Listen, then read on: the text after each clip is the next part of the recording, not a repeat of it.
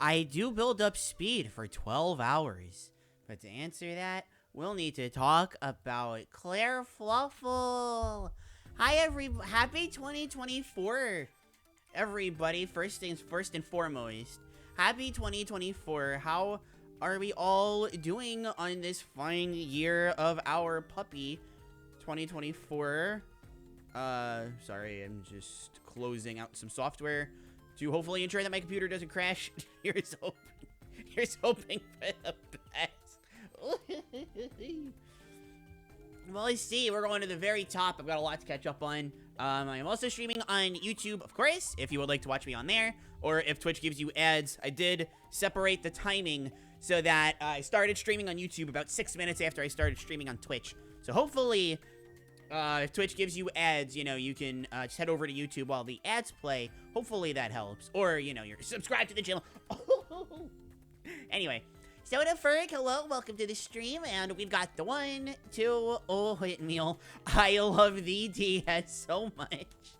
Thank you very much, Oatmeal. Oh my god, Nightfall for the Oatmeal. Thank you so much, Oatmeal, for the Nightfall. Much appreciated. Nintendo DS, an absolute classic. We're going to talk about how much I love the DS. But everything in due time. An early stream in this economy, I'm going insane. This is actually, compared to what I've been doing recently, this is pretty late. I overslept for the first time in like 5 or 6 days. I actually got really good sleep, and I guess it just hit me. So I needed catch up, and I caught up too much. Peak Nintendo handheld? Yeah, for sure. This is my favorite. What's Sanity? Good question. Luigi Poker. I could definitely tell when he said, let's go.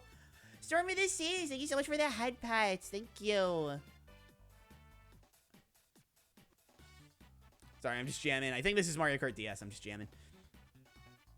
Hello, Day. Welcome to the stream. How are you? Hopefully all is going wonderful and wonderful. Thank you so much for stopping by, everybody. Is this the stream where I say the F word? Is this the episode where I say the F word?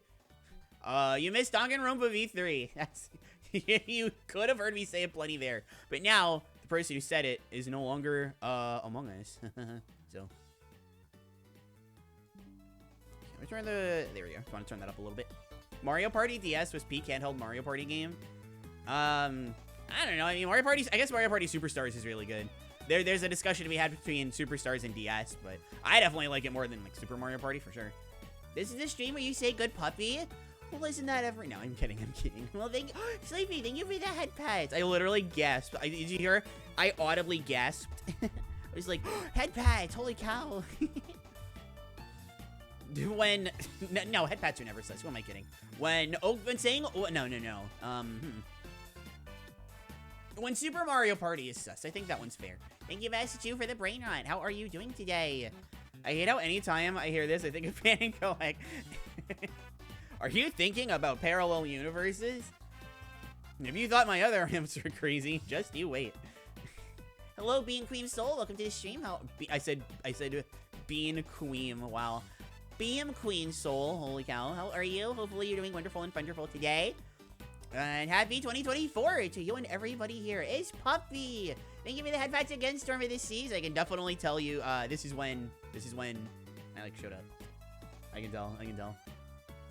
Big tier list. Yeah, we've got, it's only, hold on, 12, is this 12? 1, 2, 3, 4, 5, 6, 7, 8, 9, 10, 11, 12. No, there's 13.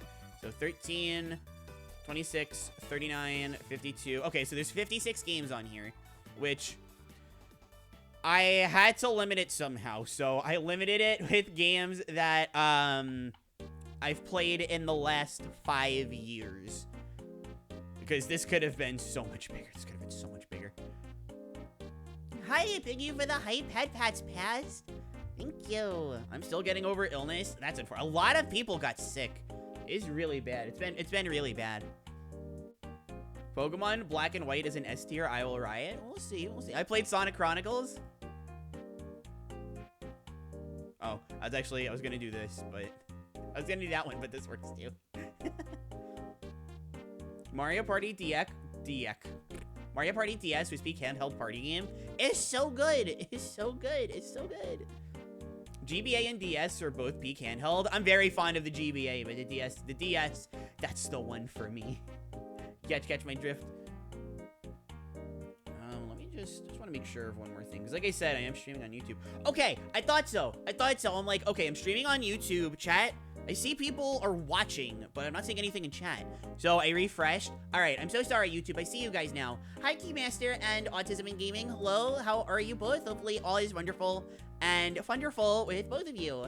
I like the 3DS better, but DS is also good. I think that's fair. I remember when the 3DS came out, and I thought, like, you know, there's no way this is gonna live up to the DS. It just can't. And then for me, it didn't, of course. But I guess in the sense of like,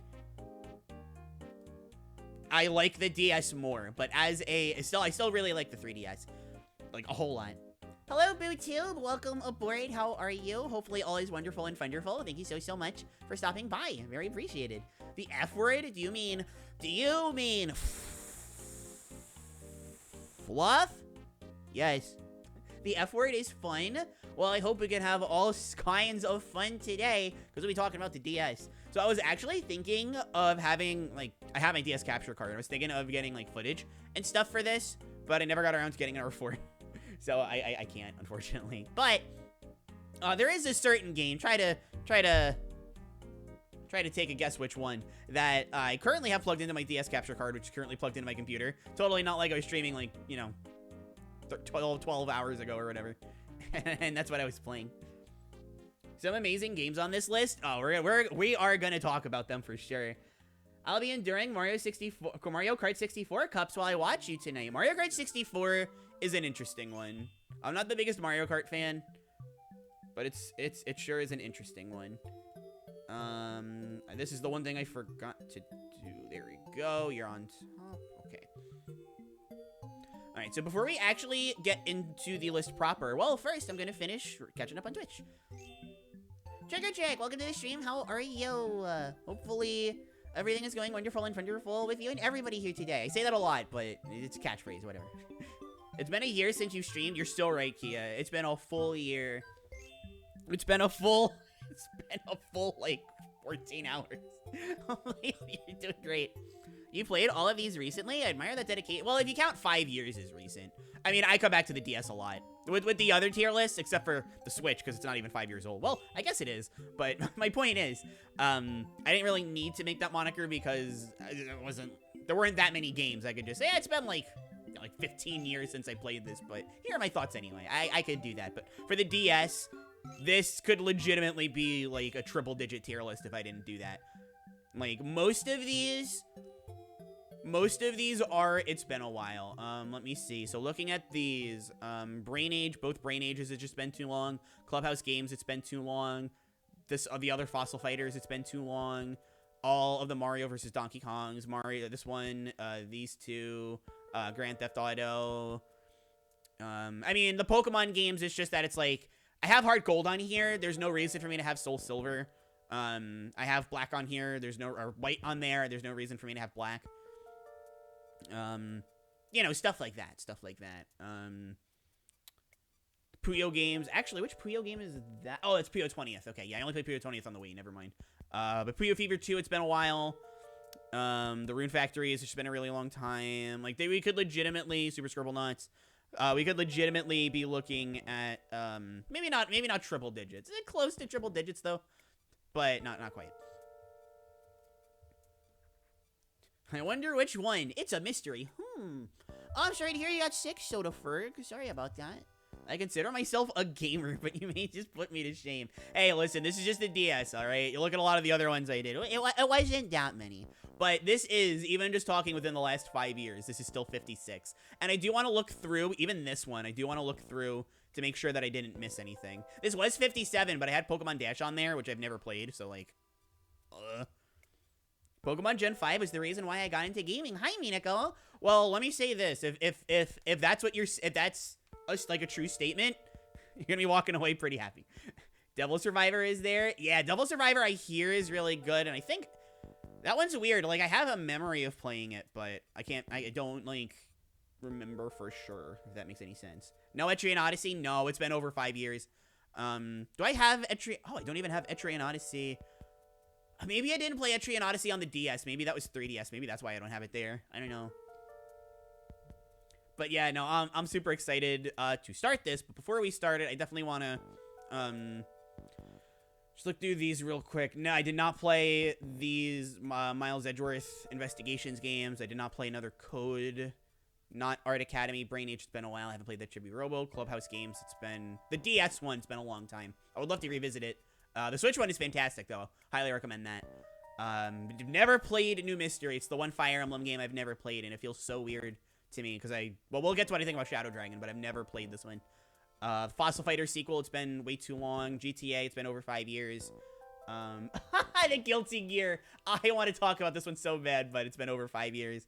Hotel Dusk has been over 5 years. All the Mario vs. Donkey Kongs. I've only played the one Nintendogs, plus it's the same thing like Pokemon.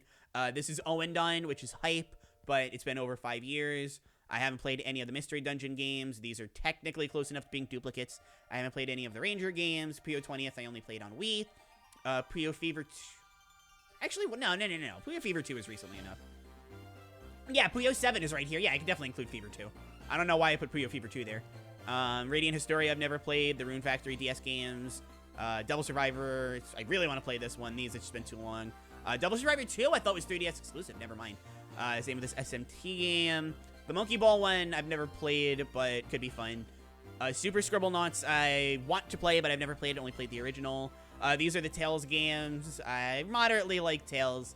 Mostly want to play Tales of Hearts because it's really very bad. World Ends With You I've actually never played. Yeah, Spirit Tracks. It's been too long. Neither of the Trauma Centers I played, but that would be really cool. Beautiful Joe is always fun. Witch's Wish. I actually want to play that one a lot. It looks really cute. More Nintendogs games. Let me plop them up here. Give this puppy its own Nintendogs thing. Drawn to Life, it's been way too long. And then the Touch Detective games, I literally found out about these yesterday, and they're hype. I want to play them really bad. Phantom Hourglass on the DS is how I got into gaming. Really? Phantom Hourglass? I think I have Phantom Hourglass on here. It's been recently enough that I played it, so it should be here. Yep, there it is, Phantom Hourglass. Not Spirit Tracks, though. So glad you're dual streaming now. I am Sleepy Slickle. Well, hello, Sleepy Slickle. Oh, I like Fleek Stick. I kind of like Fleek Stick more. But welcome aboard. I am going to make a concentrated effort, except for doing Danganronpa V3 right now. But because we're so far in, I'm probably not going to do Danganronpa on YouTube. But everything else, I would like to make a concentrated effort to multi-stream. Maybe not Mystery of the Emblem as well, but we're so close to being done with that one. Maybe let's do it. Mario Party is my most nostalgic DS game. Screw the Piranha Plant. You got burned. We were watching that one yesterday. I remember. I didn't know there were so many Nintendogs games. Oh, they were everywhere. There was a Nintendog game for, like, every different breed of dog. And, like, I mean, this is the one that I played. This is definitely the one that I would play the most. I gotta play Nintendogs on stream at some point. Like, I have to play Nintendogs on stream at some point. The Guilty Gear DS game. For a while, that was the only Guilty Gear related thing I knew. That's so funny. Hi, Jolly Jester and Vilafar. Hello, Vilafar. Another Code is one of my favorite games of all time. I'll definitely be playing, most likely, be playing the Switch one when it comes out. I'm very interested in that one, for sure. The World Ends With You is on Switch. I've heard the Switch port isn't very good. I don't know if that's wholly true or not, but I've heard it's not very good. But there's so many Nintendogs games. Kind of funny, but also, like, do we need that many? And then you look at all the puppies, and it's like, yes. Pokemon Black and White goes into S tier. We'll see. New Mystery is so fun and difficult. I do know about, like, how Lunatic is, and Reverse Lunatic, if you're that crazy. I've never played New Mystery, but, like, I've actually spoken with, both Mecha and Don Don. Well, okay, Mecha is honestly just a gloat, but Don Don I've actually spoken to about New Mystery. I've never played it. And he was just talking to me about New Mystery because he loves that game so much. But I've never played it. So I guess my one experience with New Mystery is that I've spoken with Don Don about it. That's about all I can say. I really don't know why I brought up Mecha. I've never talked to him about it V12. It was just a gloat. I'm allergic while watching Ghost videos. That is totally fine. I thought you said Ghost Trick for a second. I'm like, hey, Ghost Trick. That's one of the ones we're going to talk about. I have all the Ace Attorney games on here, right? We have Apollo Justice and... Where's Phoenix Wright? There's Phoenix Wright. Okay, good. We got Phoenix Wright on here. Cool, cool, cool. Whoa, this is something I never expected to see. Well, on Twitch, I might have to, like, re-tier the older tier lists just because, not that anything's out of date, but I would kind of like to have, for YouTube, for you guys. Plus, there's just been a lot of exposure recently.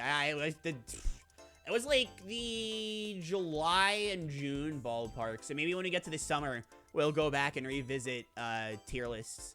Maybe that could be fun. Not for now, though. We'll just do the DS. And then this I'm just going to skim, but I want to make sure I'm not forgetting anything else either. At least as far as this tier list goes. I want to make sure this is about as concrete as it can get for now. And then maybe when we revisit tier listing DS games, we'll play a lot more, and I can make, like, an insanely updated DS tier list. You know, I guess I'm mildly interested in the DS Castlevanias. I've never played them, but I guess I wouldn't mind playing those if people are interested. I am more of a fan of the classic Castlevanias that don't use RPG elements. But at the same time, you know, I'm open to trying new things. I'm always open to trying new things. Oh, Mr. Driller. Hello, that's definitely Mr. Driller. Are you kidding me? I love Mr. Driller. That's definitely going here. Soda Ferg with the hydrate. I'm gonna, find another drink. Here we go. I'm not gonna go through nearly as much water today as I did yesterday, thankfully. There are a ton of DS games I didn't even know about. The DS is so good. It's like, I mean, there's so much shovelware, but like, DS shovelware is like... Ghost Trick Peak Detective. Heck yeah, I love Ghost Trick. Well, okay, I guess I spoiled that. I guess we're gonna start with Ghost Trick. I get to start with that now. I haven't played the Switch port. I've heard very good things about it, though. Let's see. I played the DS one, just to reiterate it. So I'm specifically saying the Switch one I've never played. Hi, Singularity. I am doing very good. How are you? Almost forgot about Plants vs. Zombies DS. Oh, man. That sounds fun, too. Plants vs. Zombies, because, like, way back in the day, I really liked Plants vs. Zombies. Okay, Ivy the Kiwi, I've heard so many things about it, but I've never actually played it. E, F, G, H, I. Okay, there's Ivy the Kiwi. I don't know why I'm obsessed with them being in alphabetical order. I really don't know why. The Drawn to Life sequels could stay there for now.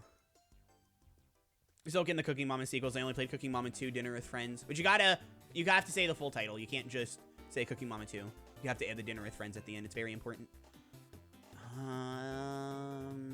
Looking good. Oh, you know what? Where is? I've never played the Kingdom Hearts game for the DS. 358 over 2 or whatever. Well, no, that's not 358 over 2.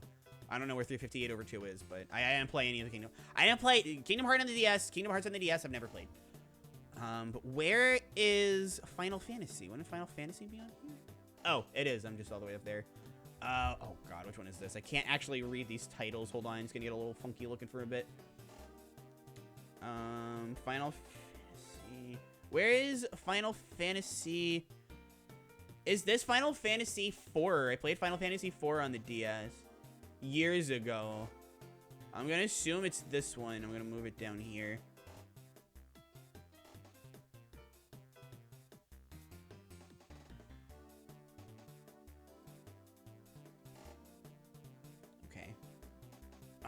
Alright. Actually, at a Best Buy, I think it's this one. Yeah, this one had Bobobo on it. They had this game at a Best Buy, and I didn't get it. I was very upset. Yeah, Super Mario RPG, that game was so good. That was my number 4 game of the year, if you count games that I played that year. If we're just counting 2023, it was my number 3. I like that game a lot. Alright, let's try to speed this up a little bit.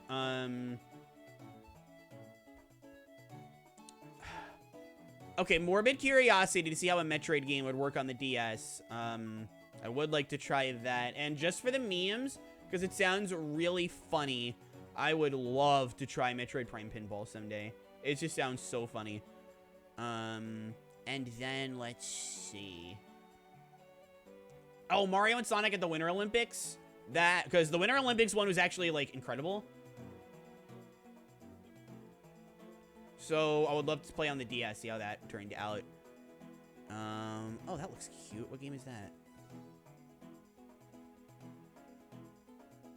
I lost track of it. This one. Rhapsody. Okay, well, the box art looks cute, but I don't know anything about it. I feel like I may have actually played this one, but I'll play it safe and just plop it, like, in the never played. Nope, I think we're looking good. I'm not finding anything. I don't even know what that is. Sea rings? Okay. Yeah, I mean, this is all just, like, semantics. Because none of them have actually gone into the I've played in the last 5 years. Yoshi Touch and Go just really bothers me because people compare it to Canvas Curse. And it's like, no, don't compare it to Canvas Curse. Canvas Curse is way better. Okay. Alright, yeah, nope, I am not seeing anything here that I'm missing out on. So this is our list. These are the Nintendo DS games that we are ranking today. Holy cow.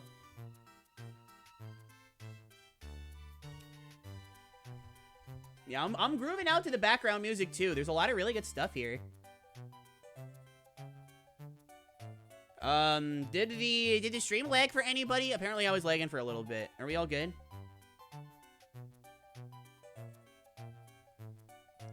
Ghost Trick Peak Detective. Hello, SJ. How are you? Hopefully all is going well. Thank you so much for stopping by and see you around, I guess. Lock's Quest rated yet? Not yet. I don't think Lock's Quest is one of the ones that are on there for the... Oh, Mario Party DS, though? Absolutely. I love Mario Party DS. Oh, Rhapsody is a PS1 port. Okay. Interesting. Alright, but I think we're, Oh, I don't know what was up with my model for a second. I was like, huh? But, okay, I think we all know Superstar Ultra is top tier. Yeah, well, we'll get there. But, oh, YouTube, this is the, first time that you're gonna experience this. Here, let me just get this out of the way. Oh, the music chat. Ooh, ooh, ooh. Okay. So, this is the way that we handle things over here. We have, obviously, we have tiers. We've got the bottom tier, we've got the low tier, the mid tier, upper mid, high, and top. Those are self-explanatory. However, when we make these tier lists, we don't use these as adjectives. For example, with the... I can't think of an example, but we make jokes. We like to make silly, funny jokes. We like to, so for... We like to use, like, wordplay with the DS. So, like, for the bottom tier, it would be DS, like, DS for like D's, like D's games bad, something like that. We like to give names to the tiers, and I'm going to extend this opportunity to all of you. And yes, Demok, it is a YouTube tier, a YouTube stream, which makes me go yay. All right, so the ad should be over. The ad should be over. If you want to try to get around the ads, you can definitely.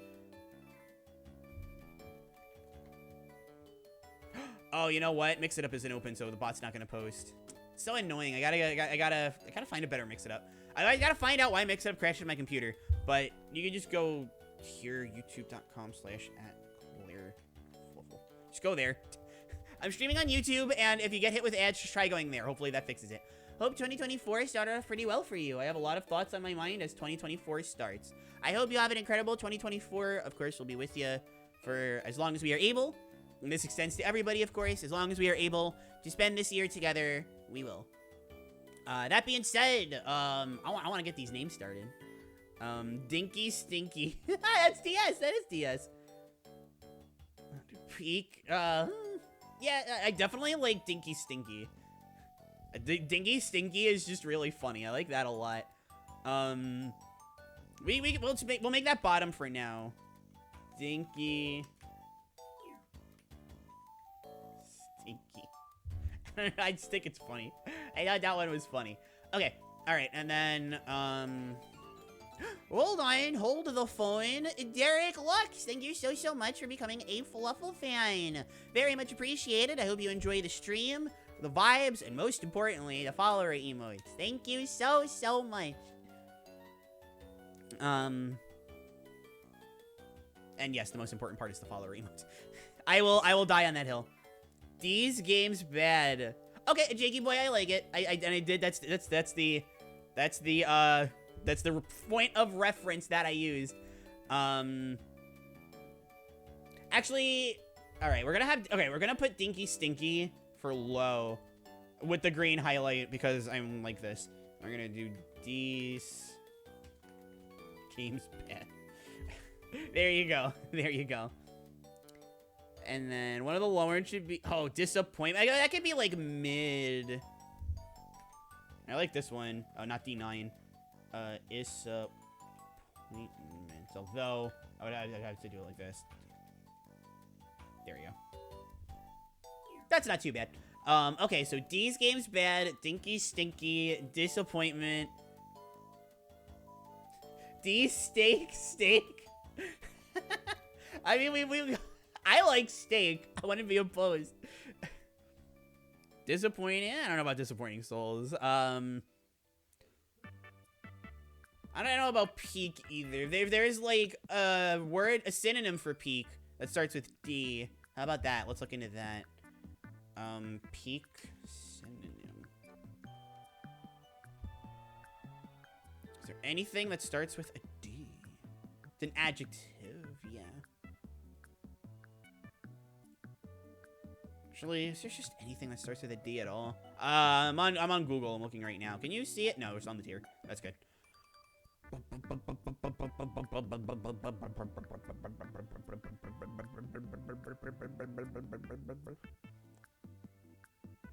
Okay, synonyms and antonyms for peak. Because these go in ABC order. And there's still nothing. And there's still nothing. And there's still nothing. And there's still nothing. Dang, chat, we gotta think of a synonym for peak and fast. We gotta think of one in fast. Crate came here. That's not DS though. We'll do that. We'll do that for like the high tier. We'll do that for the high tier.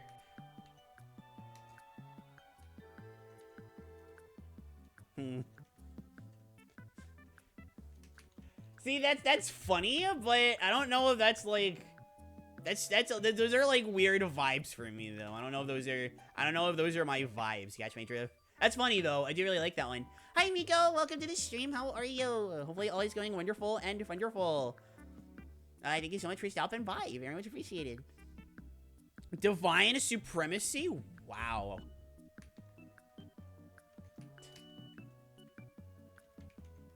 That one goes in. That one goes in.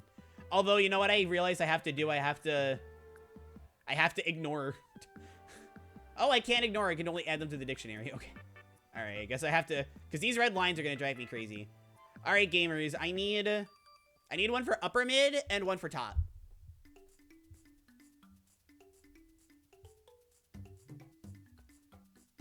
We'll use Divine Supremacy for top. That's fine.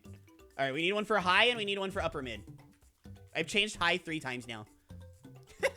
Decent game. Okay, Sodafer, I love that one. Decent game. That's a good one. That's a good one. I like that one, Sodafer. That's very good. That's very good. Day-to-day stash. Day-to-day stash. See, we could use day-to-day for something. I don't think there's like a high tier Kirby DS though. I don't think there's any Kirby games that really like fall into the high tier, you know.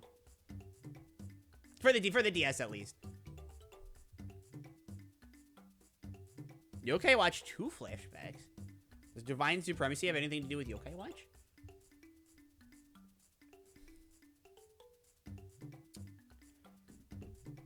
This is always typically where it gets a little hard when we only have the one tier to go. That's typically when things get a little bit tricky. Ooh, God's tier. That's a good God, like God DS. God the DS. Like that. That's really good.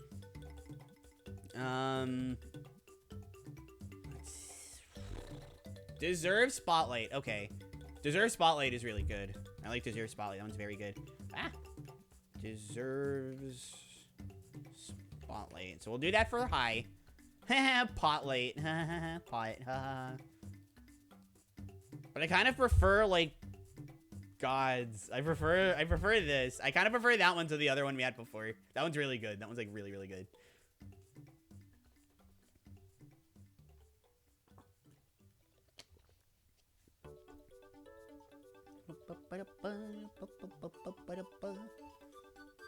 Actually, if we spell this with a capital G, that looks funnier, so we'll do that.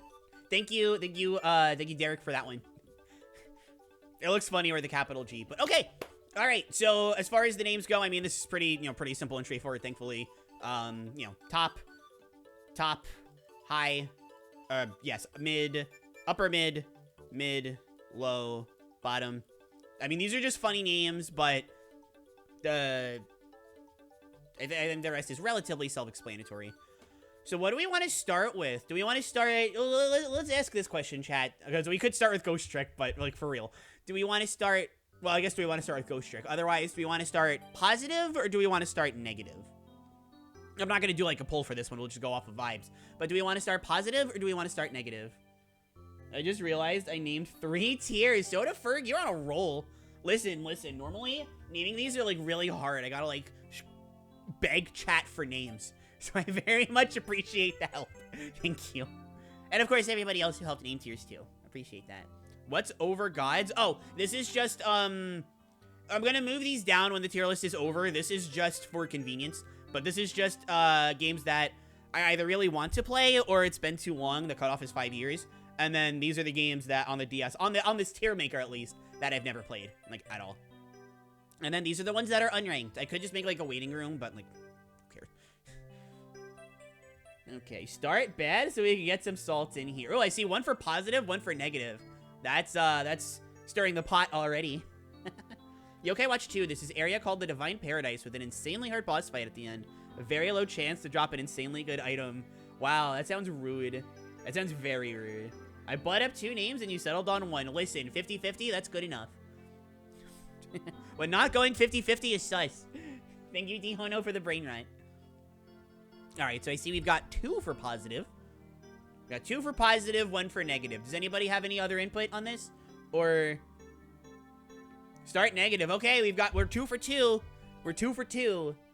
This is intense. This is so close. They're trading blows back and forth. Because believe it or not, there are... I just looking immediately. I do see a couple of games on here.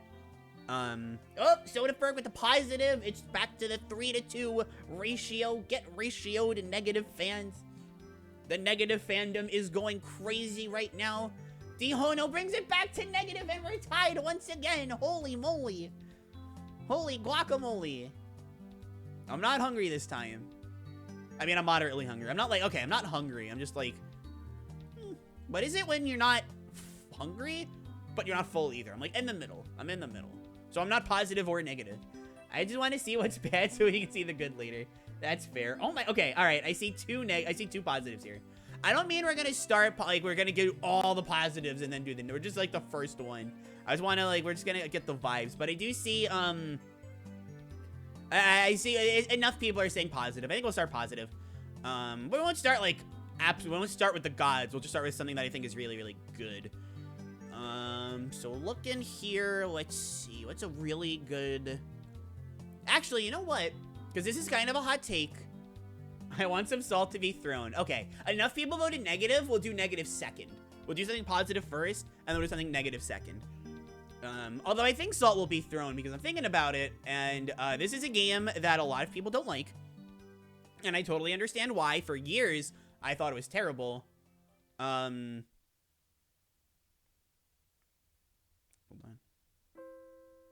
Okay, it's not Wild World. However, while I don't think this is a masterpiece or anything, and there's definitely issues with it that prevent me from really loving it, I am very much a pretty big fan of Super Mario 64 DS. I'm tempted to put it in, like, the high tier, but I'm gonna settle on upper mid. The D-pad definitely hurts, but it is something that I think you get used to. And I know it's like having to get used to it is the hard part. And I'm not even saying use the touch controls. I don't think they're that bad either, but at the same time, like, I get it. But I mean, it's the same Super Mario 64 that we know and love. I definitely think putting it on the DS is a huge part of its charm for me. You're never going to get around the fact that it's an expansive 3D game where you have to control it with the D-pad and a run button. That's always going to be this game's biggest weakness. But it took Super Mario 64, managed to make it fit on DS technology in 2004, which is absolutely insane to me. As a technical achievement, this might be the DS's biggest, I'm not going to lie. But it also introduced new content. There's 30 new stars, I believe. New playable characters, and of the 4 playable characters, 3 of them are fun. Mario is the Mario you know from Super Mario 64, and that's great. Luigi is overpowered, and we love that for him. Yoshi is a great time. I very much think having a flutter jump in 3D, or at least Yoshi's flutter jump in 3D, where you actually gain height, it makes platforming easier, generally speaking, I think is a good way to introduce newer players. I do actually think this game holds up pretty well in terms of how it introduces people. Mario 64 just drops you in, and I prefer that any day of the week. But if we're gonna have this way to introduce it to newer players, having Yoshi, who's got the tongue, he's got the flutter jump, still the basic movement that Mario has, I think Yoshi's a good idea. Wario sucks, but hey, 3 out of 4 ain't bad. Of course, Super Mario 64 DS has the minigames as well. I believe this game has Luigi Poker. I know New Super Mario Brothers does, but I'm pretty sure DS has Luigi Poker as well, so that's really what matters. Although all the minigames here are a lot of fun. I think it has the Yoshi minigame, the... She Loves Me, She Loves Me Not, which, I played that game a disappointing amount of times. Me and, Dr. Memento, another VTuber, we were talking about the Yoshi game. That one's crazy. That one's definitely crazy. Of course, like I said, it has the new content, which, you know, packing Mario 64 with even more content is crazy. But I generally like the new content. I think it's actually fit in pretty well. I don't think the backtracking is too bad. You can generally get the stars that you need to any % the game as you're going along, and you can kind of note down, like, okay, well, I need Wario for this one, I need Mario for this one, Yoshi, Luigi, whatever. So that once you've actually finished the game, you can come back and do it 100%. I know a lot of people are really obsessed with getting everything done in one go, but I don't think you have to. I think if you open your mind to new ideas, you'll find that the pacing of this game is actually rather good. Fun boss fights, good new content. I really like the Silver Stars levels. I feel like those are the ones that I enjoy the most. Kind of reminds me of Red Coins, but they come, they're generally, well, there's only 5 of them. Maybe that's why I like them. Nothing wrong with 8 Red Coins, but they also feel, they just feel so much more concentrated because of that. You got my drift? Luigi Poker based. Hi, Past. Welcome to the wait, did I say hello to Past already? I think I did. Well, just in case I didn't. Hi, Past. How are you? But yeah, no, Super Mario 64 DS, overall, A lot of things I really like about it. I'd probably put it up here, still below Mario 64 OG, which Mario 64 OG is a top tier game. But I would still probably put it here if they could get around the D-pad, but they can't. It's not their fault, but upper mid, it's still a very good time, and I like it a lot. All right, let's see what we got on YouTube and Twitch. I love that we got all these people. It makes me happy. Sad day for us Mario 64 DS haters. Hi, Wolfgang. What's up? How are you? Hopefully all is wonderful and wonderful today. Never played. Can't naysay it or say that it's good. That's fair. That's fair. I appreciate the honesty. I love 64 DS. I'm glad that we have a lot more people that love it, because when it first came out, a lot of people, once the novelty wear off, a lot of people were very nasty to it. So I'm glad more people are more positive. And DS has Luigi Poker, so like, there you go. Luigi Poker's based. Yes, New Super Mario Bros. DS also has it. Oh, Mario 64, New Super Mario Bros. Has Loves Me, Loves Me Not. They turned it into a multiplayer minigame? Really? I never knew that. I think playing it on the 3DS might make it more fun because it has the circle pad. Yeah, but you still need to use like the run button to actually run, and it still locks you in the 4 directions, or I guess 8 because of the diagonals. So it still locks you in 8 directions. It's a lot less natural feeling than the Nintendo 64, if you catch my drift. Okay, let's see. Start negative. Mario Kart DS? Oh, Mario Kart DS is one that we can talk about for sure. I've only ever played Mario 64 DS and never the OG. Wish there was Mario 64 DLC with DS content. Yeah, if we could, maybe not like DLC, but maybe if they give us a new Mario 64 that isn't the stupid 3D All-Stars release, whatever that's called, but give us the 64 content as 64 DS content as well, or just 64 DS with proper analog control. Zooey mama, that would be great. Hi Chaku, welcome to the stream. How are you? Guess what Pokemon I named after you? I'm assuming you're playing Scarlet and Violet, so I'm gonna guess oh, what's the doughy Pokemon? What is that Pokemon's name? Thank you, Soda, for the head pats. Thank you. What is that Pokemon's name? Because that's the one. Fido. Yes. Thank you, Dihono. Fido. Thank you, guys. Thank you.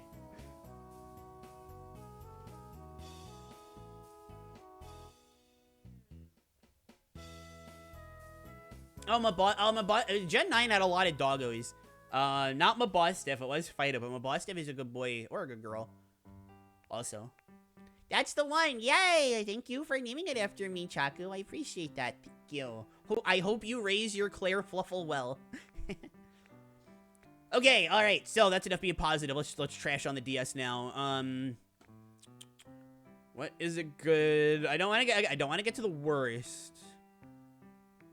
Let's see. Slim pickings here. I mean, I'm seeing a few here that I don't like. I guess. Okay. I think, you know, we'll talk about Fossil Fighters, Miko. We'll talk about Fossil Fighters. But I guess if we're going to start with, like, a mildly hot take, I wouldn't call this, like, bottom tier bad. I wouldn't even call it, like, that bad. But once the initial gimmick of, like, I don't want to say the gimmick. Once, like, the initial, WoW is out of the way, I suppose. I don't think there's that much to like about Super Princess Peach. I think it's, like, kind of funny. I mean, it's a great setup. Bowser kidnaps Mario and Luigi and all of them, and Peach has to save them. I like the setup. And there's definitely some humor to the way that the game's main gimmick works. Like, I'm not one of the people that thinks this is one of those, like, super sexist games or anything like that. I don't want to say it's anything like that, but it's not something that I'm particularly fond of. The ending where they're basically just like, oh yeah, you've been playing with a vibrator the whole time, I think is very funny.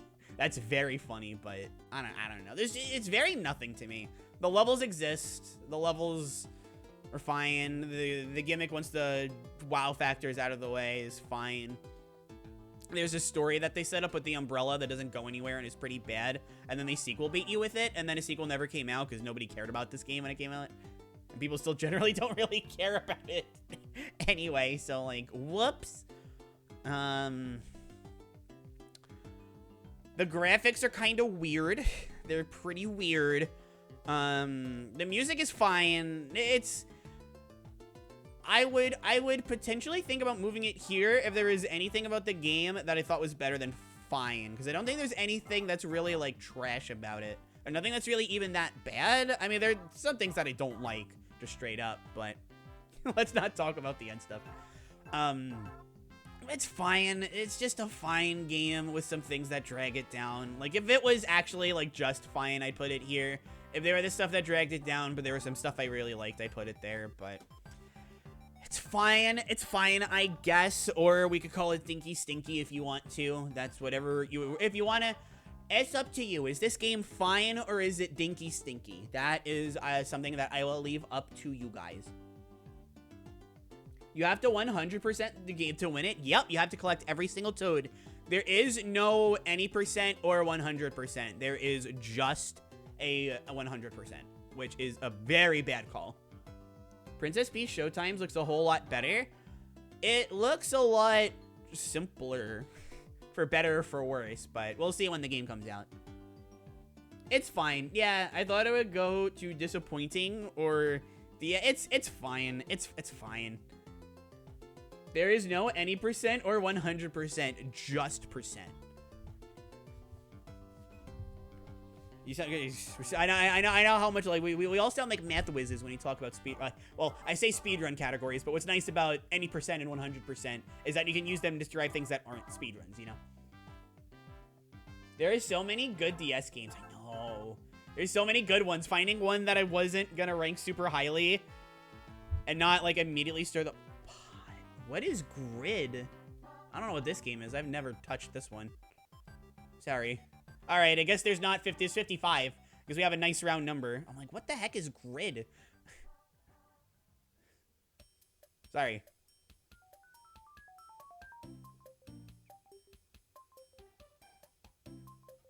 Oh, is this... This might be partners.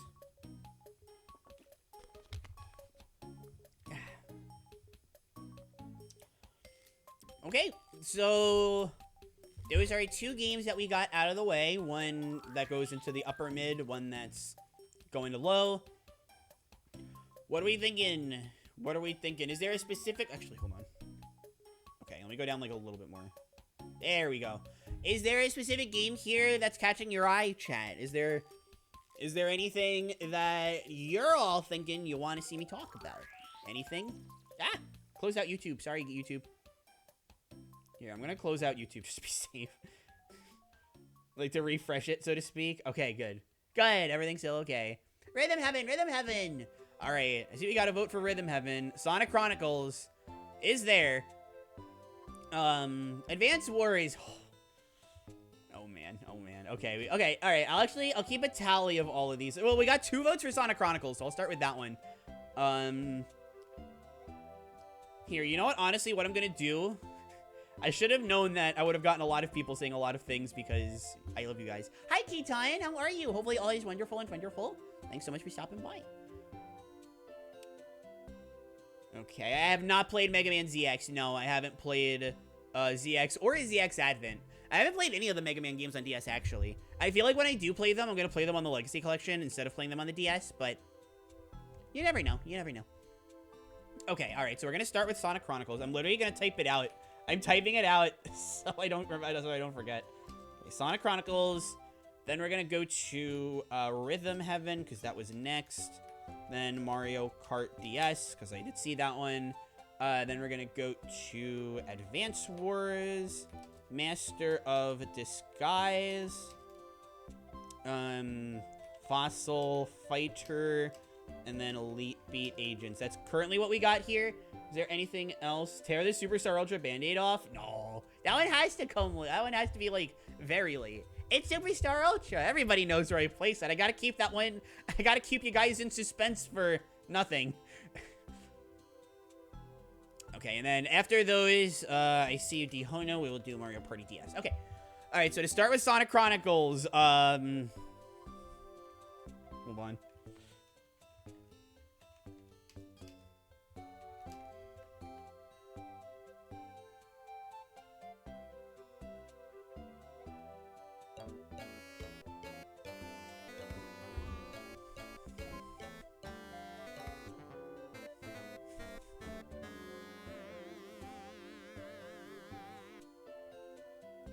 Hopefully that wasn't like a noise. Hopefully that wasn't noise. This game's not good. It's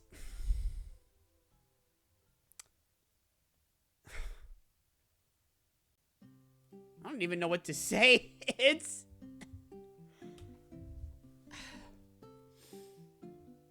I don't hate the combat. A lot of people say that having touch controls for special commands is a bad call. I disagree. I think the combat is fine. There can be dialogue options that are pretty fun. A Sonic RPG on the go is a very nifty idea. God, I'm really scratching here.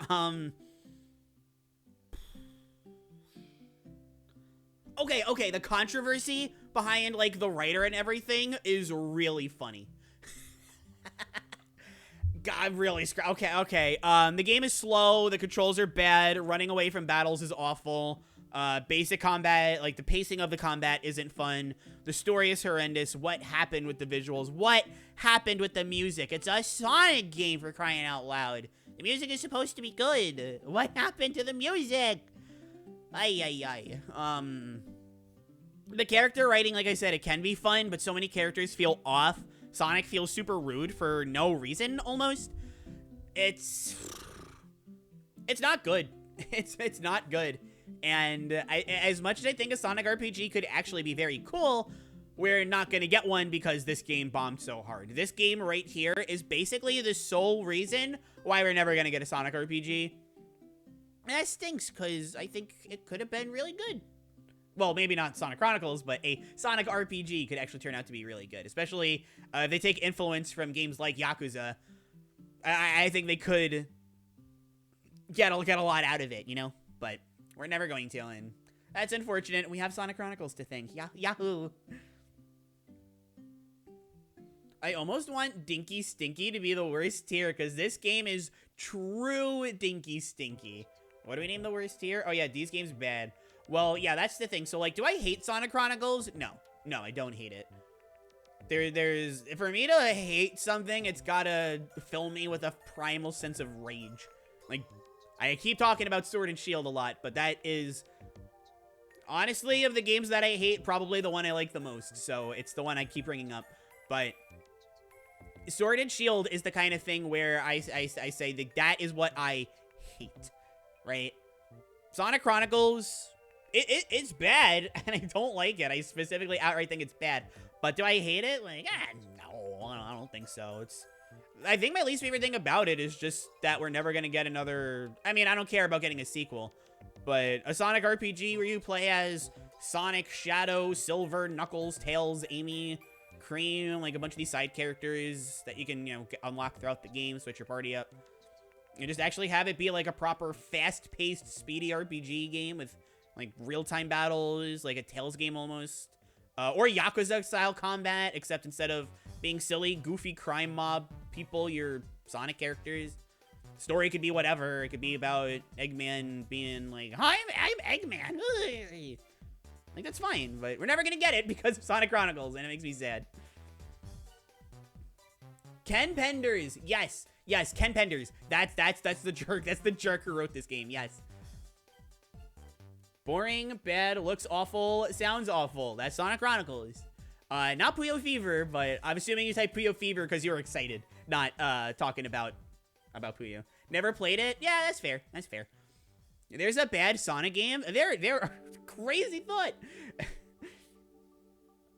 Fire Emblem Fates. See, Fire Emblem Fates, I used to say that about, but I still don't like it. But I can't say that I hate it anymore because I see the ideas that it has, right? And I'm like, these are pretty neat. Most of them fail, and I don't like them, and the maps are bad, but, you know, there are some things about Fates where it's like, you know, this is pretty cool. Sometimes on paper only, sometimes in execution. We'll talk about Fates another day. Happy New Year, Shadow Real Gauntlets. Thank you. Hopefully you're doing wonderful and wonderful today. Thank you so much for stopping by and being here. The fact that fans have done a better Sonic RPG than actual Sega in the form of Sonic RPG is goofy. I mean, there's a lot of things that the fans can do a lot better, but Sonic RPG is like the one that isn't going to be a huge insult to, you know, the poor people who work on these games. Sonic Chronicles is just not going to be good. Even like internally, there's just a lot of problems. I've got to keep you in suspense for nothing. How could this be? No. Cream's my favorite character. I like Cream a lot too. Cream used to be my favorite characters, and then it became Knuckles, and now it's Sonic. The Ken Penders rabbit hole is endless. It's so funny. It runs so deep. It's so funny. Yeah, a missed opportunity. And as a reminder, everybody, I'm the kind of person who thinks that you can skip a bad story, but you can never skip a bad game. And I still don't like Fate. Happy New Year! Happy New Year! Saniko, I'm back. What the heck? Chronicles in the lowest tier. Oh my god. Here's Saniko defending Sonic Chronicles. Please, go right ahead. I've never actually heard anyone defend this game, so, like, I'm actually being serious here. Like, go ahead. Please, I would genuinely like to hear what you got. I'm interested. Can skip a bad story, not a bad game. Fully agree. Yes. And I love seeing people agree with this sentiment. So thank you, Mavo, very much. Appreciate it much. Okay, alright, so that is Sonic Chronicles The Dark Brotherhood, not the Late Brotherhood. I don't know what happened to them. They're pretty mean, honestly. Rhythm Heaven! Oh my god, that makes me so happy. You know where Rhythm Heaven's going, or at least hopefully, if I could find it. I don't know where it's going because I can't find it. There it is. I love Rhythm Heaven. I love Rhythm Heaven. What a kooky idea. Just the fact, is Ko Takeuchi his name? Is that who it is? Ko Takeuchi? Yes! Ko Takeuchi, one of the most based artists on the entire planet. Just the fact that he did the art for this is all you need to know, to be frank. But what a fun idea. A one-button rhythm game. It sounds so... What can you do with just one button, right? And I guess it's not like just one button, but it's basically one button. So like, what can you do with one button? Because I know rhythm games where, you know, you got to use 4 buttons, touchscreen rhythm games that involve like 5 buttons, rhythm games that involve your entire controller, so you effectively need like 8 buttons, or 8-button rhythm games that also have like alternate things to press. So there's like a dozen buttons for a single rhythm game. And Rhythm Heaven just says, yeah, it's so okay. Trick or Trick, thank you for clarifying this. The touchscreen. So technically, it's just like, you know, it's just the touchscreen. But I'm thinking there is stuff like Bang Dream. I don't know if anybody's heard of Bandiri, mobile game. It's pretty fun, but don't play it. It's a gacha game. Don't play it. But that there's like 5 buttons on the touchscreen, and you have to touch like that a specific button. So it's pretty standard. But Rhythm, it's so simple, and you think, what can you do with this? This is just gonna get really boring, and it's gonna be like charming. But Ko Takeuchi is involved, so it's the same thing with a game like WarioWare. You know, it sounds so simple and it looks so simple, and you think it'd get old so fast, but they constantly find ways. Because I mean, it's a rhythm game, so they're all about the rhythm. But I feel like Rhythm Heaven is the best one at getting you with the rhythm. Does that make any sense? Like when I'm playing Rhythm Heaven, like, yeah, I'm touching the touchscreen, but I can imagine like the wrestler and the reporter and wrestler or whatever. Reporter, I know Reporter is the name because she's cute, I'll be frank, but I forget about the if the wrestler's name is just Wrestler or whatever. But you know, when I'm playing the rhythm game, if I'm playing the rhythm game and I'm in a groove, I'll bob my head up and down, but that's like the best you're gonna get out of me. But Rhythm Heaven, I'm like, I move my head with the microphone almost as they're going back and forth. Or when you're playing as the karate guy and you're doing the punches, so whoosh, whoosh. Like I either like, you know, under my breath I'll go like whoosh, whoosh, something like that, or I'll move my head to the fist like bam, bam, bam, bam, bam, bam, bam, something like that. There's choir kids, of course. Who could forget the choir kids? There's so much with Rhythm Heaven. It's so basic, but it's so much fun, and I'm always gonna love Rhythm Heaven. The first one is the only one that I really played, unfortunately. I never got into any of the other ones just because there's so many games to play. But if they're anywhere near as good as the OG Rhythm Heaven, you know, I'm a happy pup. I'm a happy pup.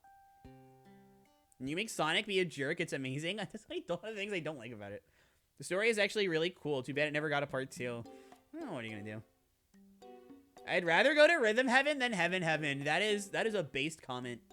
I would highly recommend Rhythm Heaven. I think there's one on the there's like a compilation on the 3DS that I heard is very good. Yeah, the artist is the same as the artist that does WarioWare. So if you look at Rhythm Heaven and think it looks familiar, you're probably thinking about WarioWare. Siniko Cook, my fellow Chronicles fan. Oh, there's 2 of you here. That's 2 more than I've ever met in my entire life. I'm sorry. Unless it's a visual novel, because then you get nothing. So the funny thing about visual novels have come a long way. I'm thinking of stuff like Danganronpa, Ace Attorney. If you count Professor Layton's really more like point and click. Visual novels have come a long way. Unless you're literally like just a regular old like novel. Then I guess like whatever, but I'm probably not gonna go through it if it's something like that. But even then, I'm thinking of stuff like Higurashi and Umineko, which use sound effects so impeccably well that even if the story has its lackluster moments, the whole experience of the moment is still super important. And I mean, I very much enjoy the story of both Higurashi and Umineko, but they're not perfect. But I'm still enticed because their music and sound is so good. Play Balan Wonderworld. Sure thing. Puppies know how to lie, apparently. Except, oh, there's one game where you press the R button for some reason. Really? Huh. I didn't actually know that, or if I did, I forgot. That's so weird. The only DS games I ever played are mostly Mario or Sonic games. I mean, that's fair. Mario and Sonic have a lot of good games on the DS. I love WarioWare. I'm kind of based for this, but I think WarioWare Get It Together is good. Do you mean based or biased? Because, I mean, either way, I think that's fine. I think the game is okay. I like the different characters, but I don't like the micro games. But I love Penny's song, so it's like, it's fine. The compilation has a story, and it's very basic, but the ending made me laugh extremely hard. I think that's good enough. I think that's good. You know, if it's a simple story for a simple game, I don't think there's anything wrong with that. You can skip a bad story, but you shouldn't skip a simple story, because simple is good. Or simple can be good, I should say.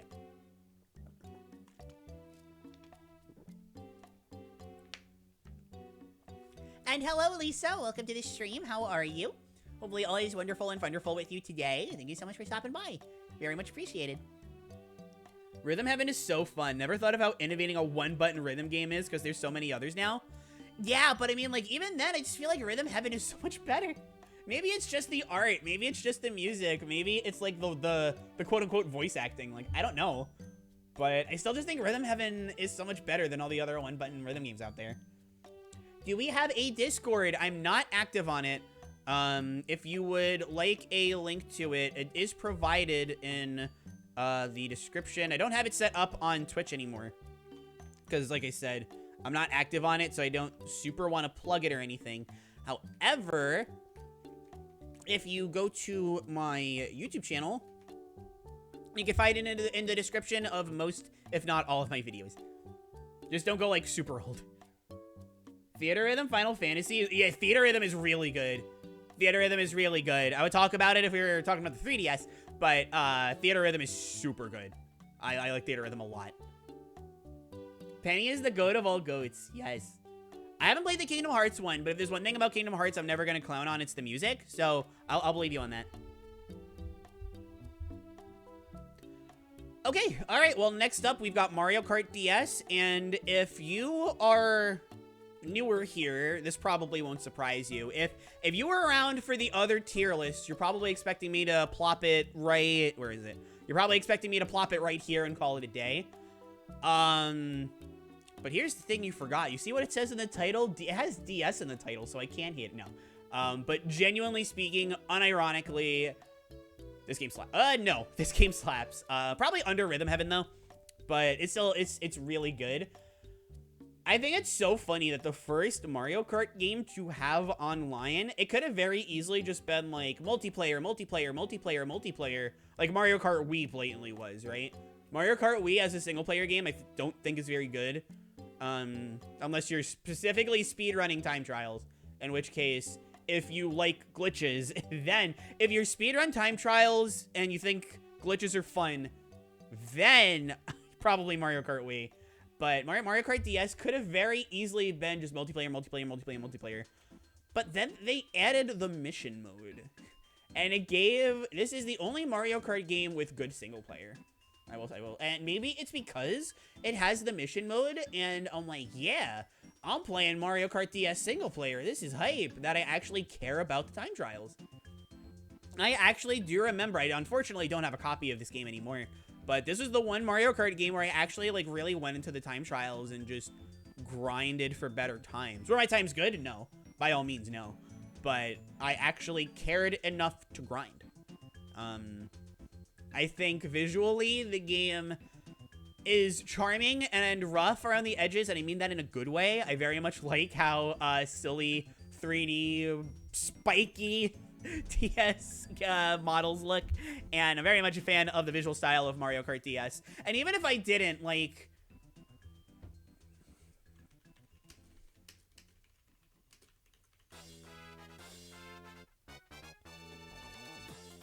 This course exists. It's really small. Oh, that's really small. Oh my god, why are these all so small? Whatever. Man, even comparing it to the other versions, like, the only versions of this course that look good are the Mario Kart 8 one and the original one. Yeah, that looks super boring, actually. Oh, do they have, like, the tunnel on here? I'm typically not, like, the biggest super fan of Mario Kart courses, but coldest take ever. Waluigi Pinball is, like, one of the greatest. And, you know, even Mario Kart DS, like, again, like I said, I'm not the biggest fan of Mario Kart courses, but DS probably has my favorite overall lineup. Like, I'll admit, like, the retro courses are a little iffy, but if we're talking about the originals, like, I like Airship Fortress, I like Bowser's Castle, I like Shroom Ridge, I like TikTok Clock, I like Waluigi Pinball, I like, just running through some others in my head. I'm probably forgetting one because I'm not looking at a list. But there are a lot of courses in Mario Kart DS that I like. And even for the retro courses, there's stuff like Sky Garden that I really like.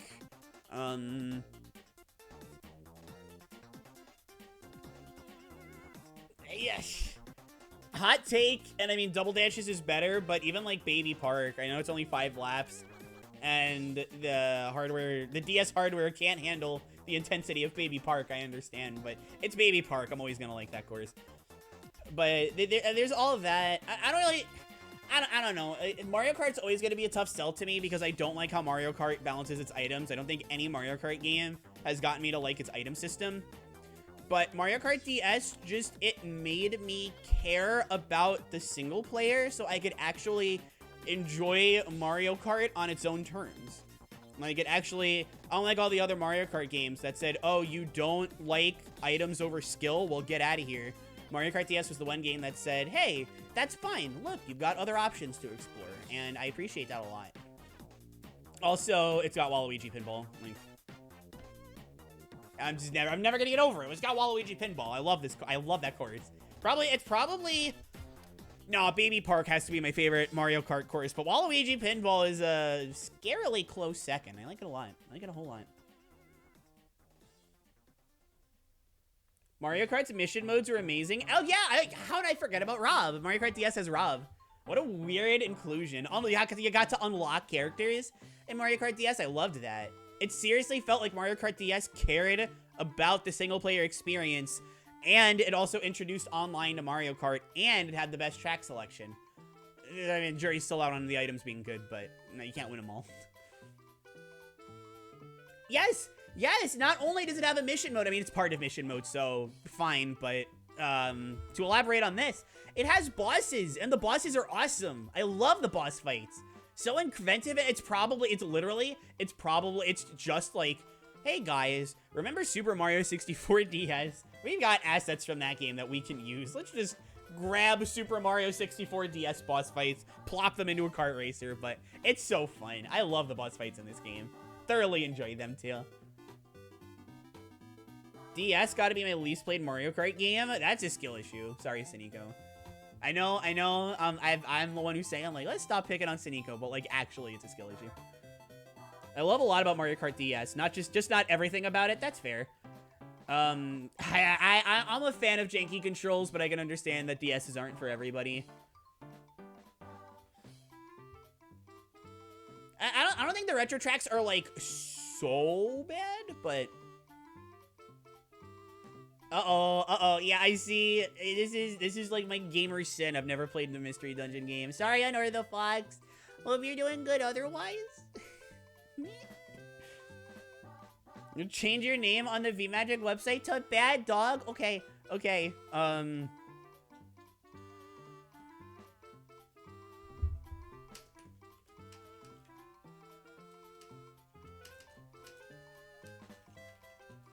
There you go. There you go. I'll meet you in the middle. How's that? How's that? No, a lot of people really want me to play them. That's probably I'll probably end up going through them at this year at some point. I would really like to. I've been wanting to for a long time. I know. Don't worry. I know. I know. We're just having good fun. I'm exhausted though. Oh, I'm sorry to hear that. Hopefully you get some good rest. Hopefully there are other DS games that you like that I tier appropriately. That would be nice.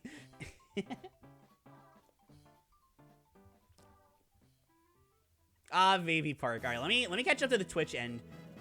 Yeah.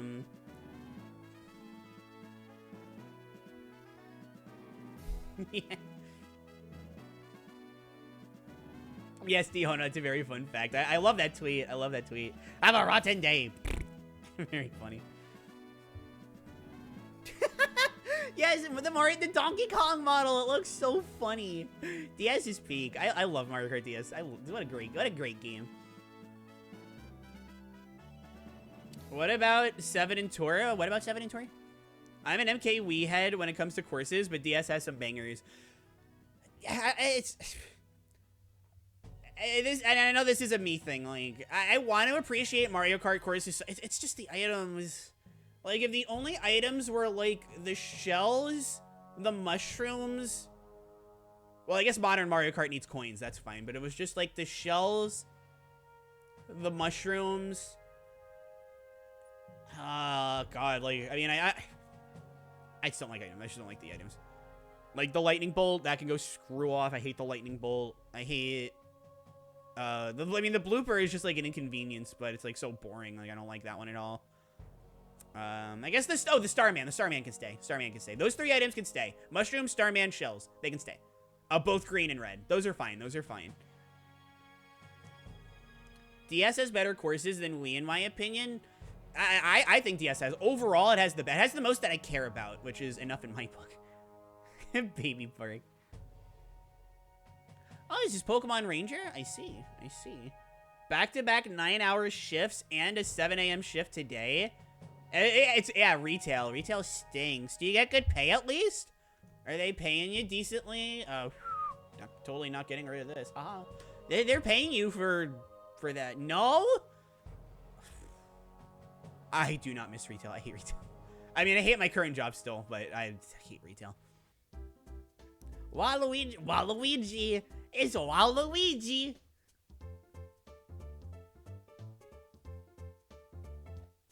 Yeah, and Airship Fortress is super good. Airship Fortress is, I think that's, if I forgot Airship Fortress before, that's mine be.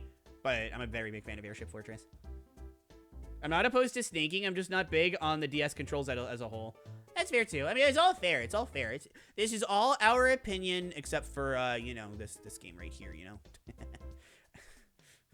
this one's a little different, but you know, it's fine. Okay. All right. So up next is Advance Wars. I'm not actually gonna tier Dual Strike yet. We're gonna hold off on that one for a little while. But Days of Ruin, I went from thinking like, oh man, what a crazy turn for a silly game like Advance Wars to take. This is so mature and Western. That's great. And then I was like, oh no, this is just really dumb. And then I still kind of think that. I'll always think that, but like the gameplay is really, really good. And the music is still great too. The visuals are still really good. It doesn't feel so much like Advance Wars, but it's better than I kind of land in the middle on a lot of things, but it's a middle of like really liking all this stuff. So this one's a little bit tricky. I'm either putting it above, well, it's above Rhythm Heaven regardless, I guess, but is it here or here? Well, if I'm thinking about it, that tells me it goes here. Right? So we'll just put it there. I do think the story is dumb, but you could skip a bad story. I think the gameplay changes that they made were very interesting.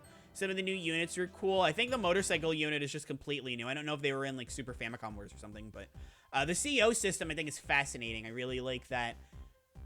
Well, for Days of Ruin, I prefer the old way, but I think for something like Days of Ruin, I think it's really cool that your CO power, like your buffs to your units, only affect, it's an AoE kind of thing. It doesn't just affect all of your units. As much as I love that, I will admit, it just allowed things to get way too out of hand way too quickly. Whereas Days of Ruin made an attempt to say, okay, well, this is what we're going to do instead. It's going to be much more balanced, much more fair, but you're still going to get all of these perks. And if you play cleverly and intelligently and smart, you can still make the same kind of comeback. I don't think the characters are all that good. I don't think they're as memorable as, you know, the original Advance Wars. I guess they're more familiar, recognizable than everything before. Because the whole thing about Advance Wars, the innovation that Advance Wars made was storytelling. But I mean, there are some, like Waylon, for example. I love him. He's really like the standout to me. The total jerk face who runs away at the sight of any kind of danger, but survives everything, so he acts all cocky and gets everything given to him. Plus his theme is fantastic. His theme is fantastic. It's really well balanced for a multiplayer. It had Wi-Fi. You can see it on the box art. It had Wi-Fi. Obviously, Wi-Fi doesn't work anymore, but I mean, you can still do like NetPlay. You can still do Advance Wars by web. You can actually connect to DS Wi-Fi. You can still get DS Wi-Fi to work if you know what to do. You don't even need to like hack your DS. You can just use hotspot, I believe, and you can like trick the DS, so to speak, into connecting to Wi-Fi. And you can legitimately. I've played Pokemon on DS recently. Well, I mean not recently, but last 5 years. So it still works. It still works. When playing DS games online in the last 5 years is sus. Thank you for the brain rot. But yeah, it's Advance Wars, so I'm naturally going to be a very big fan of it. I just do prefer when Advance Wars goes a little crazier. I will say that I prefer Dual Strike. I'll say that right off the bat. I'm not going to rank it yet, but I will say that I prefer Dual Strike. So we have that.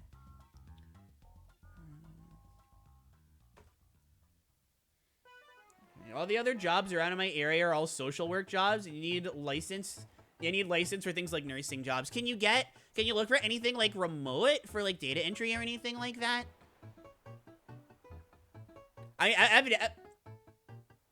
think that's Mario 64 DS. This is Mario, not Mario 64. I'm sorry. This is either, no, it's either Mario 64 DS or Mario Kart DS. Either way, like it's very good, very good. Listen to that.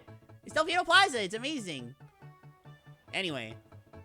I am doing that. Yes, absolutely. You've clearly got the work ethic. You definitely have like the experience and stuff. A remote tutor. Ooh. Yeah, that's well, I mean, all jobs are going to be stressful, but if you can handle retail, you can handle remote tutoring. For sure. I'm looking for something remote too. Remote data entry, like every job that I've worked has inevitably been like, "Hey, your data entry skills are really good, but you're also a wet blanket, so we're just going to use you for customer service." And I'm like, thanks. Edgy Advance Wars is still Advance Wars. It has Lynn, which means I like it. That's his name, right? He's Waylon. Yes. Okay. I am very quickly going to play his theme. Flight of the Coward is what it's called. And there's going to be an ad that plays, go figure. I never played Advance Wars. I highly recommend it. I love Advance Wars. A lot. Okay.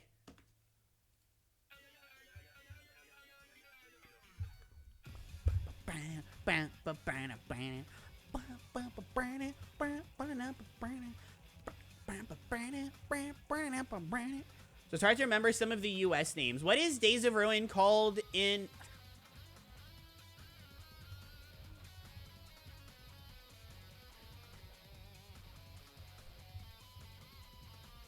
Oh, and that DS audio crunch.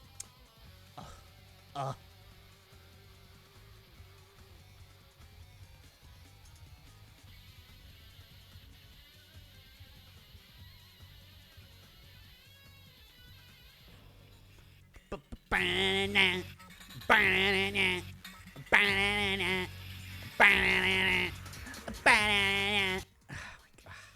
Okay.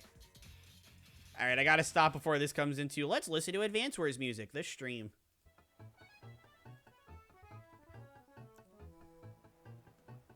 It's called Dark Conflict. That's right, which is the worst name. Yeah, Dark Conflict. European names can kind of go off sometimes, I'm not gonna lie, but Dark Conflict is really boring. Sorry.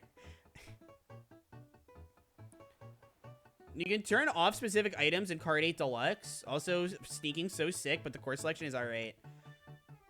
I mean, you can do the same in Mario Kart Wii, but like, I mean, the problem is just finding people that'll play with the rule sets. I mean, for the single player, it's like whatever, but I don't know. Single player courses, I don't know. Thank you, Shiniko. Thank you. Thank you. Thank you. Europe gets the better CO power names for Days of Ruin. Which one is Advance Wars is nothing like Mario and Rabbids. They're very different. But what are the European? As we move on, what are the CO power names? I have no experience with Wars. I'm very glad you have no experience with Wars. I know what you mean. I'm just making it funny. I'm just being a silly puppy. I read this before I know the Fox. I was doing my ramble, but this made me laugh. The job I had before had me do de-escalation and crisis prevention training. I used that training more in my retail job than I did at the one that required it. That's really funny. I buy it. I totally buy it. I just think it's really funny. All right, so we're gonna go negative again. Wario, Master of Disguise. So very funny memory with this game. This was actually the second DS game that I owned. The first one was New Super Mario Brothers.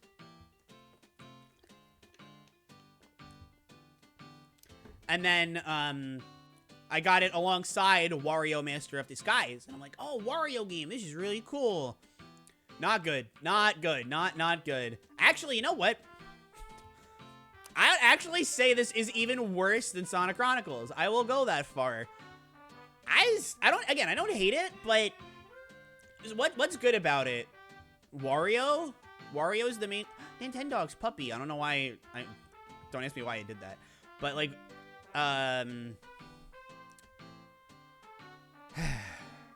Wario's in it, and the sprite work I actually think is pretty good. Music is very forgettable. Level design is very confusing and unintuitive. The disguises are fun. The disguises are fun. Thank you, puppy. Thank you for your infinite English superbity. Oh, I just realized this isn't Kirby Canvas Curse. It's Kirby and the Power of Paintbrush. That's so weird. Anyway. I don't know. I don't have a lot to say on this one. I got stuck on it as a kid. Grew up, was like, I want to tame this childhood curse. I did. I didn't enjoy it.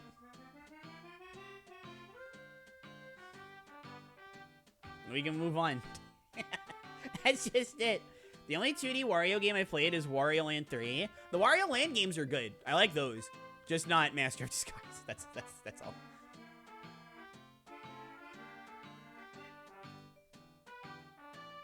That bad? Yeah, I would say so. I mean, I guess it's like, it's not that much worse than Sonic Chronicles, I guess, but I've never had a fun experience playing it.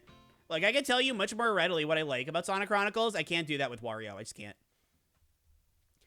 Isabella's CO power is Deep Strike in the US. Overlord? Dang, we got cucked. We got cucked.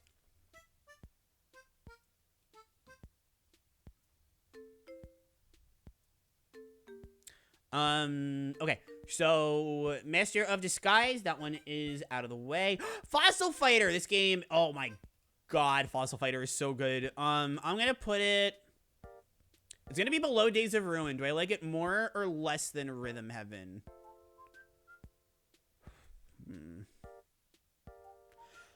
For now, I'm gonna say no. I'm gonna put it below Rhythm Heaven for now. But wow, Fossil Fighters is really good. Talk about a game that nobody knew about, and then out of nowhere one day somebody was like, "Hey, nobody played Fossil Fighters, but this game is like really good."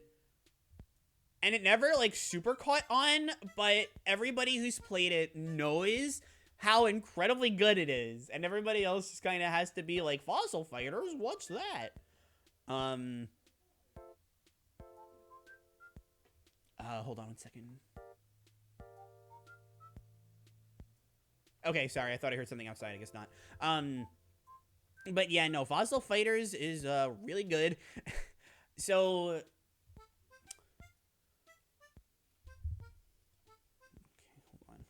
hold on, I hear it again. 1 second.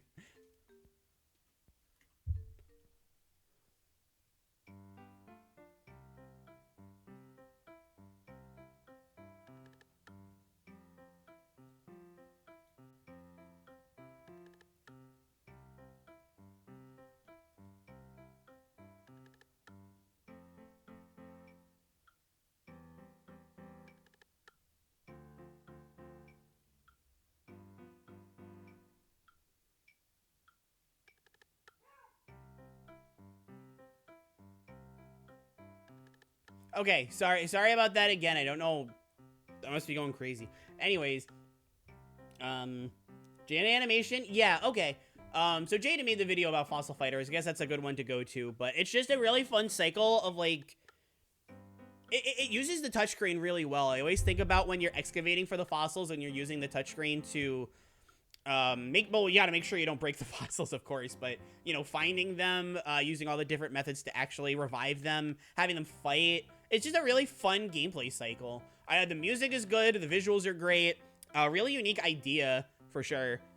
It's just so funny to me that a game like this is so cool, but nobody knew it. I mean, it had to have been popular enough, because it got a sequel, right? That I never played, even though I probably... Did I put it? I didn't. Okay, well, that's another game I need to move to want to play. Wait, no, Fossil Fighters. I'm gonna skip over it a little bit just because I kind of want to move on, because I thought for a while I'm like going crazy.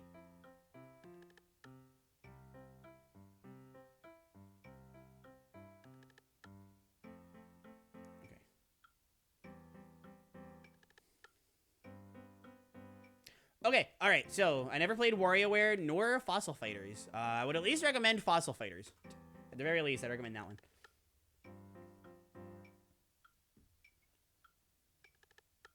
Yeah, I don't like the WarioWare, not WarioWare, the Master of Disguise. The WarioWare on DS, that's a different story.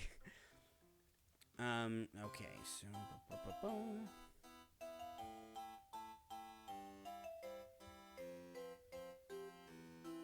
I do like the music though. Hey, my DS music. Is this maths training? That's a math training. Anyways, it's something threw me off before, and I'm having a hard time getting back in a groove. But let's shake it all off. Let's keep talking about DS games. Okay, all right. Elite Beat Agents. Elite Beat Agents. Let's see. Elite Beat Agents. Where are you at? Okay. Stop talking about Sparks of Hope, everybody, please. Everybody gets really nasty and, frankly, starts breaking rules when you talk about it, so please don't talk about it. Alright. And this does not apply to the YouTube side of things. You guys are good. Elite Beat Agents. Okay. Top tier. Love Elite Beat Agents. Love Elite Beat Agents. By extension, I'm aware this would apply to Ouendan, but... It's been a while since I played Ouendan. Elite Beat Agents was a couple years back, so I'm just gonna include Elite Beat Agents, and if you think Ouendan, that's fine. But Elite Beat Agents is super good. If you've played Osu, you've played Elite Beat Agents, and if you've played Osu, you know why Elite Beat Agents is so good. But Elite Beat Agents also... Elite Beat Agents is so much cooler than Osu because it applies these... stories to every single level and every single like section of the levels, right? And it's about these bizarre agents. Like they're dressed like secret agents, but they run around helping people with their problems by dancing properly to the rhythm. And what's really fun about Elite Beat Agents is that every single time you do really good, there's an animation for doing a bit like perfectly, there's a bit for doing it good, and there's a bit for messing it up. Like when you either miss it or you get a really bad score, not score, or like you really mistime it. There's like, there's a 300 point 100 point, 50 point, and you miss. If you get miss or 50, it's bad. If you get 100, you get something in the middle. And if you get 300, it's really, really good. So there's just a lot of fun in trying to improve your scores so that you can keep going with the really good animations and the stories. They're super goofy and super silly. Like, one of them involves, like, a poor little puppy gets abandoned and he has to go back to his house. There's that one. There's a taxi driver who has to, like, crazy taxi. Basically, you're playing Crazy Taxi, just set to Avril Lavigne instead of, yeah, yeah, yeah, yeah, yeah.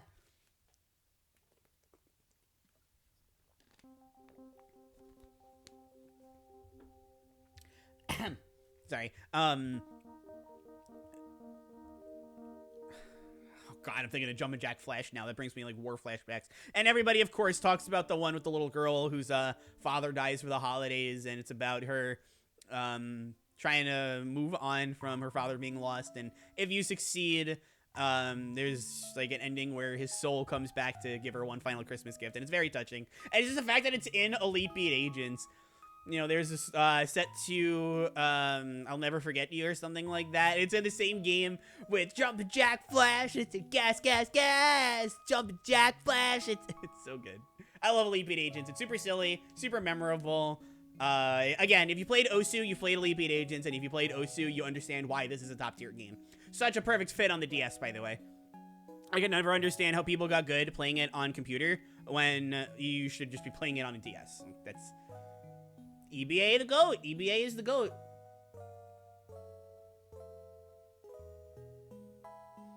Elite Beat Agents who? I highly recommend Elite Beat Agents if you've never played it. Probably can't stream it because of copyrighted stuff. Well, I can't stream it because of copyrighted stuff. But if you've never played it, I gotta recommend Elite Beat Agents. It's super great. Osu if it was good. There is an Elite Beat Agents for Osu. There is somebody made a fan made, and it's Phoenix Wright. It's a Phoenix Wright course case set to Queen music. I don't want to stop at all. 'Cause having a good time, I don't want to stop at all. That sounded really bad because I didn't breathe while I was singing that, so it sounded really bad. I'm sorry about that. I can sing better, I promise. But, yeah, no. EBA, absolutely amazing.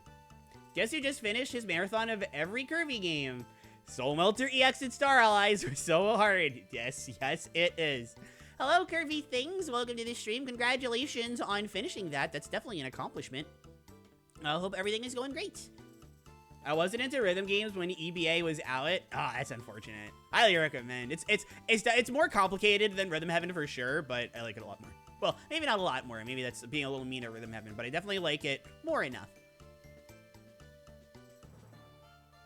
The Phoenix Wright course case? Yeah. Unfortunately, you can't play it on like an actual DS, just PC. But it's really good. It's really good.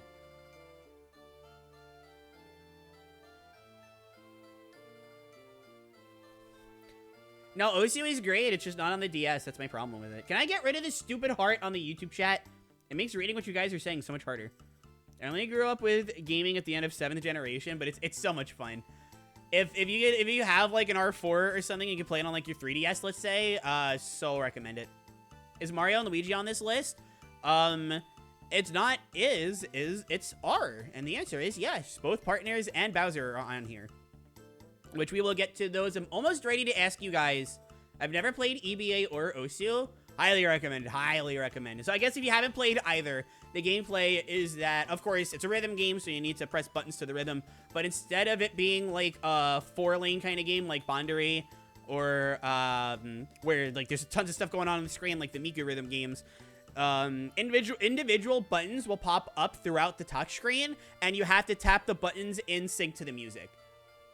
There's certain things, there's like drags where you can drag it, arrows where the dragging will bounce back, spin where you just spin the screen a bunch. There is a lot like that. I can officially say my favorite Kirby games are Robobot and Amazing Mirror. Those are two great picks. Those are two great picks. They're not, you know, they're not the actual best one, which is this one right here, this one right here. But those are two very good picks. Those are two very good picks. I like both of those. Actually, I will say they're amazing picks. I'll even go that far. Are they as good as Mario Party DS? Probably, but I don't care. I love Mario Party DS a lot. Where is it? There it is. Um, so it's not Elite Beat Agents, but I don't care. I'm gonna put it up there. I love Mario Party DS. Having a Mario Party game on the go. I mean, if I like Mario Party, I think that explains enough why I like Mario Party DS. I think the boards are really good. I think they're super interesting. I mean, obviously, a lot of them do kind of follow the standard Mario Party 1 through 5 trend. I know 6 was really about changing things up, and Mario Party DS changed them up well enough. Not quite to the extent, but really fun boards, really fun mini games. I don't mind touchscreen controls at all. So I had a thoroughly great time with the mini games. The sound compression, we heard this yesterday. Waluigi sounds like unrecognizable. You can't even recognize Waluigi. But it's funnier that way. I feel like because it's Waluigi, it's funnier that way. There's a story mode, right? It's super weird. Why of all the Mario Party games, why is Mario Party DS the one that takes itself the most seriously with its story? That's so odd to me. Well, it's actually, that's not true. The Mario Party game that took its story the most seriously was Mario Party Advance. That one took its story. The whole game was the story, right? Mario Party DS, I guess, is what Mario Party Advance could have been if it was actually a Mario Party game. I kind of like Mario Party Advance. I kind of reconsidered my thoughts on it since doing the GBA tier list. I kind of like Mario Party Advance, but it's not Mario Party. It should have been called something else. But Mario Party DS is a fully recognized Mario Party game on the go years before the Switch came out, and it's definitely better than Super Mario Party. Jury's out on Superstars, but at the very least, it's better than that one. It didn't have online, which is very unfortunate. I think this game would have went off if it had online. We'd be singing. I think everybody would be singing a very different song about it if you could play it. Did it have online? I don't think it did, but I want to make sure before Mario Party DS online multiplayer. Oh, it's just people asking about emulation. Haha. Which, you know, emulate your games. I'm not saying you shouldn't emulate your games. I'm just saying.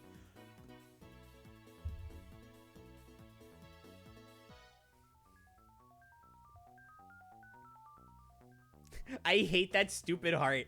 I hear a lot of people complain about it, but YouTube's just not doing anything about it. It's weird. Fun interaction for chat, I guess, but it's so annoying. So let me turn it off. Mario Party DS having proper bosses as well. That's another thing I forgot. I beat Mario Party 9 to that. And I love the bosses in Mario Party 9. But Mario Party DS, it did have proper boss fights, just like Mario Kart DS. What did DS and Mario spin-offs with boss fights? It just went so hard. They went harder than New Super Mario Bros. Did. And New Super Mario Bros. Probably has, like, the best bosses in 2D Mario, which means absolutely nothing, but... Well, like, they have story modes, but it's just like... oh, that's the story. There's, like, nothing to the story. I guess Mario Party 3 is the only other one that I could really think. Because, that one has Waluigi being behind everything, if I'm not mistaken. But Mario Party DS is, like, Bowser shrinks everybody. And that's the whole reason why you're playing in locations that are just regular things that anybody just like us can experience, but it's so much smaller. It's Honey, I Shrunk the Kids. Like every other Mario Party story is, oh, and that's it. Mario Party DS's story actually reflects on the minigames and the boards. And the minigames! Like the one, the 2 versus 2, where the Monty Mole is underground and is burying after you and you gotta shovel together to escape from it. That can only happen in Mario Party DS because Mario Party DS is the game or you get shrunken down. That's so cool. Are you kidding me? I love that. That's awesome. I love Mario Party DS. This game rocks. Wild World better be on the top of that list. We'll see. We'll see. Mario Party DS has the cornfield camera minigame, so it's definitely top tier. That's another one. Thank you, Kia. Good game. A very good game. It's not the best Animal Crossing. I have some problems with it, but it's amazing. Mario Party 3, 4, 5, 7, 8, and Advance all have stories. Mario Party 2 doesn't have stories, but I love what they did with the individual boards. It's really cute. It's a good first Mario Party, I would say. I get why Mario Party Advance is the way that it is. Link cables are just too limited for Mario Party. Yeah. I really like what they did with Mario Party Advance. I don't think it should have been called Mario Party is all. I mean, now it's not that hard. There you go. You're getting better as a gamer. 2D Mario bosses are a meme. They're a meme. They exist to be like clowned on, and that's it. Soap Surfer is the best minigame ever, and I will die on that hill. The shrinking premise popped off. It popped off so hard. It's so cool. It's so cool. I love Mario Party DS. But we're done with Mario Party DS, and we are now caught up on everything. Well, we're not done, but we're caught up on all the games that I asked you guys about. So, there you go. There's the game lineup. Do we want to see anything else?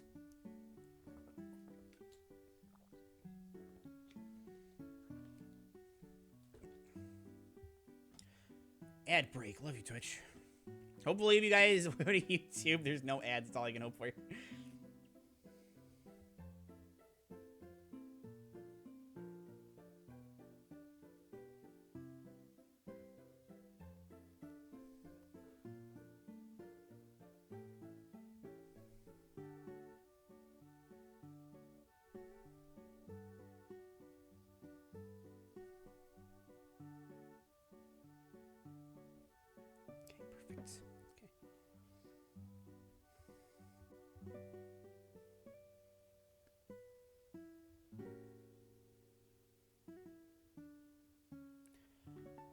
Okay. All right. Okay. The ads are about halfway done, so let's start putting some stuff on. Let's see.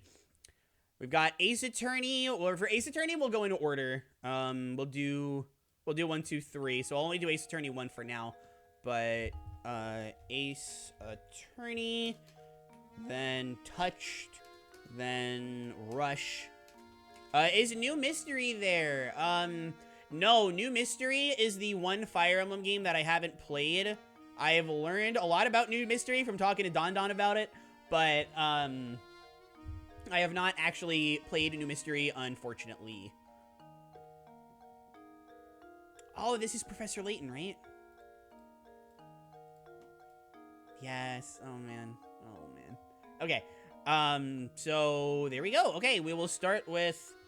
We'll start with Ace Attorney, then we'll do WarioWare Touch, then we'll do Sonic Rush. Sounds like a plan. Now let's get a Kirby game on here. You're right. Let's do we'll do Mass Attack after those 3. Okay. All right. So,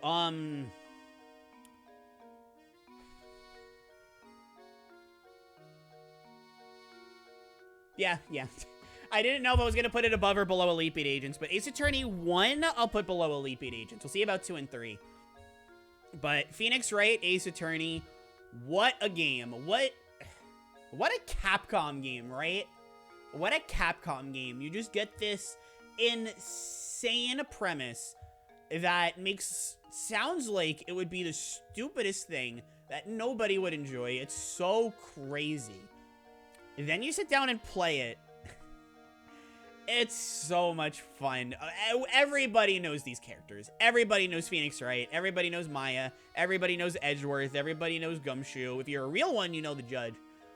Some incredible characters, some incredible villains. I don't remember her name, but the producer from the 3rd case. Winston Payne is the rival prosecutor for the 1st case. He's hilarious. He's inept. He's funny. Larry's not a villain, but Larry is a true neutral, and I love Larry a lot. There's Manfred von Karma is the most intimidating force in these games. He's so good. The cases themselves, I think, are all good. I mean, the 1st case is easy and kind of, boring. But it's the 1st case, and it's like, oh my goodness. And then you play the 2nd case, and it's like, oh my god. Oh, D. Vasquez. Thank you, Mabo. Thank you. But then, you play the 2nd case, and I don't like that you see who the killer is right away, but there's a lot. It's where you meet Maya. Like, I can't dislike the 2nd case. Meet Maya. I love Maya. How do you not love Maya? How you not gonna love a girl that has a second stomach for burgers? How do you not? How do you not? God, I really like the 3rd case. The 3rd case stands out a lot to me as being the first one that has a big shocker moment in this series. The first 2 kind of can't because you know who the killer is. There's no big wow moments, but when you find out that the Silver Samurai died, that's everything you think about in the trial just completely changes. I just think it's so cool. Super charming writing. Every single nook and cranny that you can explore, Phoenix probably has something to say about it. Cross-examining the witnesses just to find nitpicks in their testimonies that you can use to help your help your case. It's so much fun. I haven't even talked about Rise from the Ashes. Is it Rise to the Ashes or Rise from the Ashes? I think it's Rise from. God, I'm thinking about Damon Gant now. Hot take, but I actually like Damon Gant more than I like Manfred. And Manfred is already like a 10 out of 10 villain, right? But Damon Gant, he is something else. God, I love Damon Gant so much. I would love to have a boss like him until, of course, you find out what he does, and then it's just like, I still wouldn't mind having a boss like him, but what are you gonna do? What are you gonna do? God, there's so much to like about it. There's so much, even the investigation. There's not much to the investigation. You just want to get to the court cases, and the actual gameplay of the court cases is really good too. These are very good brain teasers. You really gotta think these through, and I feel like for the first game, everything makes sense. I don't think there's any logic here that you hear about and you go, what? Are they kidding me? Did they expect me to believe this trait? And then Principal Skinner comes up and gives everybody free train. But no, it's so good. I can't say that this can only be done on the DS because we've seen it done on modern devices and it originated on the Game Boy Advance. But I think the best version of this game is the one for the DS. Well, actually, if I'm gonna be honest, I think if I were to recommend a version of this, I'd recommend the Wii one because pointing your finger is fun. But if there's like actually like which is the best version, I'd go with the DS. I think the sprite work on the DS is the best. The audio is just a perfect fit for it. And having it on the go, like, yeah, you can have it on the go with the Switch, but I don't know. You can play other things on the Switch, I guess. I don't know. I don't want to defend that point too much, even though I do firmly agree. Like, I guess if you play it on the Switch, you have those ugly HD visuals. They look so like AI to me. It's disgusting. But the DS, you get the crunchy sprite work. Chef's kiss. I love it. Love it, love it, love it. Ace Attorney 1, Phoenix Wright, Ace Attorney. Fantastic. Cannot recommend it enough. If you're not a nerd like I am, by all means, you can play it on other devices. But if you are a nerd like me, gotta play it on the DS. It's unparalleled. It's so good. It is so good. Okay, the series that changed my life. Ace Attorney, it did that for a lot of people. It's so good. It definitely made me look at stories and games a different way. I think this was the first game that I played, well, once I grew up. Like, as a kid, I played a lot of RPGs. I really liked the Tales games, stuff like that. But once I got a little older and was more into the video game aspect of video games, I started being like, stories don't matter.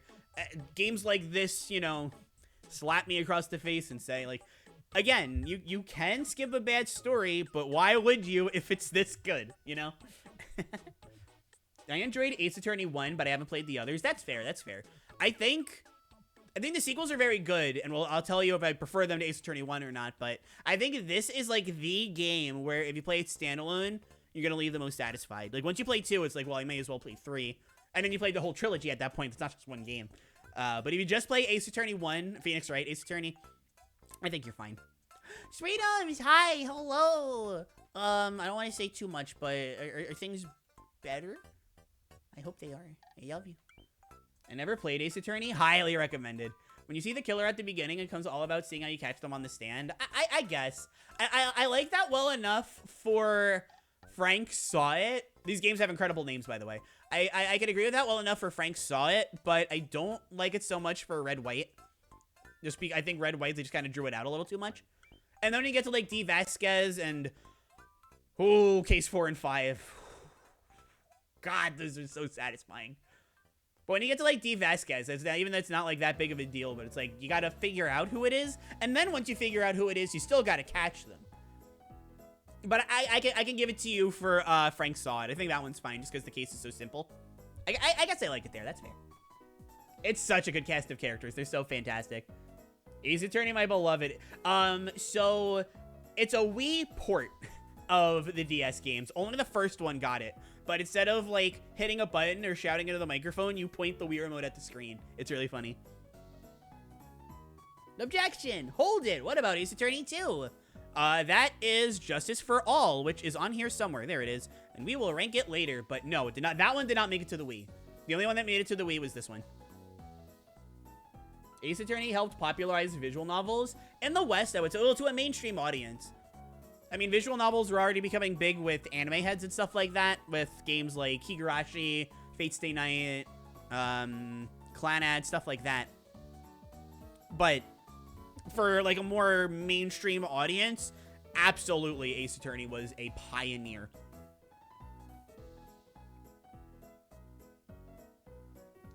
I used to be heavily involved with the Ace Attorney community, and I still have friends from that time. That's good. That's good. I love when you're like when you're involved with the community, and you know you make friends from it, and you stay friends, and you still talk about it, but you're friends for other reasons. That's always super touching. You're trying to say Fossil Fighters is a bad game? No, I just didn't expect to see it that high, which is totally fair. Holy moly, is it good. Also, if you think this is near the top, Nico, we've got a lot of games to go. We've got a lot of games to go.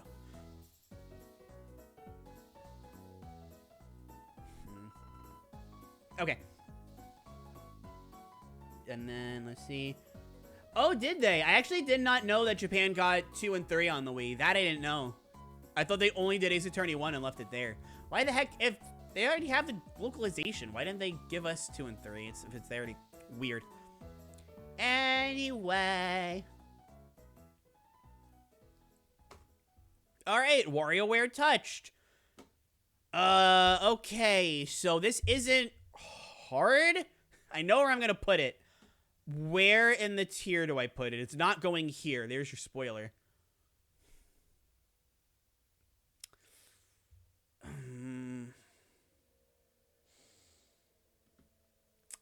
This is... Oh, and the video ended. Shoot.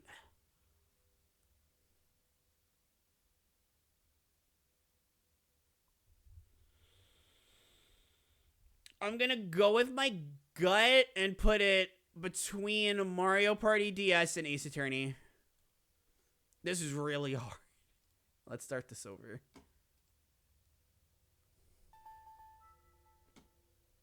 Yeah, that sounds right to me right now. We'll come back to it later. I think Touched is my favorite WarioWare. Smooth Moves is definitely the one that really got me into WarioWare, and back then it was my favorite. But it's just the natural preference I have towards the DS, DS audio, DS controls, DS, the stylings of the DS, what developers often did on it. Plus the songs are here, like, hello. But no, it's got a really fun selection of micro games, a really fun selection of characters, obviously. Everybody knows Ashley, and Ashley comes from this game. Her song comes from this game, too. That song is a banger. Who's the girl next door living in the haunted mansion? You better learn my name, 'cause I am Ashley. She knows the darkest spells, and she brews the meanest potions. You might be the ingredient I seek. Do-do-do-do. Don't let yourself get lost in her song, we gotta move on. But what else can we talk about except Ashley? Okay, we're moving on. This game rules. This was a WarioWare game that came out prior to Get It Together, so the art style is actually... This is a Wario game that came out before WarioWare Gold, so the art style is actually super good. Super fun micro games. I do see somebody in chat mention the micro games. Huh? Get it? I don't think they said micro games. That was just me. But the micro games, Hardy Heart. Excuse me. Sorry. But I saw somebody mention them, and does drag the game down a little bit, I suppose. But the DS mic on actual hardware was functional enough. At least for me. Okay, functional enough for this and not for this. I'll say that. But it's such a fun presentation, and the pacing of the WarioWare games has just aged so well. Like, what is the minimum amount of effort that you need to put into like a mini game, which is in character for Wario? That's like the lore of WarioWare from Mega Micro Games, the original GBA game, like Luigi Poker. Like, the actual whole point is that it's like WarioWare just wants to make cheap, easy money, so he makes the micro games. That's the lore, and it works. People love it. I love it. I love WarioWare Touch. This is definitely my favorite of the WarioWare games. It's not perfect, of course, but so much fun. Smooth Moves is up there too, though. This, Smooth Moves, Twisted, and despite what I said about it before, Gold, like those four are like peak WarioWare to me. I don't think I'm forgetting anything. I don't think I am. And I know I highlighted Ashley's song before, but this game also has Mona Pizza, This game also has Mike's theme. My name is Mike. Come on, let's robo karaoke. Rock the mic, rock the mic. It's got there's one other song. Oh, Ashley. Isn't there another song other than Ashley though? There's Ashley, Mike, Mona Pizza. I feel like there's another one. There's a fourth, but I can't think of it off the top of my head.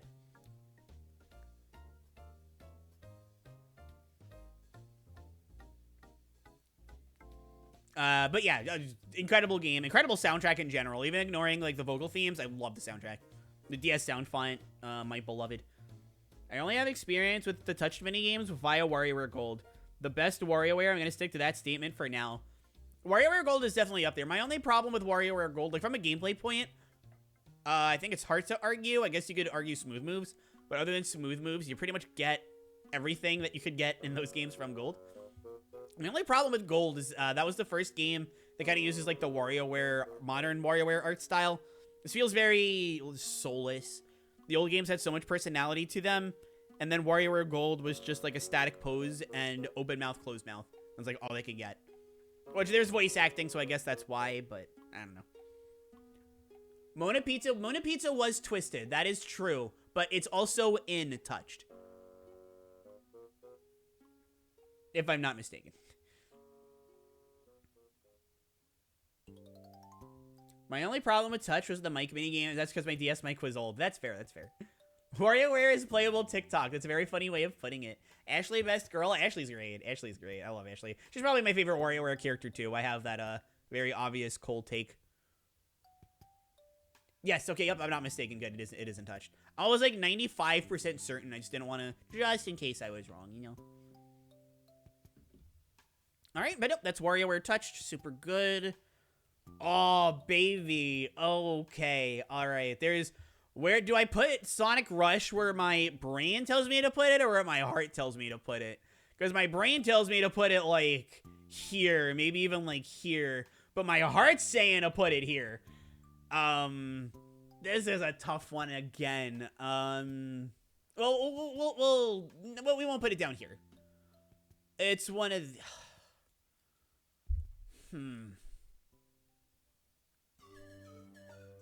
Any input, chat? Any input?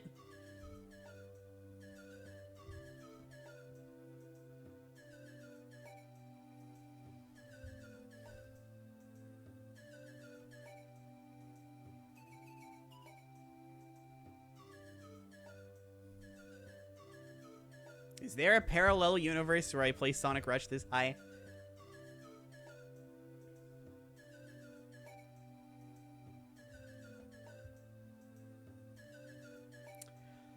Okay, all right. From what I'm seeing, I'll contend, but it'll go up here, but it'll go towards the bottom. Because my problem with Sonic Rush is the problem that everybody has, that it was their first time using the boost formula, and because of that, it was very flawed. A lot of bottomless pits that you could easily fall into, a lot of sloppy level design. It's not very polished, very Sonic Advance 2, right? First of all, oh, wow, this is actually Sonic Rush, okay. But we're gonna put on, we're gonna get some real Sonic Rush music on. Okay. All right. For those who don't know, Sonic Rush is sus. Thank you, Ranick, for the brain rot. Also, hi, Ranick, how are you? Hopefully all is wonderful and wonderful today. For those who don't know, the composer...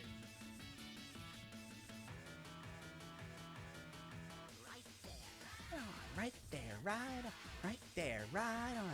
Hideki Naganuma, that's what I'm trying to say. I just got my super lost in the music. But, CEO of Funky Fresh Beats, Twitter meme lord, Hideki Naganuma, did the music for Sonic Rush, and he killed it, first of all. And just in general, I feel like Sonic Rush is one of the Sonic games. Well, there's the problem that you can't hear the music when you're doing tricks because the crowd screams too loud, but I feel like that's part of the charm. I actually like that a lot. Sonic Rush has some of the best personality of any Sonic game. This is one of the few games that struggles a bit in the gameplay department that I still think of very highly. And it's its personality, its music, its presentation, its pace, speed, its insistence on keeping a fast flow going. And unlike Sonic Advance 2, the boost is a lot easier to manage than like a normal old spin dash, right? It's really easy to keep the speed going, really easy to do lots of big fancy tricks, really easy to zoom through everything, boost your way over, actually using boost physics to go fast in a Sonic game. Crazy, using physics to go fast in a Sonic game. Wild. Blaze is there. Cold take. Blaze is cool. I like Blaze, obviously. I don't feel like I need to comment too much on that one. No, I really like Sonic Rush. I acknowledge the reason why this was in the cards, right? Because the gameplay, it's not the best. Very flawed. I might even change my mind and move it down even below, like, Rhythm Heaven as the list goes on, if it doesn't feel right, so to speak. But for now, it's up there. Really, really big fan of Sonic Rush. Really big fan of the music. We'll put this one back on. Yeah, no, very good.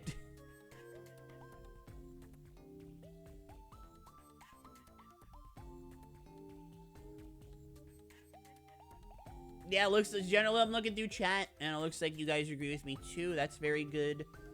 I've only played Sonic Rush Adventure. Yeah, I read that, Sidiko. I was like, what? I think Rush is overhyped, but I get why people hate it. That reads so funny to me, but no, I know what you mean. Oh, there's so much good music in Sonic Rush. I don't know about Adventure, though. I haven't... Yeah, okay, I put Adventure here, but... Now, I was thinking about this. I actually don't remember much. I'm not comfortable ranking Adventure. I may have played it in the last 5 years. I feel like I have. But when I was thinking about Sonic Rush, like, that instantly came back to me. Same thing with, where is it? Sonic Colors DS. But I saw Rush Adventure, and I'm like, did I play this? I don't feel like I did. Did I play this? So, just to play it safe, I won't talk about it. Oh, baby. Okay. Jeez. Alright, so, if you know me, if you're watching this from YouTube, right, let's just say Sonic Rush Adventure has a banger OST. I love it more than normal Rush. I probably just gotta listen to it again, like the soundtrack for Sonic Rush Adventure. I just gotta listen to it again, so that I can remember it, right? Is Mario Kart DS? Yes, okay. Alright, so... if you don't know me, or you only know me through Twitch, and you've never watched my YouTube videos, you're probably like, Mass Attack, what's gonna go like, blah, or maybe even blah. Best case, like, blah, right? Better.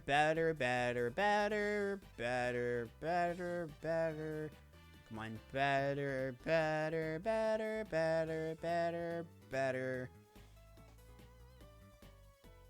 I don't know why I'm thinking... Actually, you know what we're gonna do? Actually... No, I'm not gonna do that yet, but...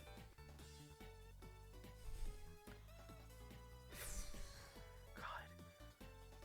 Oh my god, I love Mass Attack so much. Oh, I love Mass Attack so much. There's been a few games that people have been talking about, and they've been saying, oh, this game is so underrated, and I wish these games weren't underrated. I wish they got the respect they deserved. But every time I see that, I'm thinking to myself, like, when are we going to talk about Mass Attack? When are we going to talk about, like, the single, in my opinion, the single most underrated game on the whole device? I don't know. It's not like a console or whatever, but I love it. I love Mass Attack dearly. Since I remember when it got announced, I was like, oh, this sounds kind of dumb, actually. I don't think I'm excited for it. I'll just get Return to Dreamland. But it came out, and it's like, well, it's a Kirby game, so I gotta play it. And it came out, I played it, and I just loved it. I loved it. I never unloved it. Every time I stream Mass Attack, people come in, and they're like, oh, Mass Attack is so bad. And then I play it, and they're like, oh, maybe Mass Attack is good. Or, alright, well, I'm at least seeing what the appeal of the game is now. I've changed so many people's minds about Mass Attack. Not everybody's. If you don't like Mass Attack, it's not this game right here, right? So... I'm not gonna force change your mind, but it's nifty, you could say, how many people whose minds I've changed. just because Mass Attack is so cool. It's such a cool game. Let's actually talk about it. Let's actually talk about what makes Mass Attack so cool. So, the idea is that you are one Kirby, but as you beat enemies and eat food and stuff like that, you can become multiple Kirbys, and you get up to 10. Kirby gets shrunken down, so you can't do things like eat enemies or get copy abilities. It is one of those games where you're normal Kirby the whole way through. But it is super inventive, very tricky. I feel like if you're going for the gold medals, which are required for 100%, this is actually possibly the hardest Kirby game. I wouldn't say this is as hard of a challenge as Soul Melter EX, but Soul Melter EX you can kind of cheese depending on your ability. Like you could cheese with Stone, as we found out recently. There's multiple Dream Friends that make it easier. The Mage Sisters are very easy. So there are, you can use multiple players. There are ways you can cheese Soul Melter EX. If you don't, it's a lot harder, but there are ways to cheese it. I don't feel like you get that with Mass Attack. I feel like Mass Attack, you have to be really honest, which is something that I appreciate. The levels themselves are super fun. It's 2011, and there's so many new ways that this game takes advantage of the touchscreen. I think it's really interesting because you don't get upgrades to Kirby. Your upgrades are that you get other Kirbys, but Kirby themselves, you can only really do the things that you can do at the very beginning of the game. But because the levels are all so cleverly designed, and there's so many different things that you can do with the touchscreen, the devs were allowed to get really creative with what you can do, and it never feels repetitive. It's hard if you want to go for all those gold medals, but it's very satisfying, and of course I need to bring attention to the sub-games. Absolutely the best lineup of sub-games in the series. Shadow Patrol EOS is incredible. Brawl Ball is easy top 3 for mini games in the entire series. There is Kirby Quest, which is the closest thing to a Kirby RPG that we're ever gonna get. Survival Rushdown, or whatever the boss rush mode is called. That's super neat. It's just a boss rush mode, but it's so, again, unique and clever compared to how the other ones typically work. And even like the whack-a-mole one, or the remember how many enemies there are in a spot ones, like the throwaway mini games, they're good time wasters if nothing else. It's such a beefy, bulky game that will keep you entertained for a long time, and then you get to the side content, and it is such a beefy, bulky game that will keep you entertained for such a long time. I love Mass Attack. Putting it here by itself is making me want to move Sonic Rush to a different tier. But it's really good. I like Mass Attack a lot. Every time I've gone back to it, it's always been good to me. I've never had to sit down. Probably my worst playthrough was that first day, because for 5 minutes I thought this game was gonna blow. And that was the only 5 minutes where I thought Mass Attack was a bad game. It's what a delight. I will always come back to it. I will champion it. Super fun game, super great. Yeah.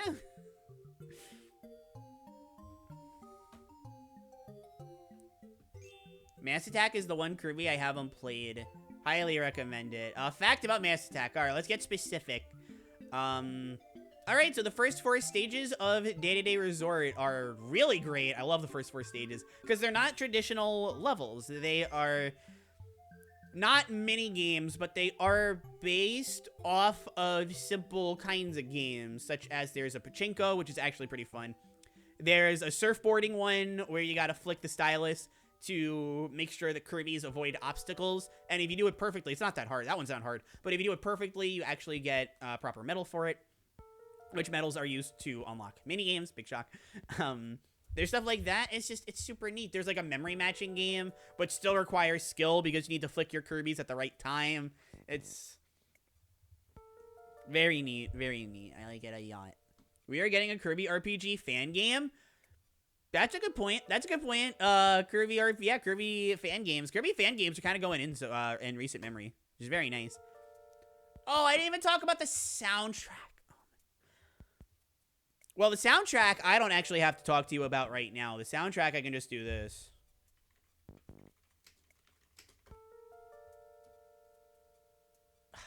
Thank you, YouTube. I look up Kirby Month 5. What comes up? Not Kirby Month 5. Thanks, YouTube. You're the best.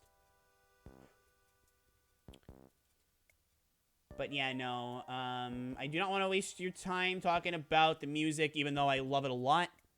I'm just going to link it here. And I'm gonna link this here. Go, I uploaded a video every day for an entire month talking about Kirby soundtracks that I really like, and Mass Attack ranked very high. So, go watch those videos. I just wasn't as much into Kirby back then. Yeah, that's fair. Yeah, Bowser's Inside Story, Country Returns for the Wii, that's fair. Yeah, no, I totally understand.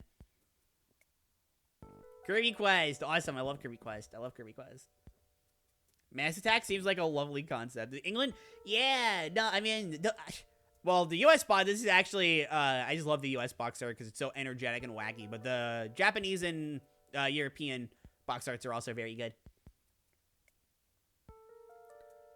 I always get too bored. I love World 1, and then I start to get burned out. It's like you need to pace yourself a little better. You can't play Mass Attack like you play other Kirby games. It's a lot longer. And maybe not a lot more cinematic, but there's just a lot more going on than just the moment-to-moment gameplay compared to other Kirbys. You can't really play it like you play other Kirbys, which I guess if you're not super crazy about that, then I would understand. Yeah, 100%ing Mass Attack is tough. I think I would rather hundo this than Canvas Curse. I feel like 100%ing Canvas Curse is just a lot more repetitive. But I don't want to say too much more because we haven't ranked Canvas Curse yet. Okay, all right, so we're at this point again. How many games do we have? It's still a lot. How many we have? 2, 3, 4, 5, 6, 7, 8, 9, 10. Okay, 13, 26, 39, 41. Okay, all right. We're making decent progress here. This might be the time where I just get a couple ones out of the way that I don't have too much to say on.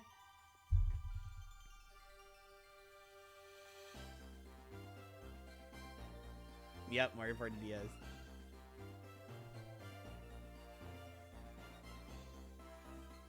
If I don't hear, if nobody's particularly interested, in hearing, you know. Well, okay, let me start that over. It's not, obviously we want to hear stuff. But if nobody has, a game that's jumping out to them, that's what I mean. Also, I was thinking about this, but Harvest Moon DS and DS Cute, like, really overlap. I don't know which one I want to put on here, though, because I played more of DS, but DS Cute is the same game, and you're a girl, so I don't know. Alright, so, let's see. Tetris, DS, Starfy, New Soup.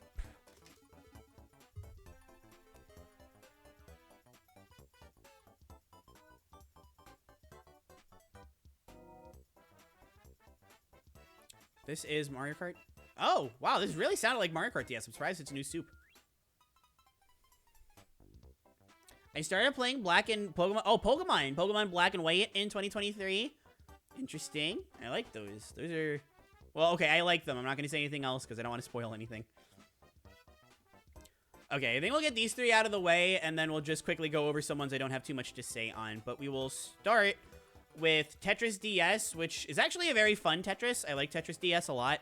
Very, very silly. I guess this is one that I actually don't have too much to say on, though, because I enjoy puzzle games, but I'm not super into Tetris. But Tetris DS has good single-player content. I'll put Tetris DS, like, right below Mario 64 DS. It's pretty good. Starfy is another one that I don't have too much to say on. I know a lot of people really like Starfy, and Starfy is good. But I'm probably just going to put it right above Tetris DS. Not too much to comment on. It's a cute little game. I could see why, oh, whoops.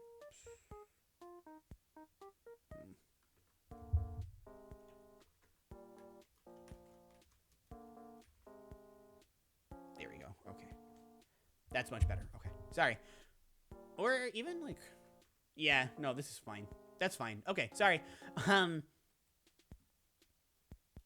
Cute little game. I just don't think it has the freedom of expression that something like Kirby has. I would be very happy with Starfy coming back. I just don't know what I would do to really make it a bit more... It's a good, fine, cute little game. Just not... It looks like it would scratch the Kirby itch, and it just doesn't for me. And that's what my problem with it is. I can't type. It's okay. It's okay. I'm more of a Puyo Puyo player than Starfy. Tetris. I'm the same way. But yeah, no, Starfy would be cool if it came back. All right, and then quote unquote lastly, new soup. May surprise. This might be another case like Mario Kart DS where this might surprise. I'm gonna put it probably like right, definitely above Fossil Fighters. Is it above or below Rhythm Heaven though?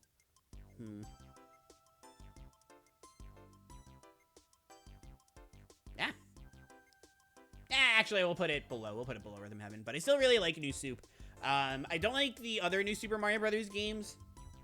I definitely feel like Wii onward, they just got really soulless. Some of the levels, you know, the levels can be fun, but they never really stuck out to me too much. New Super Mario Brothers DS, I have a lot of fun with it. A lot of people, I heard a lot of people saying like, oh, the levels are too simple, game is too easy, star coins are too easy to find, Mega and Mini Mushrooms aren't fun. Mini Mushroom is hype, first of all. How dare you? How dare you? And it is a New Super Mario Brothers game, so the style fatigue is certainly there, but I don't understand why that is the fault of this game, considering that it was the first to use this style. The point of this game was to have another 2D Mario game after it had been almost 15 years since the last one. And I think in that time, they did genuinely make some improvements. I love the models. We were watching the story cutscene the other day. It's literally Mario and Peach are on a walk. It starts thundering near Peach's castle, or starts lightning shots are going around Peach's castle. Mario literally is like, how did there suddenly be a clouds by Peach's castle? And he goes to investigate, and then Bowser Jr. just shows up, grabs Peach. Mario chases after him. He punches Mario, and then runs off. That's the story. It's so funny. I don't think it's like particularly hard, but I don't think any of the 2D Mario games are hard.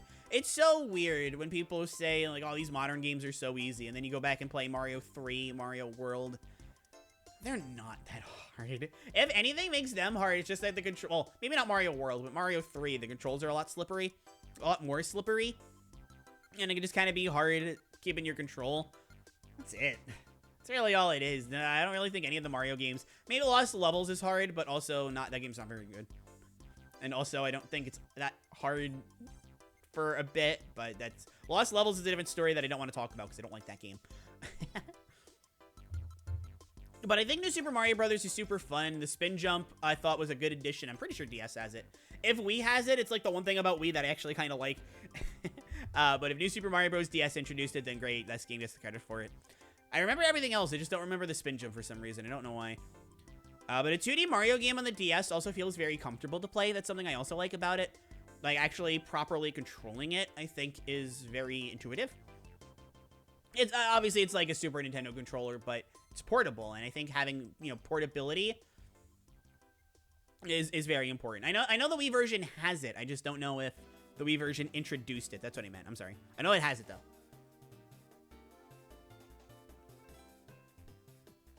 Trying to think if there's anything else. Music's great. I like the music a lot. The boss fights are not very good, but for a 2D Mario game, they're definitely super incredible. They're the best unless you count Yoshi's Island, which I don't.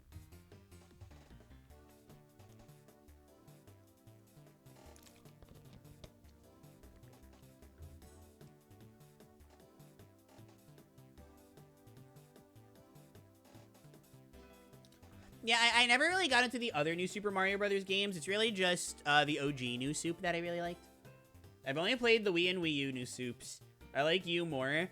Yeah, U is definitely better than Wii, for sure. I don't like U that much, but I definitely like it more than Wii.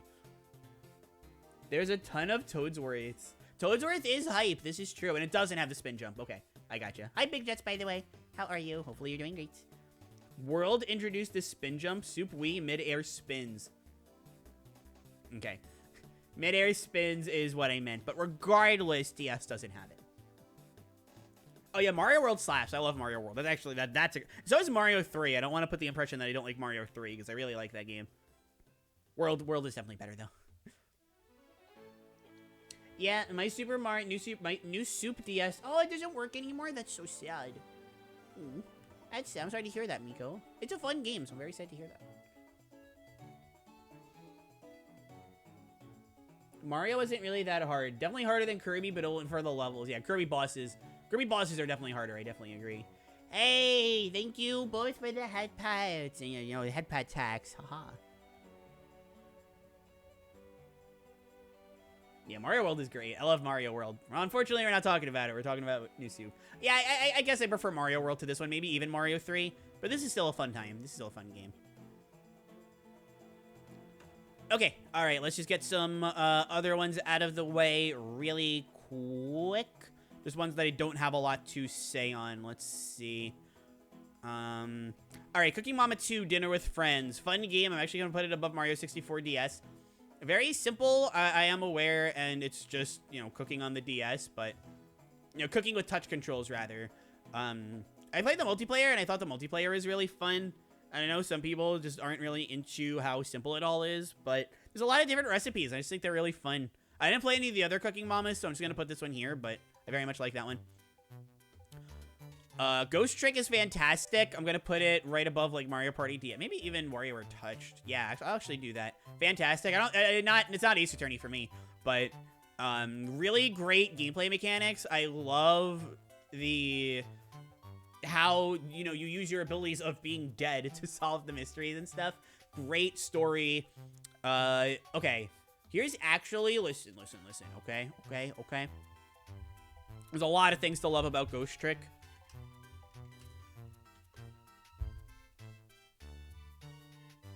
It's got a puppy. Ghost Trick has... good, you can see it. Let me try to center it a little bit better. Oh, I can't. Okay, whatever. Ghost Trick has a puppy. Look at the puppy. Look, I knew you were going to bring up Missile because he's such a good dog. Look at him. He's so cute. I love him. But yeah, no, the whole game is really, really good. It just also has Missile.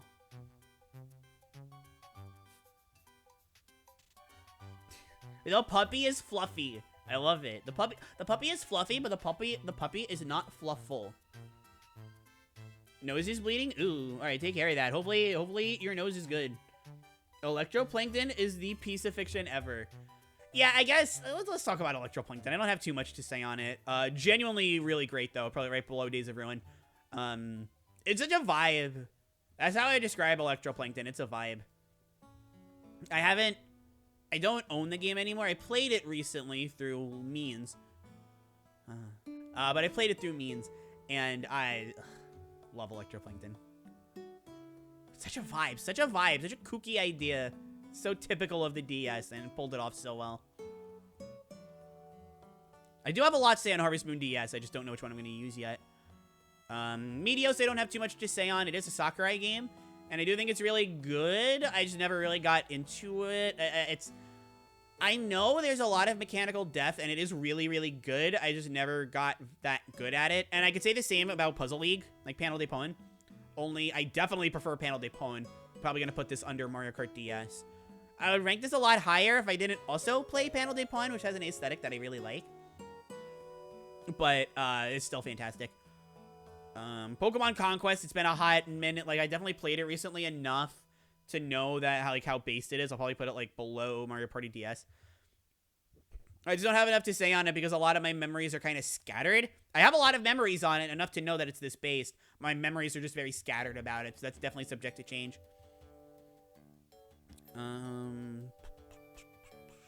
Latent games, Puyo.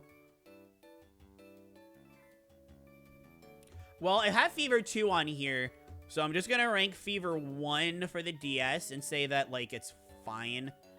In no reality can I like it less than Tetris DS, but Fever 1 I mostly just want to go back to for, like, funny memes with, like, you know, the English dub and stuff, but also I do appreciate that it's properly called Puyo Pop. They should have kept the Puyo Pop. I'm very upset that they didn't. Scribblenauts is a fun time. Very creative. You can get very creative with it. I'll probably put it, like, here. I don't think it was that fun. No, I'll put it there. Scribblenauts is really fun. You get really creative with it. I like that a lot. And hey, I think these last 3, we can just knock these all out. We do need a game to put in DS Appointment, and I'm very sorry, because I know we have fans of Phantom Hourglass in here, not for me. I don't mind the touch controls. It's a lot of the backtracking, and I'm not the biggest Zelda fan, if I'm being perfectly honest. So the game was just never super gonna click with me. So I am... Oh, shoot, did we get some Fluffle fans? Somebody follow me today, Terry Sen. I'm sorry, thank you, Terry Sen. I'm so sorry. I don't think this is a bad game or anything like that. I'd take it over something like Ocarina, but... Okay. WarioWare DIY. I didn't get to play, like, a lot of this game. It definitely... I don't like it as much as Touched, but I'm gonna put it above Sonic Rush. Just for the DIY aspect of it. I remember playing so many cool micro games on this. Definitely. I remember my friends showing me a lot of the cool micro games that they found that they made. Just sharing micro games that we found from other people was enough for DIY to be, like, super hype. I really love DIY. Not Touched, but I really do. Actually, you know what? I think this is a good enough time. We're mixing it up for this tier list. We are definitely adding another tier. I'm gonna call these Super Gods. Because this top tier is already getting huge, right? So, let's see. Definitely. I guess WarioWare Touched could be the cutoff. That's where they're just, like, you know, like, regularly amazing, and then this is where it's like, holy moly. Oh, I see. Okay. Let me look at chat, because I didn't catch up with them for a minute. Puzzle games like Tetris, Panel de Pon, etc. are probably the genre of games I'm worst at. Luckily, I don't care about anything Zelda. I'm not that great at puzzle games either. I just really like Puyo. I really like Puyo, and I really like Star Stacker. Can't believe Plankton from SpongeBob got a game. Yeah, and he's electrocuted. Wouldn't that sting because he's underwater? WarioWare Touched was really fun. Hi, Matthias. Yeah, WarioWare Touched was really, really good. A few things about it that kind of prevent it from being up here, but this is already, like...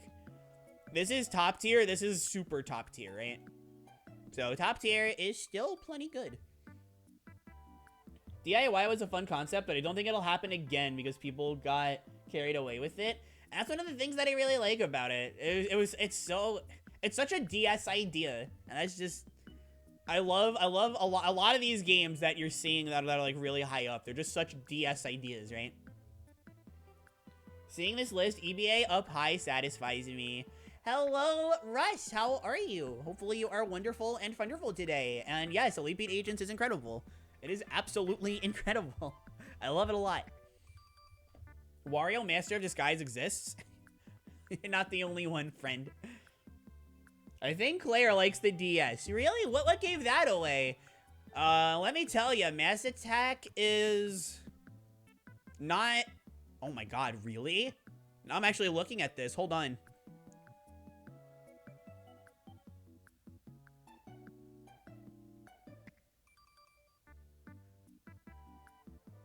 Mass Attack might not even be in my top 5. I'm thinking about it. Might not even be in my top 5. It could be. There's a chance.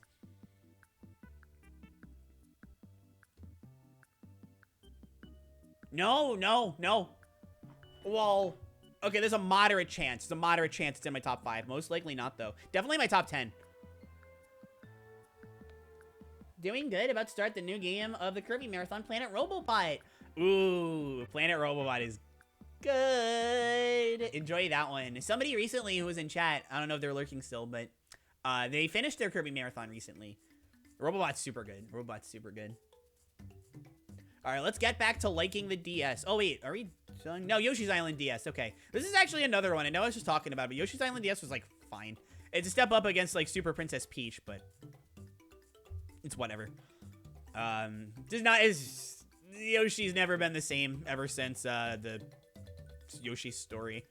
I like Yoshi's Story. I meant, like, Yoshi's Story was the last one that was really, really good. That's what I meant. So sorry if I wasn't clear about that. I very much like Yoshi's Story. Yoshi's Island DS, I hated. I can't say that I hated. There are a few things about it that I really liked, and the core gameplay of Yoshi's Island is still there. So I can't even say that I think it's bad. In fact, I would actually argue that it's pretty good, but nothing better than pretty good. And even like then, it's like a low good. Like pretty good, not even good. I'd probably argue the same about Phantom Hourglass.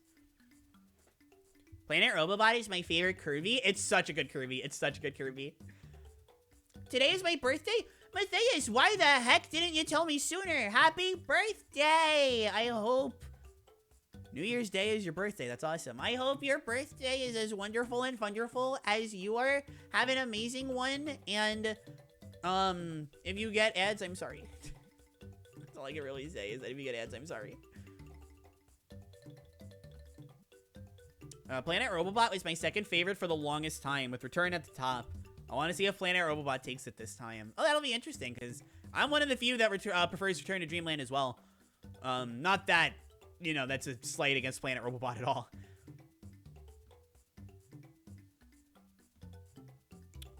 Okay, we are good. We can get back to the action now. Let's see. Do we have any vibes in the chat for what we want to rank next, or... Oh my goodness, excuse me. Sorry about that. Oh, Woolly World I always forget about. Woolly World might actually be really good. I always forget about it, though. I can't comment, but Woolly World, that might be the exception. Why is it Meteos over Tetris DS? Because Meteos is really good. Okay, alright, so let's see. We'll do Bowser. We'll do Bowser. Do Bowser because the birthday chatter requested it. So we'll do Bowser. Black and White 1. Whoops. Shadow Dragon. I get to talk about Fire Emblem, yay. Nintendogs. I'm very surprised somebody didn't suggest that one sooner. Woolly World I like. I'm sure it's good. I can't comment on it, unfortunately. Maybe one of the Pokemon games next? Okay, well, that checks out perfectly. We'll do Black and White 1. I mean, I'm very surprised that we've gone this long without talking about the Pokemon games, I'll be honest. But, okay. So, we'll start with Bowser's Inside Story. Wow, Mass Attack is really not going to be in the top 5, huh? This is so sad. Can we please get an F in the chat? Once I can find Bowser, can we please get an F in the chat for Mass Attack? Man. I'm actually thinking, like... I mean, obviously, you know, this isn't going to be number 1. The number 1 is, like, very obvious. But is this going to be my number 2? This could very well be my number 2. I love Bowser's Inside Story. The writing is the best in any Mario game. Full stop. Just full stop. Like, it's just the best writing that a Mario game has ever had. Some of the best writing in any RPG I've ever played as well, that's for sure. There is the Mario and Luigi combat, which is super fun as always. Bowser's Inside Story did a thing that I always, going back to the first 2 games, I think that they do, but they don't. So in the first 2 games, if you time your button press, you deal more damage, which is very fun, very satisfying. Bowser's Inside Story with jumping does a thing where if you time your button press, they will jump, and they'll bounce, and then you land on them, and you can time it again to deal a little more damage. And I like that a lot more just for the animation. It is so good. It is effectively very similar, but the animation is incredible. It's so bouncy and fun. And that's just Mario and Luigi. It's fun. It's supposed to be fun. Go nuts. I love the bros attacks. I love all the exploration that you do inside of Bowser. The puzzles, they're 2D puzzles, sure, but they're very inventive. I feel like kind of limiting the scope to 2D actually kind of allowed them to be a lot more concise with their puzzles. And they may not be as good as the puzzles in a game like Superstar Saga, but there's a lot less back and forth with the babies and partners. And so much like the back and forth there. But because you're inside... Okay, I don't even know why I'm trying to keep this up. Like, you play as Bowser as well, but I still think it's better than a game like Partners in that regard, because in Partners, you're literally separating Mario and Luigi from the babies, and Mario and Luigi just have, like, nothing to do for most of the game. So much of the game is just, it's either the babies or the babies with Mario and Luigi tagging along. Here, there is such an exquisite balance between exploring inside Bowser, communicating just with the world of inside of Bowser, and then the actual regular old Mushroom Kingdom and the beaches and the forests and everything as Bowser. Also, did I mention you play as Bowser? Did I mention you play as Bowser and his gameplay and battle theme and everything are super cool, and it's Bowser writing? Like, this game came out after Mario RPG, so It is the Bowser you're expecting, the one who's all cool. He thinks he's the coolest. He's the coolest Giga Chad, right? And the combat, Bowser combat, instead of having the jump and the hammer, you have a defensive shell that deals damage if enemies make direct contact, and you have punching. Bowser just punches people. Like, how is this not perfect? How is this not like the greatest? The mini games are fun. The carrot one had a real hard time with when I was a kid, but going back to it, it's just like, no, this is just a fun mini game. The giant Bowser battles where you turned your DS on the side and you had to chase the stupid Monty moles on the train. Like, hello? You fought Peach's castle, for crying out loud. The main villain of the game is Fawful. He has Finkrats. He has Fury. Like, we love Fawful. We love Fawful around here. We love Fawful around here. The final boss. The music in this game. Yoko Shimomura going crazy. Yoko Shimomura just going off. Midbiss, thank you, Kia. I didn't even think about Midbiss. I wasn't even thinking about Midbiss, and then, oh my god. I vastly prefer this to the remake as well. It's not like a Return to Dreamland Deluxe thing, where I think very highly of Return Deluxe, but the original is definitely, in my opinion at least, like the better game, which kind of drags that experience down a little bit. Like, this is just Bowser's Inside Story plus I'm not very crazy about. Bowser's Inside Story OG is just absolute. It's really good. It's really good. I like it. I like it so much. Dream Team is also very good. I like Dream Team a lot too. Not as much as Bowser's, but F in the chat for Mass Attack. I'm so sorry, Mass Attack. Bowser's Inside Story is my favorite Mario RPG. Clean for me. It's not even close. Like, Super Mario RPG, really good. Thousand Year Door, incredible. Bowser's Inside Story, league of its own. Black and White 1. All right, we'll be talking about Black and White 1 in just a second. Bowser's Inside Story was so good. Yeah, if there's one thing I'll give the remake, the music of the remake is very good. I think Yoko Shimomura still does an incredible job. Super Paper Mario is really good too. Doesn't Partners do that too? If you're talking about splitting up with Bowser and the babies, I think I talked about this, but just in case, it's a lot better because you never really like separated. It's just like a tap of a button and you're with Bowser on the top screen, and then another button and you're back to being Mario and Luigi on the bottom screen. Like, they're two separate experiences, but they're connected and linked in a way that doesn't make switching between them a pain. Whereas with the babies, like, you had to go separate from the babies, and it was really only so the babies could do their own thing. There's nothing that Mario and Luigi ever really needed to do on their own. This kind of felt like they were there. So it's a little... we're going to talk about Partners. You're going to see where I rank it, and you're like, she was really complaining about this. But to make my point, Bowser's Inside Story is super good. I loved playing as Bowser. It's just the novelty of playing as Bowser, right? Forget everything that's, like, actually 10 out of 10 about this game. The novelty of playing as Bowser and having Bowser writing is so good. Yeah, when the story gets super serious with Midbiss and stuff, like, man. Man, what a good game. What a good game. Yeah, you'd get a second jump, yeah. The first two games had the button timing, but they didn't have the second jump. And I like the second jump a lot more than just timing the button press. I wonder what Claire thinks about Partners in Time. Well, we got to talk about a few other games first. But after we talk about the next three, we'll just go right to Partners in Time. I think that sounds fair.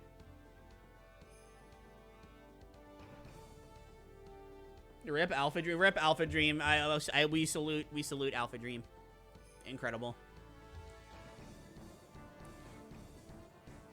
I really like the music for Toad Town. The music for Toad Town always stuck in my mind because it's super cozy, super peaceful, super pleasant. I'm doing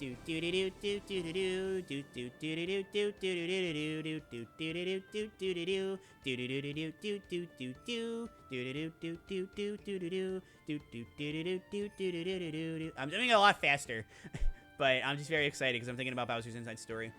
All right, let's tone it down a little bit. Let's talk about Black and White. Black and White 1. Let's see. Where would I want to put Black and White 1? And again, I only have Pokemon White on here.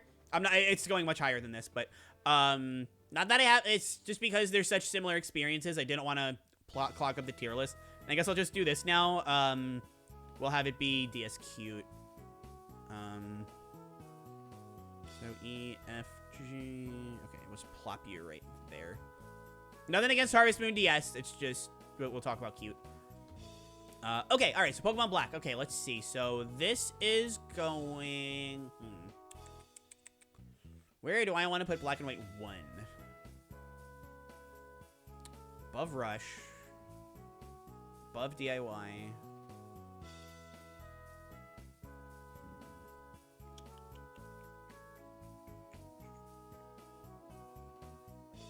I think this is a good spot for Black and White 1. So, Pokemon Black and White 1... I give it all the credit in the world, right? I think... And people still... I mean, it's a lot more mixed now. People think a lot more positively of this, but there's still a lot of people that are really upset about this change. I give it all the credit for taking all of the Pokemon that came before it and saying, no, they're gone. You can get them in the post-game, that's fine. So, you know, it's not like competitive is ruined. But for your main adventure, they said, here's new Pokemon. You're gonna find new favorites. You're gonna get attached to new ones. We are taking the idea that this is a series where you do the same thing over and over again, which Pokemon was getting bad critique for back in the day.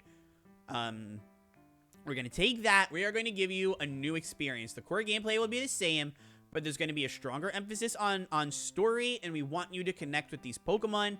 So we are taking every Pokemon that you can get, and they're gonna be new.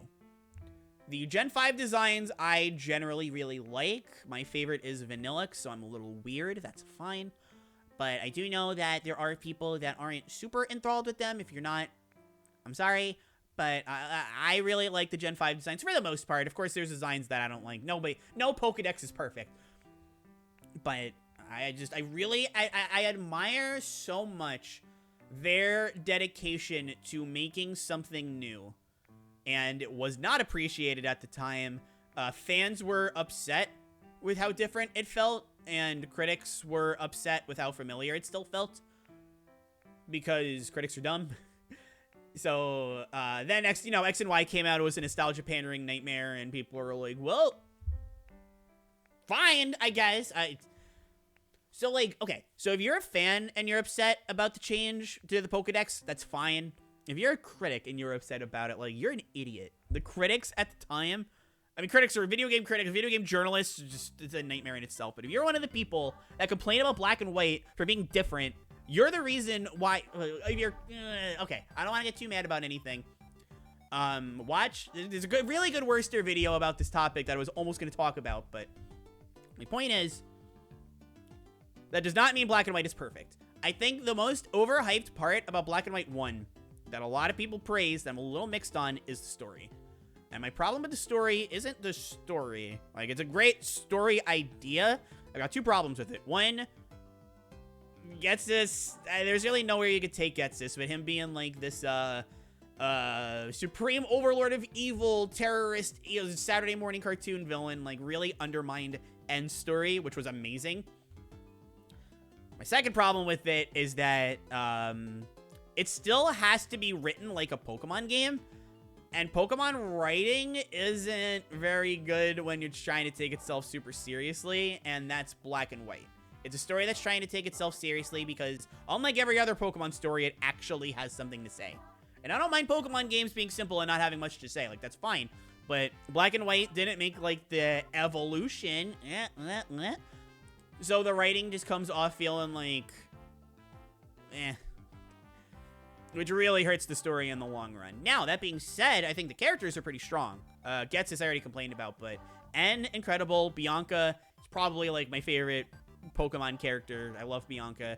I think she's a little bit better in Black and White 2, but she got to where she was in Black and White 2 because of Black and White 1.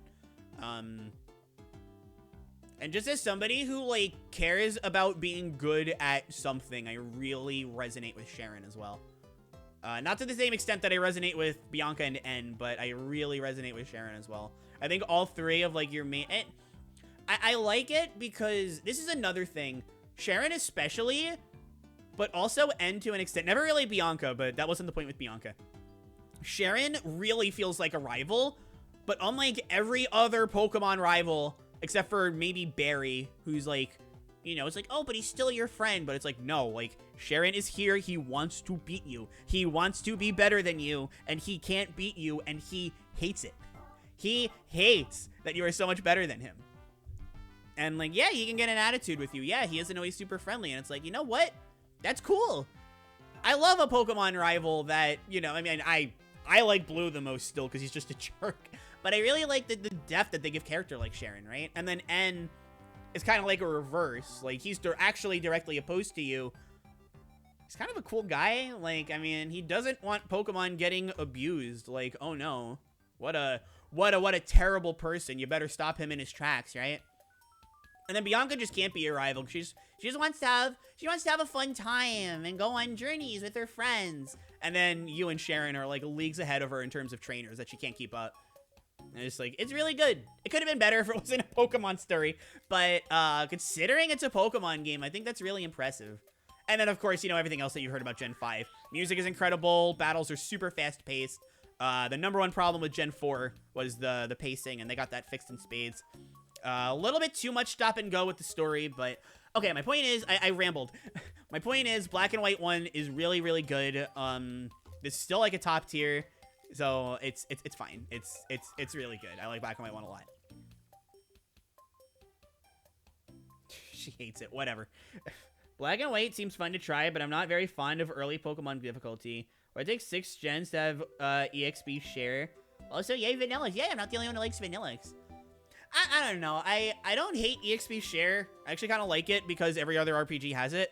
But it gave Pokemon a unique sense of identity to it that I really liked. Also, Black and White did make things a little easier. I don't think these games are particularly easy, but it did make things a little bit easier with curved EXP. Like, if you're under-leveled, you'll get more EXP. And if you're over-leveled, you get less. And I think that goes a long way into making the grind less annoying. Okay, let's see. Partners. Partners had the second jump when both bros are in battle. Did they? Oh, with the babies. Yeah, but you gotta get, like, the X and the Y buttons involved. It felt a little weird to me. It's like how it was in Gen 1 when you were learning what's good and what isn't. Yeah, that's what I like about it. That's what I thought was super cool about it. And, like, we know now, but at the time, when you played it for the first time, it was this brand new experience. You didn't know what was good and what was bad. I'll defend Garbodor. Garbodor's funny. Trubbish is a cute little guy, and Garbodor is a silly little chubby. The trash Pokemon. Yeah. Garbodor and Trubbish. Yeah. It's just so funny how Gen 5 tried so hard not to rely on nostalgia. It got panned. Gen 6 came out, relied really hard on nostalgia, and did great. Why do you think Pokemon's in the spot that it's in now? It sucks, but... And I'm not saying that it's like... I'm not saying, like, it's your fault that Gen 5 failed. Like, that's a little ridiculous. But, just looking at it logistically... Again, I'm not blaming any one person. One person can't make a change this big. It just is something that's how it turned out. Garbodor, if you're talking competitive, Garbodor is really good in, like, NU. And, like, the lower tiers. Because its defensive stats are really good. It just gets mowed by common attacking types like Psychic and Earthquake. Or Ground. Who am I kidding? Psychic and Earthquake. But in the lower tiers, where the power level is lower, Garbodor's defensive stats are, like, really, really good. Best Wishes was the first Pokemon anime I watched, so I absolutely love Gen 5. Gothitelle was probably my favorite from the generation. Alright, here's something for you, chat. Actually, I want to talk about this. Gen 5, favorite starter. Oh, this is always something fun. Is Snivy, Tepig, Oshawott. Mine's Snivy, but, like, man, Oshawott is a little cutie. I like N, but yeah, Getsus sucks. Getsus sucks. And it's a real shame because it completely, like, demines what they were trying to say with N. And it's really unfortunate. This is what I mean by, like, Pokemon writing is still a core problem with the game. No, I just like Blue because gameplay. He's the most, like, he's the strongest for me in terms of making you want to progress through the game.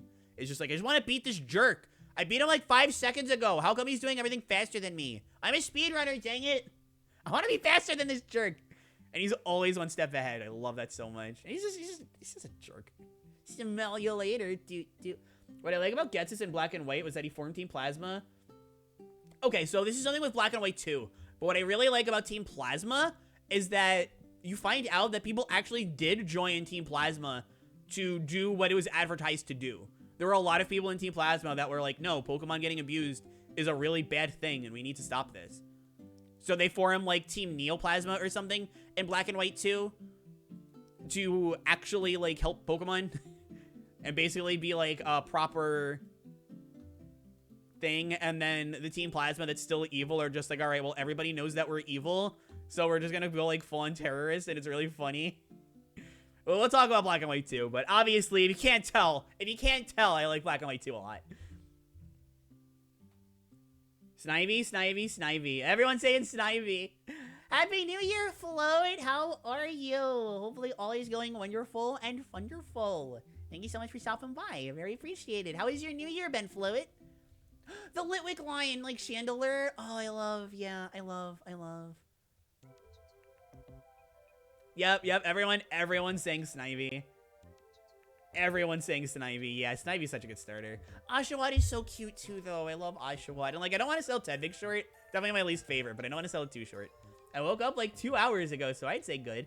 Yeah, I think 2 hours is enough time to wake up. You're still in the phase where it's like, you know, things are comfy. You're awake. That's good. The Litwick line is my favorite ghost Pokemon. It's really good. I don't know. Ghost is such a good type. I don't know what my favorite is. I might be a normie and say Gengar, but like, the Litwick line is so good. They're so adorable. I love them. Oh, Reuniclus is super good too. There's so many good Gen 5 Pokemon. There's just a lot of really good ones.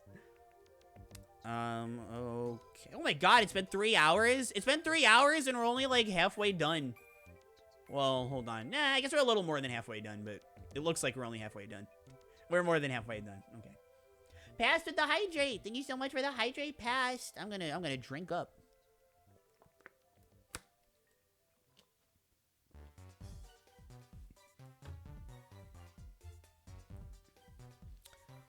Okay, what was next? I already forgot. What was next?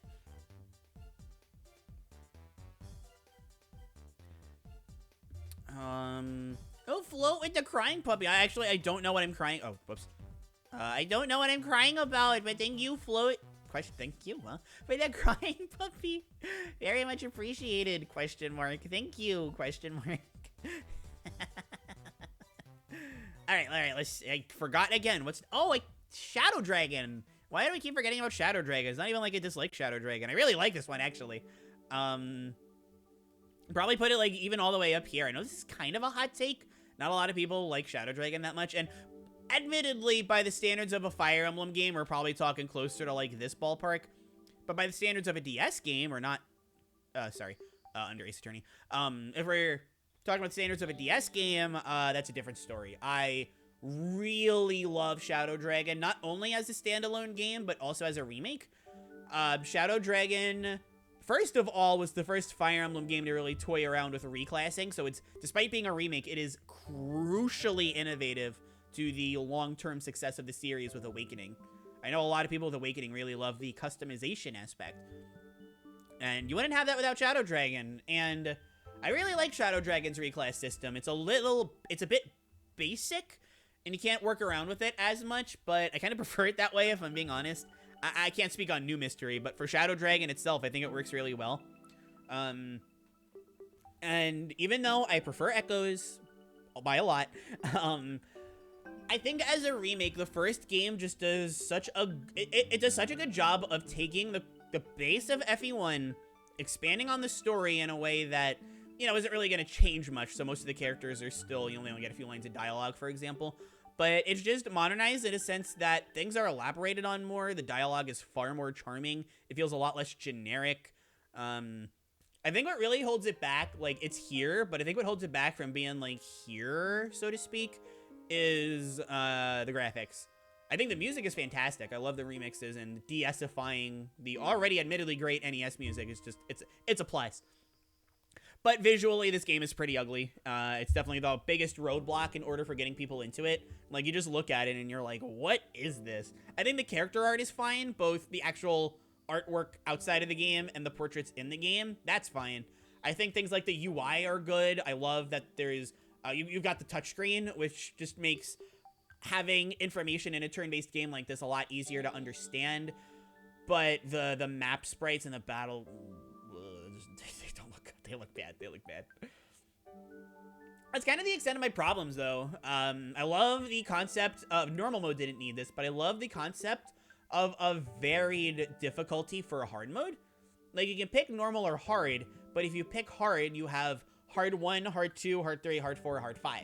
Like, you get this hard mode, but you can adjust how hard it's going to be. The base experience is the same, but, you know, things just get gradually more and more instead of trying to, like, make all of these different difficulties that you gotta balance around. It's like, no, we have, like, a general hard mode, but you can kind of tweak how specifically hard it's gonna be, and I really appreciate that about Shadow Dragon. It's such a simple thing, too, that never came back and always bothered me. And normal mode doesn't have it. Like, if you're just a casual that wants to get into the game for the first time, you want to play it on normal, like, you just get normal. You don't have to worry about it.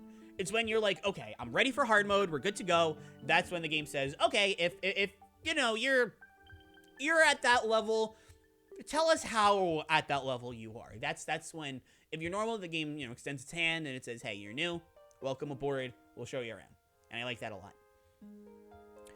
Marth is also really funny in it. Not a lot of people give credit to just how charming of a protag Marth is, and I really appreciate that because we're going through FE3 right now. I love that game. Marth is a complete bedsheet. He has no personality. He's so boring, and the game has so much text that you can't skip. So just constantly Marth being like, what? I'm Marth? That's crazy. And Jagan being like, yes, you are, sire.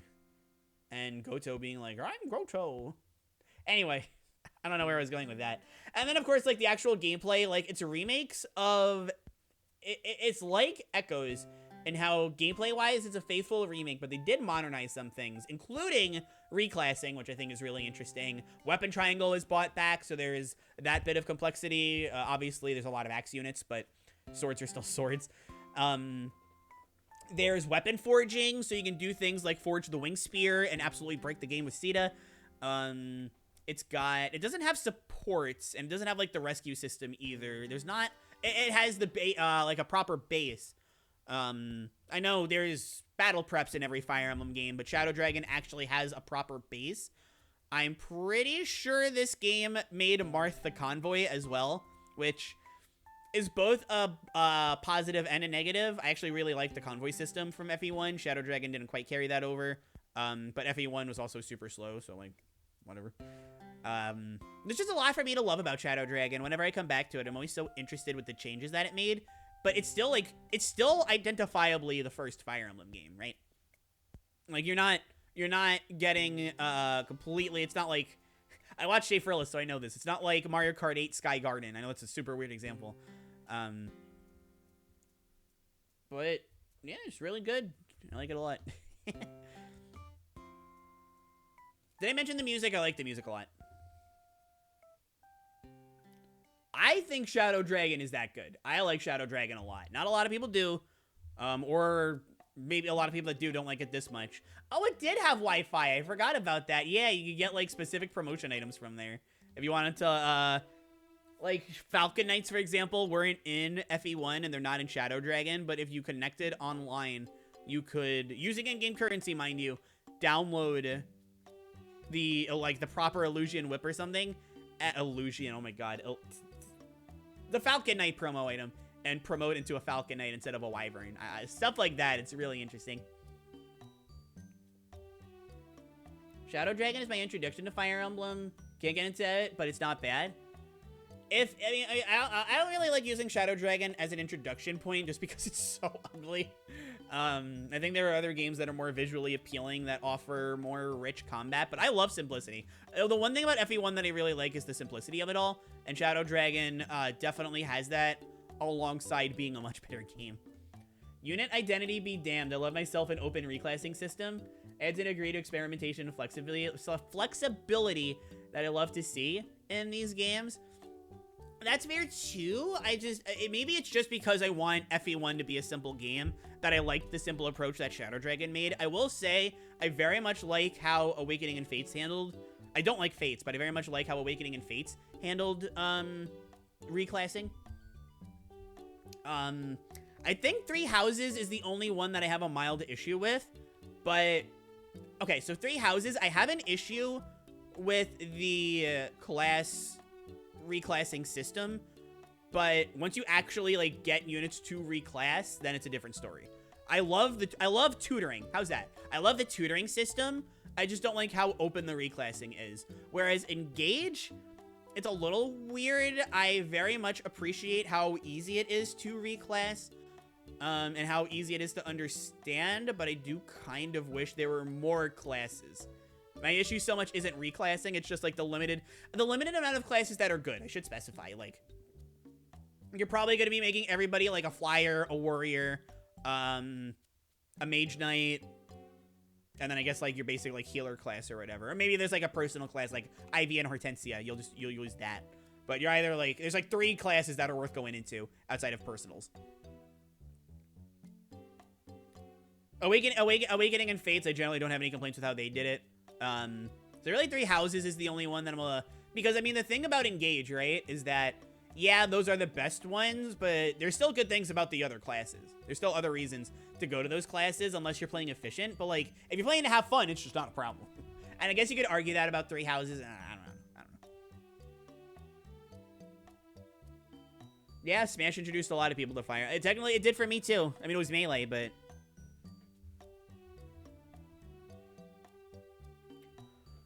okey-doke, that is Fire Emblem Shadow Dragon. Love that game. Okay, this is always a tough one to talk about, but let's talk about Nintendogs.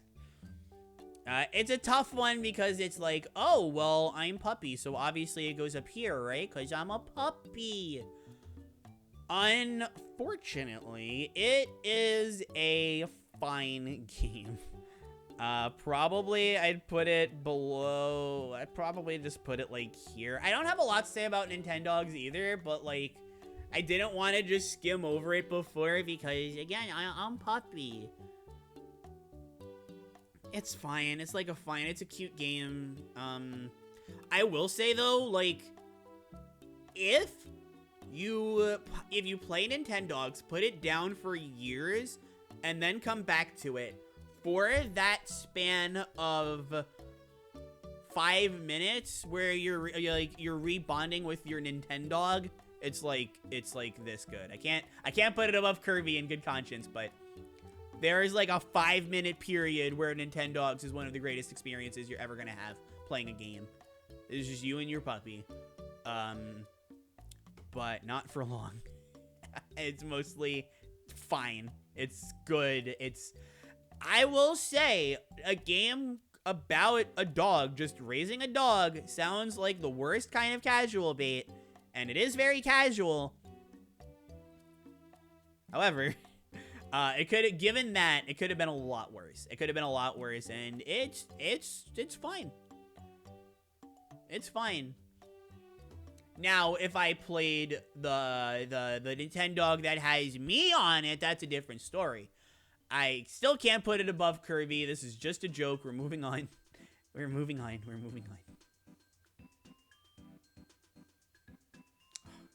God, these dogs are so cute, though. They really are cute. They did pick really good pick. These are good pictures to use as your box art for Nintendogs. God, they're so cute. Look at this puppy right here. What a good little puppy. A little baby. Counter argument, puppy. You're right.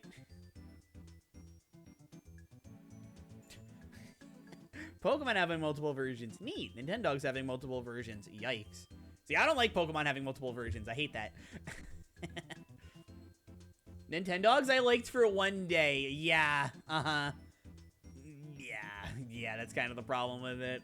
But, I mean, you're also right in Counter Argument Puppy. I used to play Nintendogs every day after school. I lived off of it. I feel like it's similar to Animal Crossing in that regard, right? How you could get really into it, or you just kind of get bored with it. I haven't played it in 8 years. My poor dogs. Okay, do this for me, Miko, okay? Turn the game on. And just reunite with your dogs for a couple minutes. I'm telling you, when you turn your game back on and your dog comes to greet you, it breaks your heart. Well, it either breaks your heart or it really warms your heart. I don't know. It's either gonna break your heart or warm it. I don't know, but still, I gotta play this on stream one day, just because dog, you know. Of course, I'm gonna play this one, of course, but still. Exactly why I'm not into Animal Crossing either. I get that. I understand that. You could even say I respect that. All right. Well, speaking of respect, Partners in Time. Let's rank this one again. You're here when I was talking about. Where is it? Where'd it go? Here it is. Okay. Okay. Well, I couldn't find it, but other than that, if you were here before, you're probably thinking I don't like Partners in Time at all. It's quite the contrary, actually. Actually, honestly, I put it right here. I really like Partners in Time. I thought it was super cool. The one thing that I gotta give Partners in Time over Bowser's Inside Story. Bowser, I love the tone of it all. I think Partners in Time... So, like, Bowser's Inside Story, the final battle was impeccable with its darker tone. But whenever it tried to kind of dip away from being lighthearted and silly during the rest of the game, it could have been better. Partners in Time is, I would go as far as to say, just the single most disturbing Mario RPG of them all. Even more than Thousand Year Door and Super Paper Mario. They might have stronger narratives, but Partners in Time is a creepy freaking game. There's this one part of the game where you go into a forest and you see a bunch of trees, and then you get further into the forest and you see that the toads are slowly having, like, the life force sucked out of them and being replaced with nutrients to become the trees. And the toads are trying to tell you what you gotta do as they're, like, slowly dying and being forcefully turned into the trees. Like, it is really messed up. The combat, I mean, of course, it's a Mario and Luigi. It's still gonna be silly. But this is also pre-Bowser's Inside Story, so it's not super silly. And it kind of knows when to tone it down. Combat's incredible. I don't like the baby gimmick quite as much as, say, the Bowser gimmick. And I mean, Superstar Saga is just fun on its own. That game didn't need a gimmick. I take it... I don't know. I feel like I'd even take it Under the Dream World. Like, it's probably my least favorite partner gimmick, quote-unquote, in the series. But it's a high bar. I also haven't played Paper Jam. I don't like how... It feels like there's a much stronger emphasis on the babies here. Like, they think that the babies are really going to be the selling point. So there's a lot of moments where you have to play as the babies. And I don't inherently mind that. I do dislike that after the beginning of the game, you're never just Mario and Luigi by themselves. I feel like Mario and Luigi adults are undervalued almost. But again, the game is really fun. So it's a problem. And it tones the game down for me. I also really don't like Bowser's sprite. There's too many spikes. He just looks kind of weird. Great music, though. Great music. Oh, there's the Hammer Bro that speaks in Leet Speak. Can't forget him. That's iconic.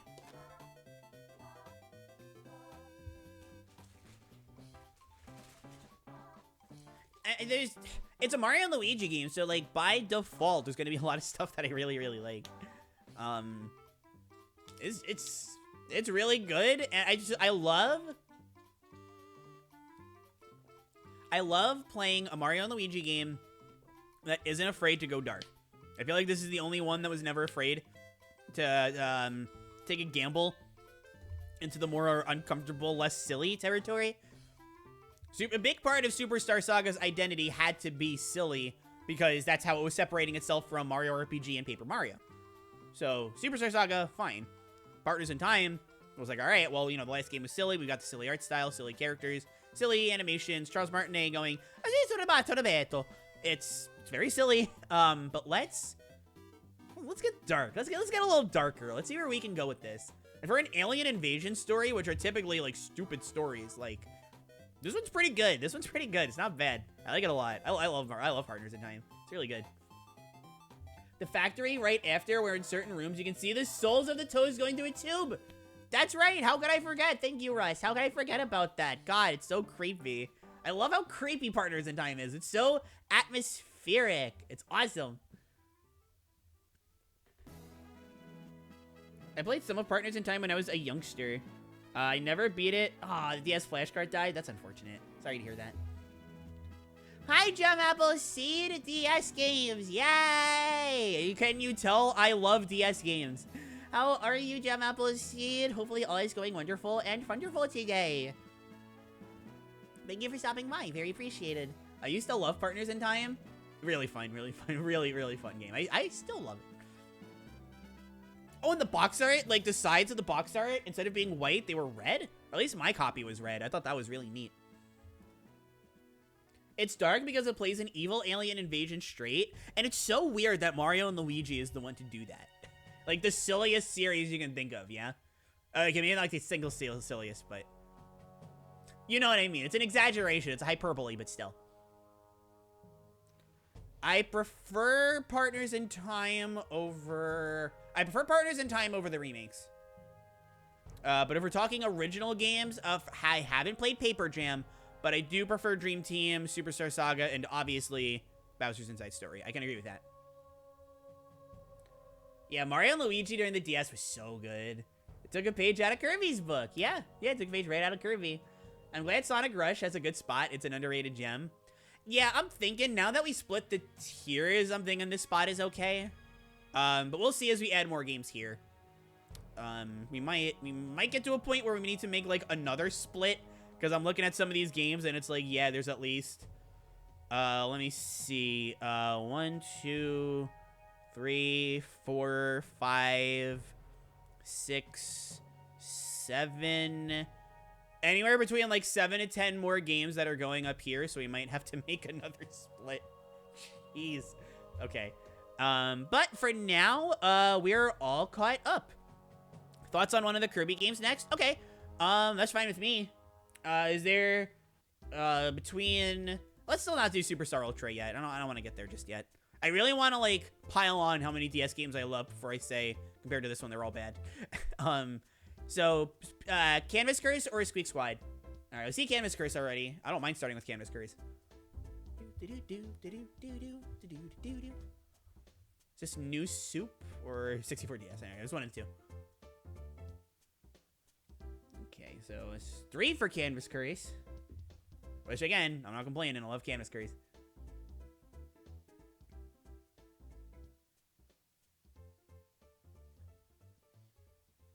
All right, I'm thinking, yeah, I'm thinking Canvas Curse. Okay. Or, I'm sorry, Kirby and the Power Paintbrush. Hi, Andy. Welcome to the stream. How are you? Hopefully all is wonderful and wonderful. Thank you very much for stopping by, and hopefully you're doing great today. I was going to specify, but wanted to leave room for choice. Okay, I mean, I'm fine with the games are going to be ranked by me by the end of the day, so I'm the one talking about them, so I wanted to leave it up to you guys for which one, but looks like I wonder why we want to talk about Canvas Curse more than Squeak Squad. I wonder. So, it's not going to end up like this, but just for a little bit, right. I do prefer it to Mass Attack. Not by, like, a lot, but I do like Canvas Curse more than I like Mass Attack. So, Canvas Curse. Okay, God, we're gonna have to do another split, chat. Oh my God, we're gonna have to split this again. Anyway, all right. So, Canvas Curse. Okay, it is. It's gonna sound weird. I was questioning whether or not I wanted to start with this or not, but I will. It's very funny because Rainbow Curse is a game, but despite that, I cannot think of an experience that quite felt like Canvas Curse to me. It feels so wholly unique as this artistic 2005 game that entirely used the touchscreen, and it never once felt like a gimmick. I just think it's so interesting to... So I just realized, where's the DS logo? There's no DS logo on here. Sorry. Oh, no, there it is. I see it now. It is so unique. And it really felt like the devs said, you know, how can we use the touchscreen? It never felt like you were just using the touchscreen because it's this hot new fad that we got to capitalize on. They said, okay, Kirby doesn't have arms and legs. Kirby is just a ball being controlled by a paintbrush. What can we do? Then just the basis is that the ink moves Kirby around. Tap on Kirby to make them dash. Probably your own substyluses along the way, but hey, that's how it is, I guess. But the levels that they formed around this, the limited copy abilities, which I think was a good call, since it's such a different kind of game. Just limit the amount of abilities you can bring, and how they're used to solve puzzles, how they're used for everything. Really is one of a kind. And then, of course, there's the art style. Like, 3 different things popped into my head. I'm gonna have to remember to talk about all of them. But, of course, there's the art style. It's this... I know they're sprites. They're still sprites, but they're shaded in a way to where they look like 3D models juxtaposed to these obscure paintings used as backgrounds. And I don't know if they're, like, real paintings or not, but it doesn't matter. It's a game where you're stuck inside a world of art. And all the backgrounds that you're in reflect that as paintings of these serene landscapes or this obscure shapes. And I'm thinking of like Mad Mechanism for something that just looks super odd in the background. It's just, again, obscure shapes, but they feel like they fit in a factory. And that just could be my interpretation. It's art, so it's up to interpretation, of course. But it's so interesting with stuff like that. And I know this is a soundtrack that can hurt people's ears, and I'm very sorry if it does, but as a puppy who doesn't get hurt by the soundtrack, Canvas Curse truly is a one-of-a-kind soundtrack. I wish it was less remixes, more original. If it was, absolutely would be one of my favorite Kirby soundtracks. Don't want to talk too long about it, though, because I did for Kirby Month. I guess I could share it again while I talk about the other thing. The other thing are the challenge stages. Gosh, that was Missile, by the way. I love the challenge stages. They have the Ink Challenge, which tests your, Kirby Moth. I'm pulling up Kirby Month 5, sorry. The challenge stages, which either test your jumping abilities or how limited ink you could use. Or not your jumping abilities. That's a different minigame. But they test either your speed to get through a certain area, or they test your limited ink usage. And the limited ink usage ones, I think, really shine. Those are truly the most fascinating ones. Eldrazi as the final boss, incredible. The boss, I do lament for some more traditional Kirby boss fights, but I think I like Kart Race and Paint Roller. I'm not crazy about the Krakow one. That one's a little frustrating, but... And if we're talking about things that I don't like, having to play the game 5 times just to 100% it, not it. That's not it, Chief. But what's good about it far outweighs the bad. I really love Canvas Curse. I don't know exactly where I have it in the Kirby rankings. I'm pretty sure it was number 6 prior to Forgotten Land, so now it would be number 7. Definitely top 10. Mass Attack, I don't know if it's still top 10. It's like barely hanging on, but I don't think it's top 10 anymore. But Canvas Curse definitely still is. I love Canvas Curse a lot. Really good. Hate it. Oh, talking about the soundtrack. I thought you were talking about Canvas Curse. Okay. Oh, we did get a vote for Squeak Squad. Let's talk about Squeak Squad next. Canvas Curse and Rainbow Curse got renamed in Europe. Yeah, because Kirby was foul-mouthed. Yeah. Kirby says a Canvas Curse. Kirby says a Rainbow Curse. No, a Rainbow Curse would definitely be like... It wouldn't actually be a swear word. Kirby would be talking about, like, LGBT rights. If it got renamed because of that, then, like, I'm just saying.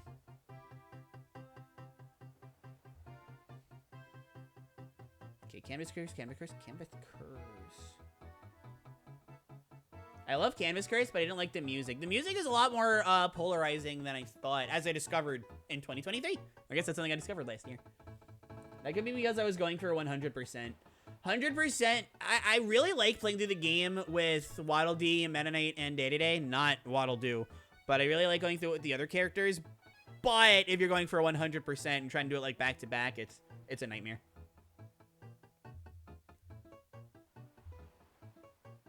Oh, Rainbow Curse has an incredible soundtrack, but there are a lot of original pieces in Rainbow Curse. It is not at all the same as Canvas Curse, not even close. Spawns in. Hello, gamer. Thank you for spawning. How are you? Hopefully always wonderful and wonderful. Thank you for stopping by. I still have Mario for the 64 DS. I wasn't always super crazy about it, but I like it a lot more than I used to. Oh yeah, the final boss with Drossia music, that's so good.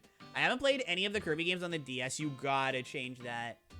I'm not even talking about these two. You know which one I'm talking about. You gotta change that, Miko. Promise me you'll change that. Paint Roller level 3 was really tough. It was super satisfying. The first Kirby game that used a soul boss. Yep, because this was Kumazaki's first game. I'm alright. Okay, hopefully being here will make you feel even better. 2 soul bosses being canon to the series, the other being Chaos Elphalus. Magolor's Soul. Magolor's Soul is a little tricky. I'm pretty sure even in Return Deluxe, they call him Magolor EX, right? In the normal mode. I think so. I could be wrong about that, but I'm like 90% sure. I will change that. Yay! Thank you. I'm gonna be hitting some Z soon when we talk about HDSS. Okay, we'll talk about Squeak Squad, and then we'll talk about HDSS. Yeah, I'm just writing it down so I don't forget, but we'll talk about Squeak Squad, and then HDSS. Oh my god, we still have all these games to go. How long have we been going for? 3.5 hours, and we still have over 20 games to go. God, this is so good. Anyways, Squeak Squad. Well, hey, remember how I said the DS was really good? Let's tone down the positivity a little bit, all right? Now, I know a lot of people would probably put Squeak Squad, like, somewhere down here. I'm not that negative towards it.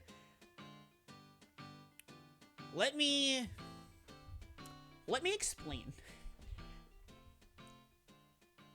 Speedrunning is a concept where you try to get from a game start to finish as quickly as you can. There's a lot more specifics to it, but on a broader sense, that is what speedrunning is. Without speedrunning, I would plop Kirby Squeak Squad probably right here. It's fine. Any percent, the speedrun where you just go start to finish without trying to unlock everything, you're just looking to get to the end credits, Squeak Squad goes here. Sure. Like right there. 100% for Kirby Squeak Squad has changed me. I look at this game in such a different light. It is so mechanically rich. It is so interesting seeing all of the different mechanics that they put into this game, all of the glitches that couldn't get solved that allow you to clear it faster, all of the intended things that you can use to get through and just have an absolute wild time getting through. The skill ceiling for Squeak Squad is really high, and I would honestly genuinely use that to boot it up a whole tier. It went from an upper mid to a genuine high. Now, granted, the visuals are nice. I think they could have done to not just be the GBA games again, kind of maybe done something like what Superstar Ultra did if they're going to be similar, but they still look very good. The soundtrack I definitely have grown fond towards. I ranked it very low in Kirby Month 5, but high bar. That's just because it's a high bar. On its own, music, very good. The mini games I enjoy as single-player experiences. I know Siniko and Savvy did not have a lot of good things to say about them, but I thought they were good, especially the music. The music for them was really, really good. What else? The extra mode is cool. The extra mode is cool because you can do the worlds in whatever order you want. So I actually like that about the extra mode a lot. If you want to get World 9 out of the way first, go for it. It's reminiscent of Amazing Mirror in that regard, but less open. Definitely worse than Amazing Mirror, don't worry. What else?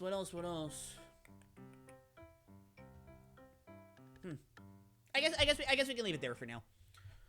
Because if you look at Squeak Squad as a casual game, you could genuinely convince me to put it like here, and you could convince me too. You really could. As a casual game, I don't think Squeak Squad offers very much at all. Me personally, it's a little better. Me personally, I'm attached to Kirby. I put it a little higher. But as a speed game, that speedrun just really... It gives Squeak Squad so much more than I ever could have imagined. And I know you can say that about any game, right? Like, of course speedrunning is cool, right? Have you ever seen a speedrun before?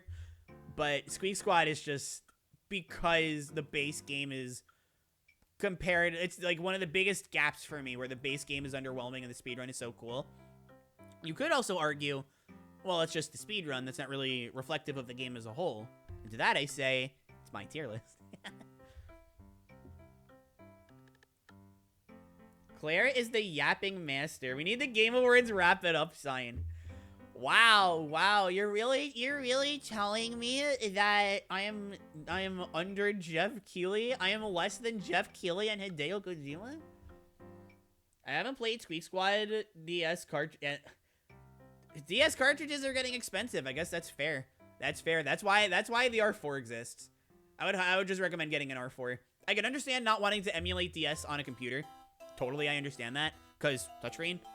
But if you get an R4, you don't gotta worry about that. So many DS games, I know. I know there's so many DS games. I like Squeak Squad. Oh yeah, I don't know. There's no part, regardless, I don't dislike Squeak Squad. I like Squeak Squad no matter what. It's just, it goes from I like Squeak Squad to Squeak Squad is great because of specifically 100%. 100% is like one of the coolest guys. Oh, Metal Percent 2. Shout out to Metal Percent about Fossil Fighters. Shout outs to Metal Percent.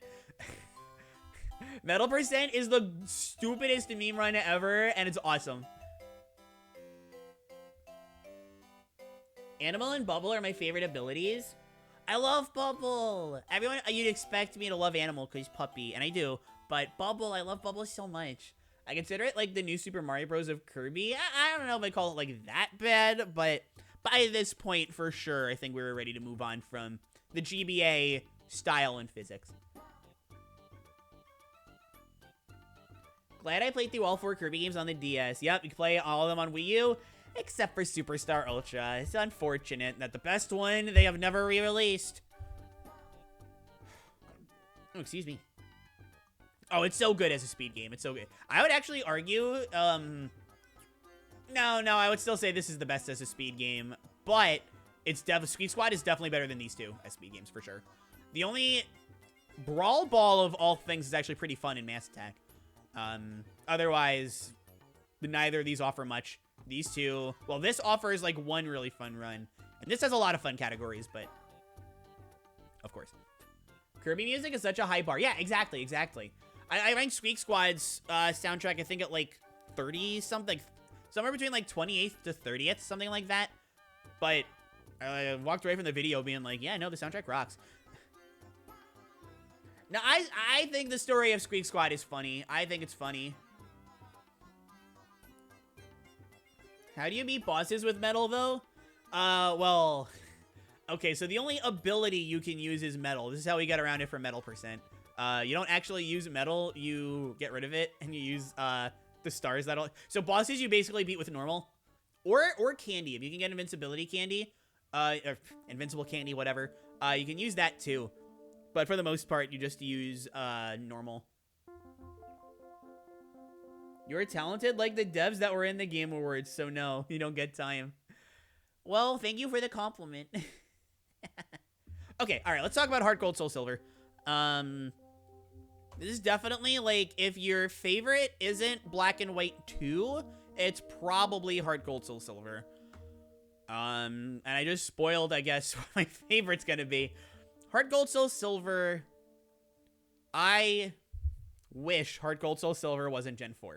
If it wasn't Gen 4, I might actually be one of those people that really likes these games, but Gen 4 just has so many problems.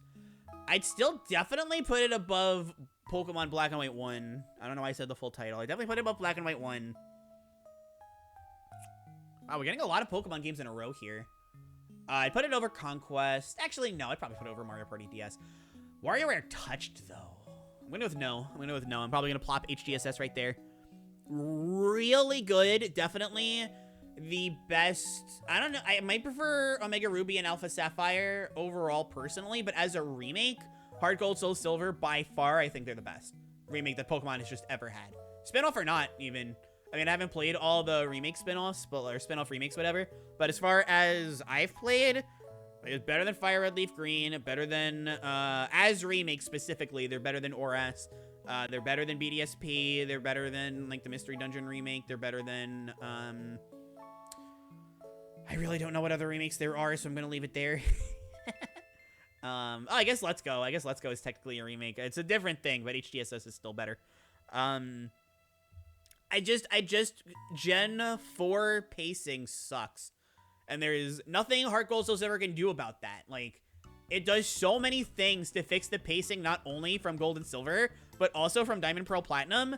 But it's still stuck in being Gen 4. And I just wish it wasn't Gen 4. The only thing that would have maybe taken a hit was the music. Like, Gen 4 music fits HDSS really well. But I mean, Gen 5 music was also, like, really, really good. So, I mean, I don't know. I don't know. I don't know. Ooh, this is Bowser's Inside Story. Yeah, sorry. Sorry. Toadsworth? Sorry. sorry, Toadsworth? Anyway. HDSS, right. So, what did it do to be better than Gold and Silver? They kept the freedom of exploration that you had in the original, but they expanded the story by a lot. Not when I say the story, I don't mean like a black and white kind of story where there's actual story nonsense going on. It's still in the spirit of Gold and Silver because they're mostly expanding the lore on what happened with Ho-Oh and Lugia, Entei, Suicune, and Raikou. There's a lot more going on with Team Rocket with the whole Giovanni thing, which, I mean, they didn't really fix how annoying the Team Rocket encounters are, but, I mean, you can't win them all. They didn't fix the level curve either, but they fixed Kanto. The Kanto gym leaders are actually properly leveled now, and their teams are genuinely interesting, which I super appreciate. You don't just go to Kanto to be bored by it the whole time and lament on how much content is missing. No, it's like, they did a lot more with Kanto. Even go on the SS and during Kanto. It's like, this is really cool. They actually made Kanto worthwhile, which is something I'm really happy about. Because on a programming level, fitting Kanto into GSC was great. On a quality of what you could do there level, I thought Kanto was straight up bad in Gold and Silver. Now Kanto here is, like, just as cool as Johto, which is awesome. The sprites for HDSS are incredible. The 3D cutscene for Ho-Oh and Lugia, those look incredible. They're so good. And again, I know I was just talking about the music before. I think the music would have been fine for Gen 5. I think we still would have been good. But that doesn't mean the music here isn't incredible as it is. Gen 4 is good for one thing. It's vibes. I don't think they're particularly hard games, but they're Pokemon. I don't think them being easy games is a problem at all. There's really good games. They're just really good games. I guess there's still the fetch quest when you get to Kanto for Misty. That's a little unfortunate. Personally, I'm not that crazy about Silver as a rival, but they did do a lot for him in HDSS. If I think about a lot of the things that I like about Silver, I'm probably thinking about Heart Gold Soul Silver, except for the whole Golbat Crobat thing. That was a good touch in Gen 2. Like OG Gold Silver Crystal, and that's good. I am not a big fan of Gold Silver Crystal, of the older Pokemon games. They're not my least favorite, but they're really down there. I don't like them very much. Heart Gold Soul Silver did so much to fix what my problems were, and I gotta give it all the credit. I just wish it came out a generation later, although we probably wouldn't have gotten Black White 2 if that was the case, and we'll talk about that game. But HGSS really good. I like it a lot. I like it a whole lot. Also, it gave Ho-Oh Brave Bird, which made it really good in Uber, so thank you.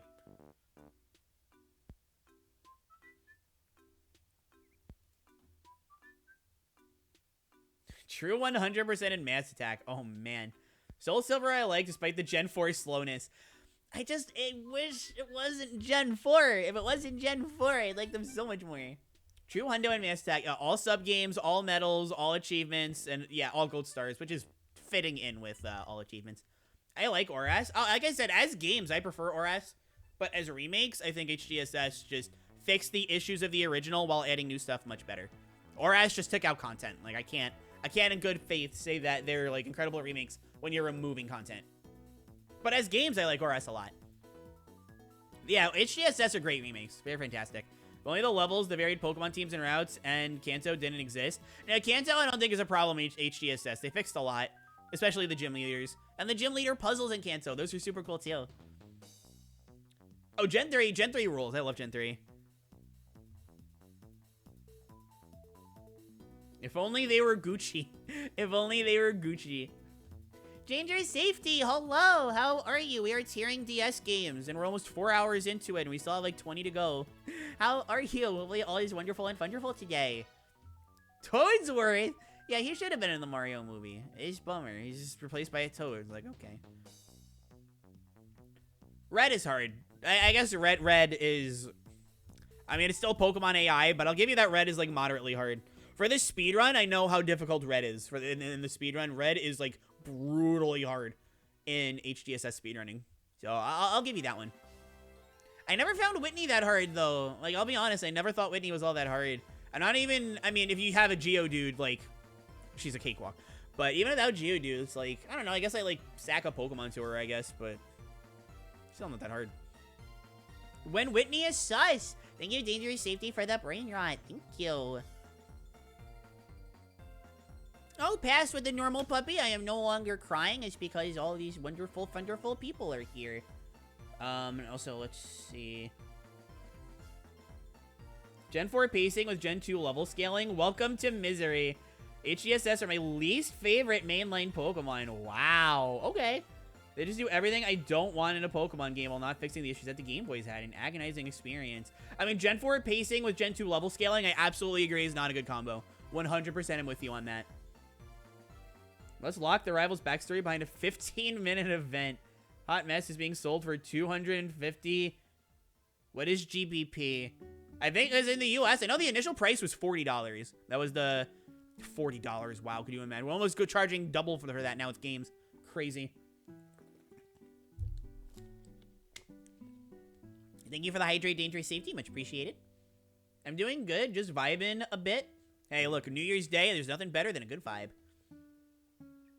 Oh, the trade Machop? Yeah, I forgot about the trade Machop, but yeah, that's true as well. I beat Whitney, like, third try. That's not bad. That's pretty good. Now, they did up the level of Red's Pokemon, and they also replaced Espeon with Lapras.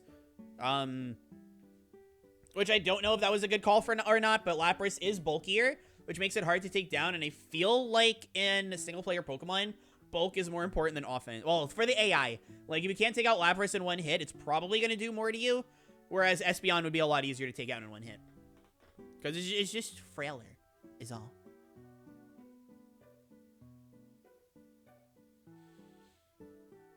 Okay, how many games do we've got left here? Oh, we don't have 20. That's awesome. 1, 2, 3, 4, 5, 6, 7, 8, 9, 10, 11, 12, 13, 14, 15, 16, 17, 18. All right, we've got 18 games left, chat. Wow. Oh, my God. We're actually doing it. We're nearly done. We're nearly done. Holy cow. Holy cow. Holy cow.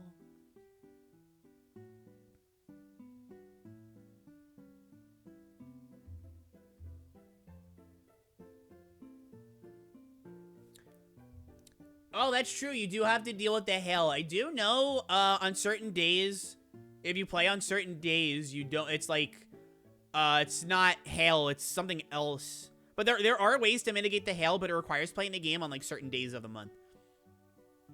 So that could be a little tricky. Where is Tycho DS? I never played Tycho DS. Sorry. It's up here somewhere though. Here it is. There's Tycho DS. Under the never played. Never played. First name, last name. Hello. Welcome to the stream. How are you? Hopefully all is going wonderful and wonderful with you today. Hope you're doing great. Welcome to the stream. We're tearing DS games, and we're trying our best. Oh, it's bedtime. Good night. Thank you so much for being here for the tier list. I'll post this. Well, I mean, you can watch the stream archive, of course. I won't private this one. But I'll post this on like socials and Discord and stuff, so you can see it somewhere like that. When we're done. I'm on mobile, so I can't tell what any of these games are. Yeah, oh my God, that must be miserable. I'm sorry. Well, I'll tell you this much. The bottom game is Wario Master in Disguise. So there's that.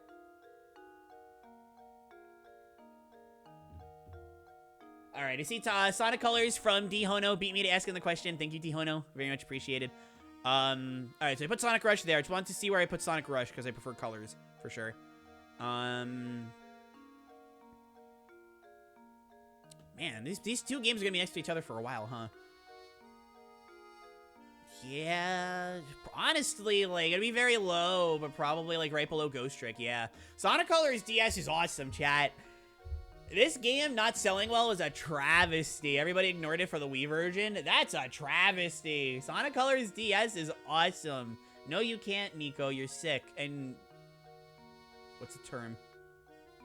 Lactose intolerant. Anyways, Sonic Colors DS is awesome. I love Sonic Colors DS. What a great... It's Sonic Rush 3. I can't speak to how it compares to Adventure, but compared to Sonic Rush 1, I just think it's so much more fun because you still have the fast-paced gameplay of Sonic Rush, but with a lot of the ideas from Sonic Colors.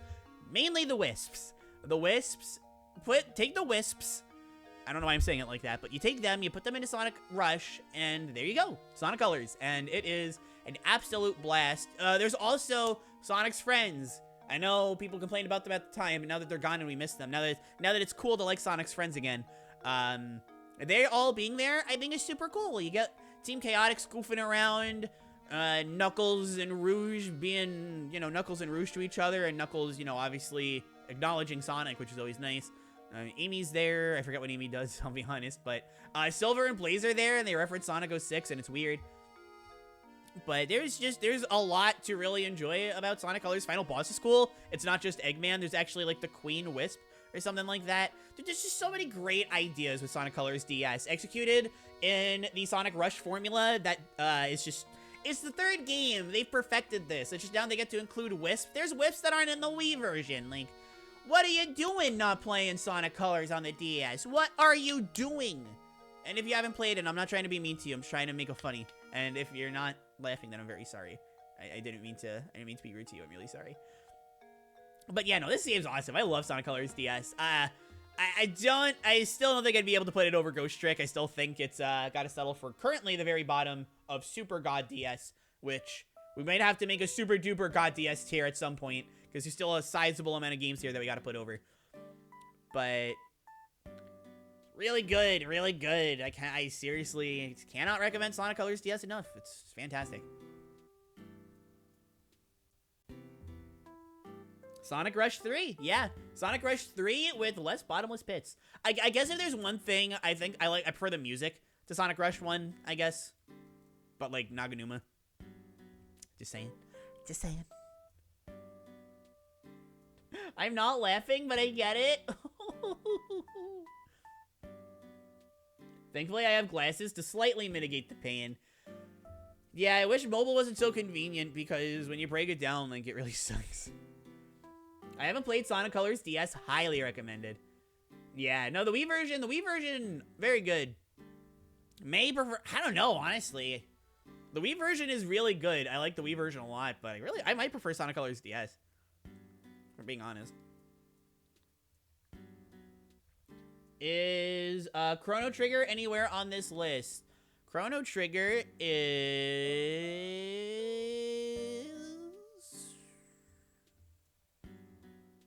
It should be here somewhere, but I can't find it. But if it is on here, then Chrono Trigger DS, I've never played. Never played. So there is that. Sorry. Sorry, last name. Sorry. Sorry, FNLN. Sonic Rush is goated. It's really good. Sonic Rush is really good. I always liked Sonic's Friends. I didn't mind them either. But then everybody was like, oh, they're so annoying. And at the time, everybody was saying that. So I was just like, okay. And then everybody that grew up with those games are like, Sonic's Friends are the best. I played it on an actual DS. Yeah, I mean, all of these games I played on an actual, like, physical Nintendo DS. Oh, a DS Lite. I haven't played all of these on a regular DS Fat, but I played them all on a DS Lite.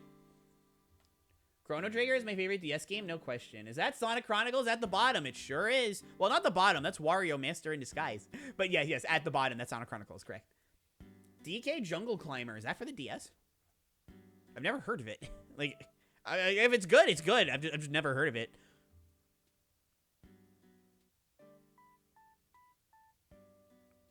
And I don't see a Donkey Kong game here anywhere either. I mean, it's just this tier list. I'm sure it's there somewhere. Maybe I just missed it. But, okay, that is Sonic Colors. Oh, sorry. What game is this? Big Brain Academy. Heck yeah. Oh, sorry. Okay.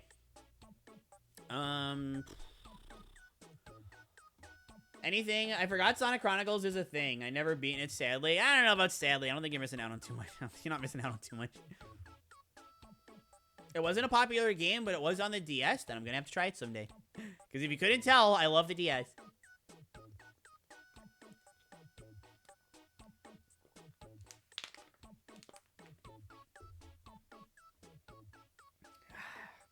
It could have been cool. It could have been cool.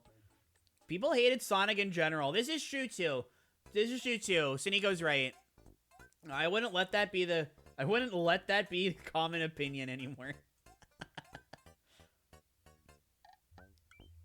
Yeah, I don't know what happened to the common opinion on Sonic Colors. Like, it came out and people loved it, and then they were like, it's a Saturday morning cartoon, and now they hate it or something. Which, I mean, I don't know. There's a lot to be said. Thank you, Kia, for the hydrate, by the way. Very much appreciated.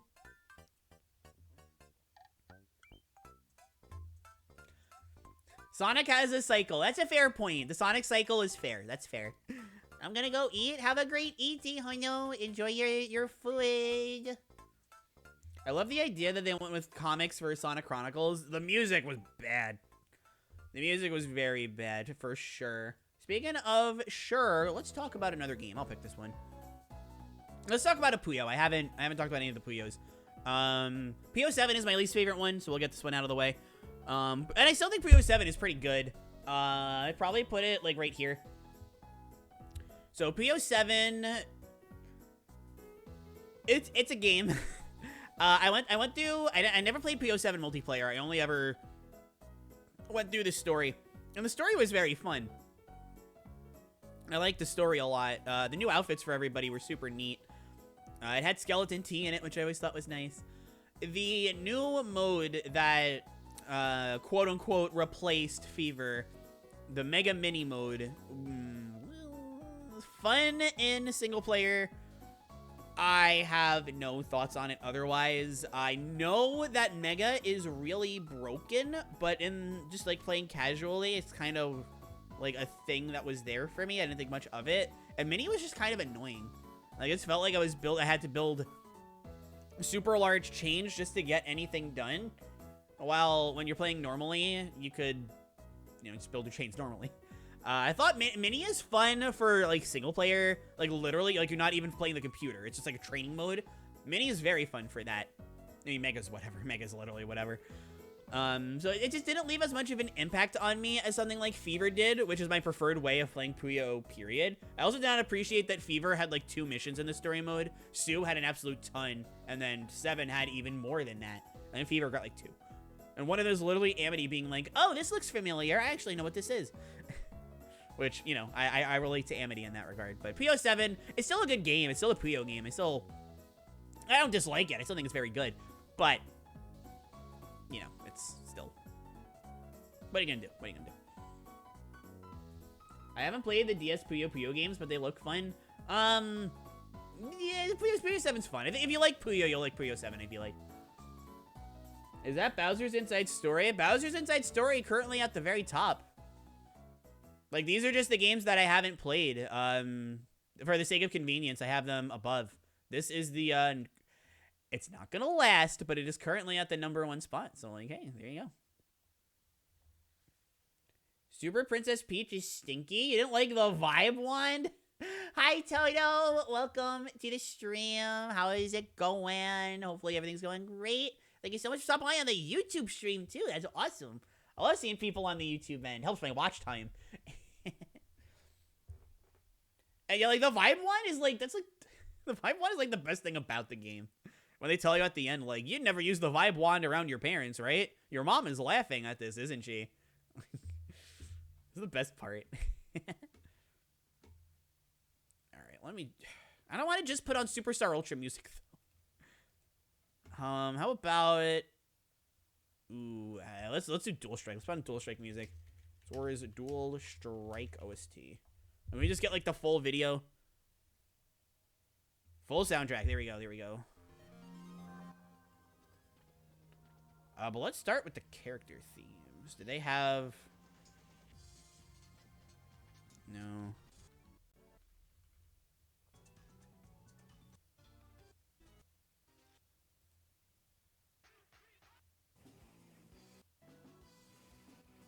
Oh, Jake's theme is so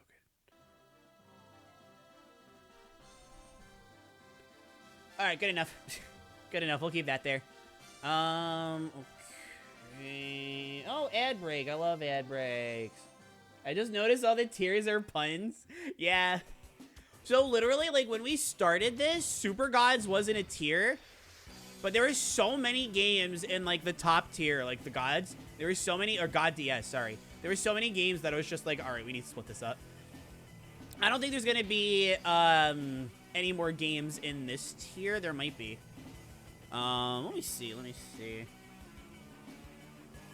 Actually, okay, we might have to split up this freaking tier too.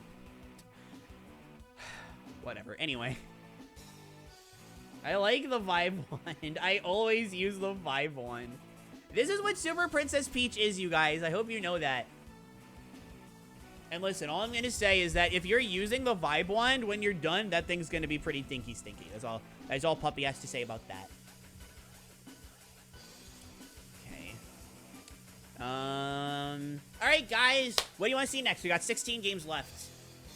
I like the vibes that we've got going on. These are still good vibes. So what do you want to see next? Are you doing 3DS games at some point? So last year, I actually did every other Nintendo console except for Virtual Boy. I did all of the others, and the DS, which is something I wanted to do later on because I knew it was going to be this big, ambitious quote unquote thing. So I'm thinking maybe towards like June or July, which would have been like the 1 year point, I'll revisit DS and the others. And in that meantime, I'll probably have played a ton more DS games, so we'll have to revisit these too. But that's neither here nor there. Should we save Superstar Ultra for last? That's on you guys. But I do see some other votes, so let's look at these. Everyone likes the Vibe one. Okay, yeah, so we'll do Harvest Moon DS. We'll do Ace Attorney 2, Justice for All, and Platinum. Okay.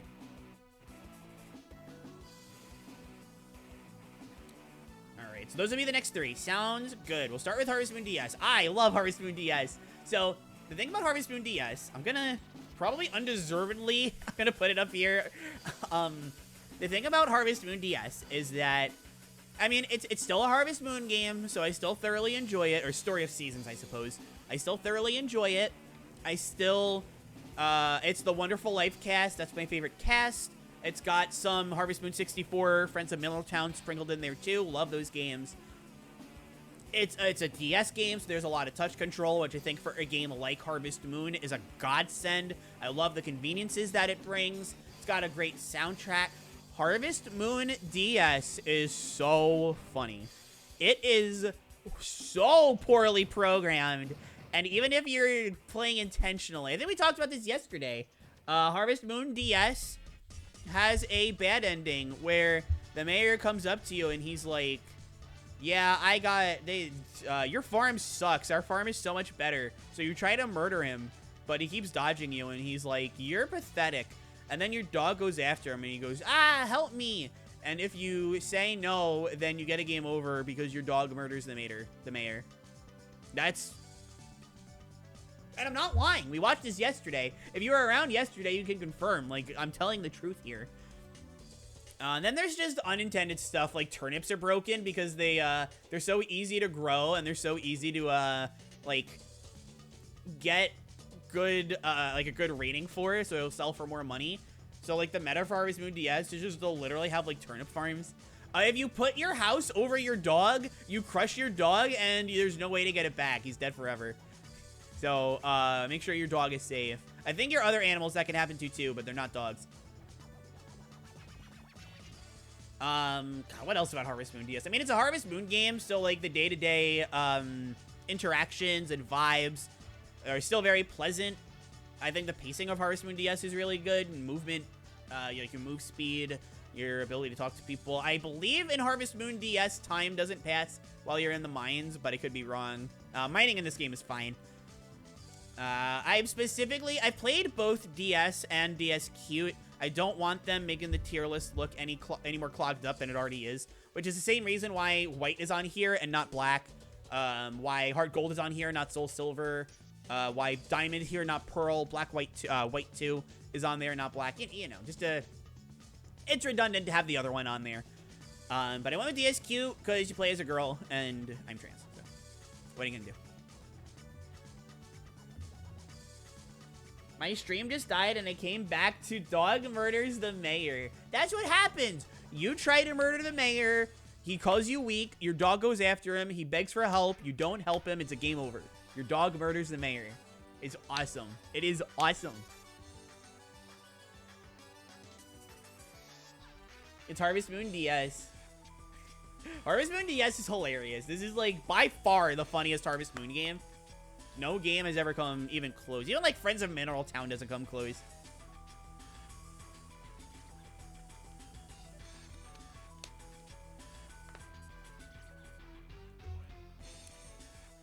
Okay, so what we got next? Oh, Justice for All. Okay, Ace Attorney 2. So Ace Attorney 2, Justice for All. Where is it? There it is. Here, you know what? Let's move Apollo next to it. Just makes it easier for me. So Justice for All is a bit unfortunate because unlike Phoenix Wright, Ace Attorney 1, and Ace Attorney 3, Trials and Tribulations, there's only 4 cases. And unlike these 2 games, I actually don't like one of the cases. Case 3, everybody's talked about it. I don't hate it. I actually think it's kind of underrated, but especially when they get to things like the actual specifics of the murder, I'm like, really? There's no way. It's not as bad as like Seesaw Effect, but it's also not so out there as Seesaw Effect to make me laugh at it. And the first case also is pretty bad. I don't dislike the first case, but it's also so nothing, and the fact that Amnesia is a plot point. Derry! Oh my gosh, thank you so much for the raid. Thank you. Fluffle is the best DS game. I wish. But thank you so much. Oh my gosh. Here, let me give you a shout out. I know mods are here, but let me see if I can beat them to the punch. Derry! What were you playing, Derry? Dino Crisis! Dino Crisis is awesome. And also, Nat, welcome back. Hello again. How are you? Hopefully all is going wonderful and wonderful for you, and of course for Derry and everybody. Embray, hi! How's the ranking going? Things are going good. We still have like 15 games left, even though we've ranked all of these, and I'm gonna have to split the top tier again because there's so many DS games that I love. I got eaten by dinosaurs? Oh no, that's so sad. Were you at least filled with all of the proper nutrition that a dinosaur needs in order to survive? Kia, thank you so much for the happy puppy. Thank you. I'm so happy because we got raided and everybody is here and everything is great. When I played it, I thought Justice for All was the first game. Yeah. Yep. I mean, it was actually, I played Justice for All first as well, but I stopped. I only got to like the beginning of Case 2 before I was like, yeah, I'll play it later. And I didn't. I am full of sodium. Is sodium good for dinos? Anyway, point being, first case is weak, third case is whack, second case is alright, fourth case, best in the series. But it's still Ace Attorney, so there is another game going in this tier. Okay. So better. Actually, I don't even know. Probably I put the second game here. Very good, but carried by the fourth case, which is so good. I'm just saying, if you get a not guilty verdict in that fourth case, you miss the point. Dinodium, that's awesome. Everything is awesome. I'm just gonna keep saying everything is awesome. This game was written in 3 months. Yeah. Yeah, there was gonna be a fifth case, but they couldn't include it, so they put it in just the third game. I've heard about that. I need to play this game now. I know you're talking about Harvest Moon DS or DSQ, and you are correct. You absolutely need to play Harvest Moon DS for sure. DS or DSQ, it doesn't matter. They're both really funny. But okay, that is Ace Attorney 2, and that leaves, what is PI? What is PI? PI. Oh, platinum. It was PL. I'm stupid. Okay, so I'm gonna take a bit of a charge here. And before rating platinum, or tiering platinum, I'm gonna tier diamond. I don't like it. And I'm going to... There are other things that we could talk about. I'm gonna take this, I don't know if you've ever heard of Imported Cheese. Pokemon YouTuber, excellent. I'm gonna take this from him.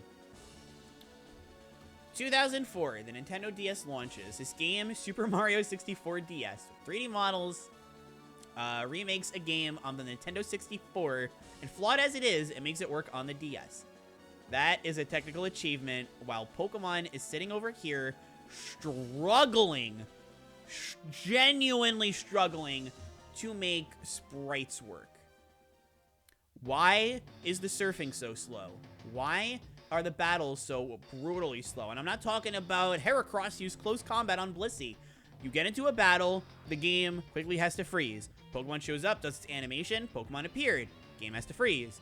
Go this Pokemon, game has to freeze. Get up the menu, pull up what you gotta attack, game's gotta load it. Select your attack, game's gotta freeze. Pokemon use this attack, game has to freeze. HP goes down brutally slowly, game has to freeze. Pokemon either used its attack or fainted, whatever. It's every little thing in Diamond and Pearl takes forever.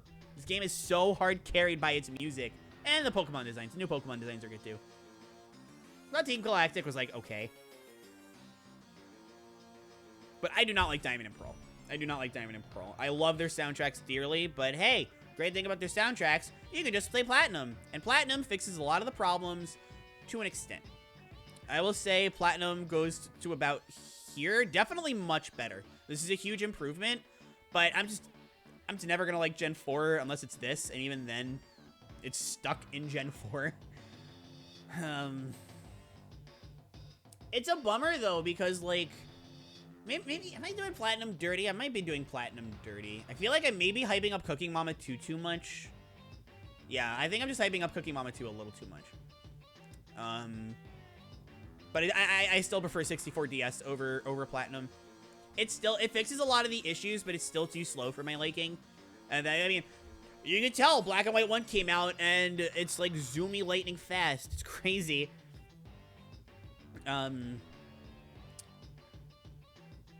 Love the new designs, though. New Pokemon designs are really cool. Some of them, the new evolutions are weird, but like Tangrowth is great. I love Tangrowth. I love Weavile. I love Mischievous. I'm trying to think of other ones. Alright, I'm not gonna lie, I actually kind of love Licky Licky as well. I think Licky Licky is like really funny. But even ignoring them, I think there are a lot of good new Pokemon designs. Pokemon designs aren't my problem with Gen 4. It's the pacing.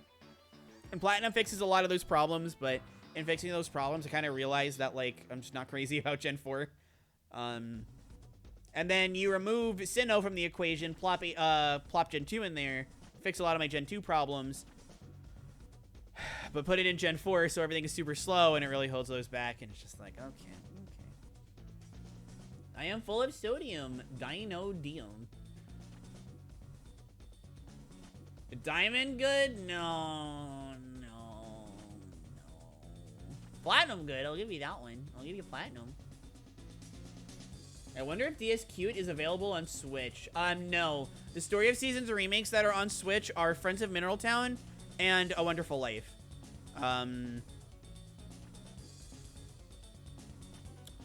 I know that the Super Nintendo Harvest Moon and 64 are Switch Online. You get those. Darkrai's really good. The Chimchar line, that's it for Gen 4. I love Empoleon, the Piplup line. If we're talking starters, that's actually the only one that I like. But I mean, there's stuff like Luxray, Staraptor, Lucario, Liggy. I saw a comparison between Gen 3 health bar dropping and Gen 4. I was kind of shocked. It's really surprising. Oh, Galado's Gen 4. Galado's really good too. Gen 4 runs at 30 FPS. I'm normally not like super judgmental of frame rates. It doesn't really bother me. But when a game is running like this slow, when a game is running this slow and it's only running at 30, it's like, come on. The surfing, I'm shocked that when I found out that the surfing was 30 FPS, I'm like, really? It's not like 5? I was surprised. But again, Platinum's much better, but I'm just really not into Gen 4. Oh, there's only one Pokemon game left. Look at that. Oh, we're actually caught up. Okay. All right, well, it's that time again. It's that time again, gamers. What do we want to see? What game do we want to see next? We've got, I think we're down to, what, 12 or 11? 1, 2, 3, 4, 5, 6, 7, 8, 9, 10, 12. Okay. I'm a DK64 fan. Ooh, more power to you, my friend. I don't mind slowness, but slowness in a platformer is different from slowness in an RPG. That's fair, especially a platformer that's more about, like... Well, I'll be honest, I definitely... this ballpark is where I would put Donkey Kong 64. I don't know if I put it above or below Diamond, though. Here, I'm going to take the initiative, actually. We have 4 Professor Layton games. Let's get one of these out of the way. Let's because Layton is a series. Well, I don't know about Last Spectre. Never mind. But I do think as I don't know. Okay, let's talk about it. This might be a hot take. Let's talk about my least favorite Layton game, Diabolical Box. And even Diabolical Box, I really like. I'm gonna put it. We're gonna have to split this tier up. I hate when these take up like more than one. Diabolical Box can go like in between Mario Kart DS and Puzzle League. You know, I'm gonna actually not gonna talk much about Diabolical Box yet. We'll come back to it. I also want to rank Curious Village, just because Curious Village was the first. So let's rank Curious Village. Which this Curious Village can go like underneath Electroplankton. I think that's fair. I like it more than Diabolical Box, but okay, so for those that don't know, Professor Layton. Oh no, YouTube. Is anyone talking on YouTube? I'm sorry if you have been. I actually thought the Gen 4 designs were weak overall, save for Roserade. I forgot about Roserade. Roserade is awesome. Also, Yasuo, hi! How are you? I'm super sorry if I missed your message before, but how are you? Hopefully, you are doing great. I'm very sorry. I liked Curious Village. Yeah. Let's talk about Curious Village. Okay. So Curious Village is let's actually like talk about the game proper. So it is a very charming level 5 game before level 5 became level 5, you know, modern level 5, where you're this professor who is really good at solving puzzles in a world where all people care about, evidently, are solving puzzles. So the core of the gameplay is just that it's like a point-and-click puzzle-solving game. It's a really nice combo. What has made Professor Layton stand out was its art style. It's... How do I want to say it? It's like everybody in the world of Professor Layton loves solving puzzles, and they always find out these really interesting ways to morph that into the story, right? It's always nice to see games that use the story as a backdrop for the gameplay, and Professor Layton does a good job with that. I think that's the big thing that I prefer about Curious Village. When we get to Last Spectre and Unwound Future, 2 games that I like more than Curious Village, they're bigger and grander than Curious Village. But what I like about Curious Village, is how many times will I say Curious Village, is that it is so much smaller in scope. The biggest thing that happens in this game, it sounds pretty big out of context, but Professor Layton and Luke, his assistant, almost get run over by a Ferris wheel. That's really the biggest thing that happens. In Diabolical Box, you solve this town crisis about this father who misses his daughter and is fading away. Unwound Future is about solving time travel paradoxes in London. Last Spectre is solving... Well, I guess the Last Spectre is a little bit smaller, I suppose, but... I like how small Curious Village is, even if it's not my favorite. Diabolical Box did add the ability to, like, take notes inside of the game itself, which is really helpful. But Unwound Future kind of took it a step further and kind of, you know, just had, like, the perfect note-taking system. So, Diabolical Box doesn't really... obviously, these are still great games. This is the high tier, and I put them both here. They're still great games, but I do prefer the other two. Must leave the chat. Goodbye, first name, last name. Superstar Ultra better be high. Yeah, like there's any doubt about that one. Unwound Future was great. I don't really like time travel stories, but Unwound Future was great. Well, we'll talk about that one eventually. Speaking of, though, what do we... 1, 2, 3, 4, 5, 6, 7, 8, 9... Oh, is this 10? 1, 2, 3, 4, 5, 6, 7... Oh my god, it's the final 10! Oh my god, we made it! We're almost done! We've been going for 4 hours and 15 minutes, but we're almost done! What next? What do you want to do next, chat?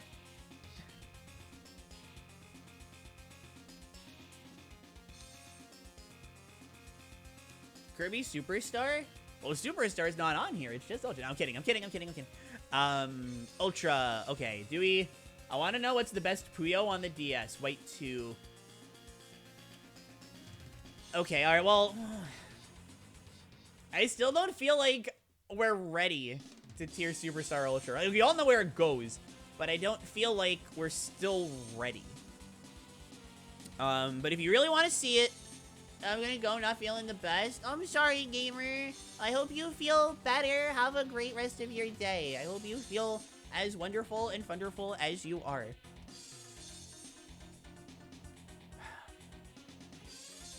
But if you really want me to, I can do Superstar Ultra. Because like I said, we all know where it's gonna go. But we can also do, what were the other two? White 2 and Puyo. Okay. We'll do those first, and then we'll see how I'm feeling about KSSU. So Black and White 2. Better. Whoops. Better.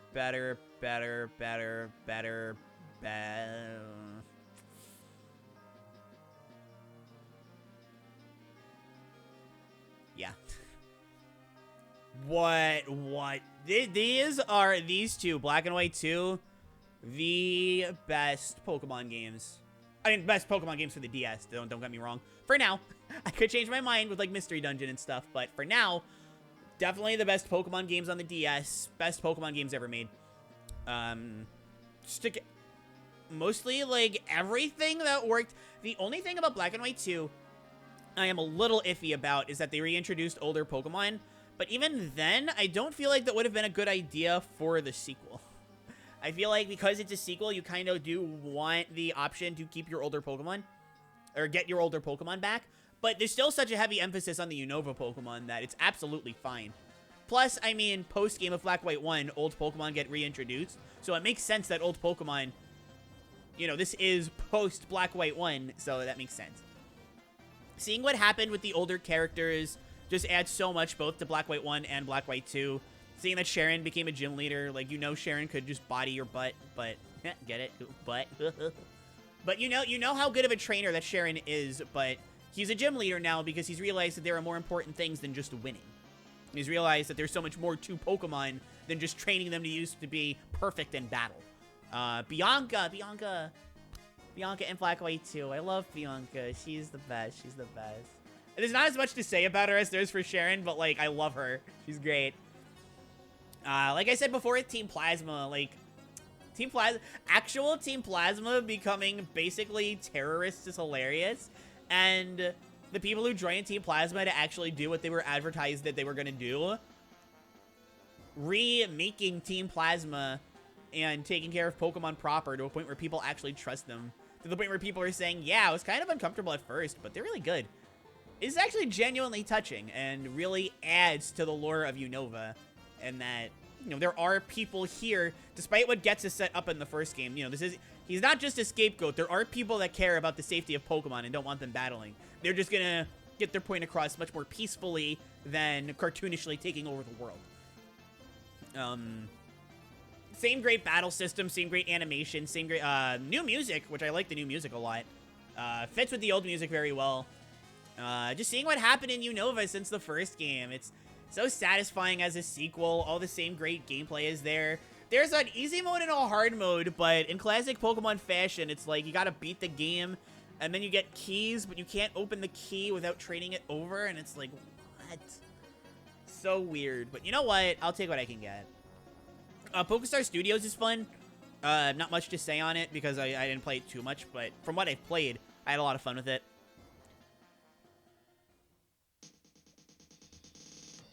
It's just really good. It's just really good. I like Black and White 2 a lot. These are really good games. We're doing Puyo next, Derek, so no worries. I got your back. The sequels are better. Difficulty in Pokemon never explored again. If there is absolutely the easiest improvement you can make over Black and White 2 is just making difficulty normal. Not having this stupid key system that is just so weird. But what are you gonna do? They added EXP share into Gen 6 and you can't turn it off. Which, I don't mind it being there. Wait, no. You can turn it off in Gen 6. It's Sword Shield. That's the one that started. You can't turn it... Yeah, you can turn it off in Gen 6, right? Or am I wrong? I don't remember now. I just remember not liking X and Y very much. That's about all I can be bothered to remember. Okay, so X, Y, and Sun, Moon, you can turn it off. Sword, Shield, Scarlet, Violet, you can't. Gotcha. Okay. Okay, so what game are we going to talk about after Black, White 2? Not Superstar. Oh, Best Puyo, right. That's Puyo 15th, for sure. Puyo 15th... It's not quite as good as Puyo 20th, which is on the DS, but I only played the Wii version. But I'd still honestly say Puyo 15th is like... Oh, whoops. I'd still... Nah, I won't worry about that. But Puyo 15th is still super duper good. So the thing about the anniversary Puyo games that makes them so incredible is that over the years, Puyo has introduced a lot of different game modes. It's not just Pop 4 Puyos get a chain. That's the core of it. But there's the Puyo 1 style, where everything is a lot more stiff. You attack your opponent and there's nothing they can do about it. Spinning is a lot more limited. Color RNG is different. Damage is different.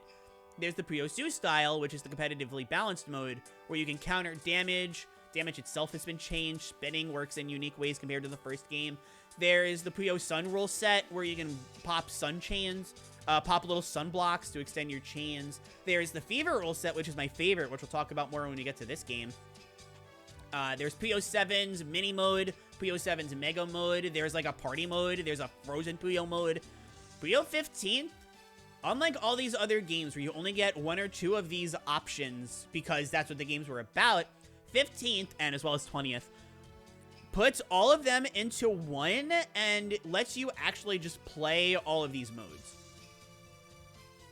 And you really realize just how fun of a game these are. Especially if you're not, like, particularly, good at it. I think if you're not good at Puyo, like, genuinely Fever is a great place to start. Just because...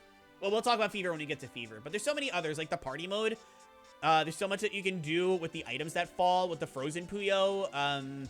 You can kind of see structures of a chain before popping it to kind of help you learn about it.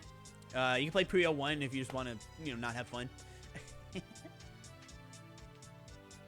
I love Puyo 15th, and the stories are all super silly. It's like, if you win, you can make a wish, and it's any wish that you want. And I always remember Sig is like, I want the best bug collection.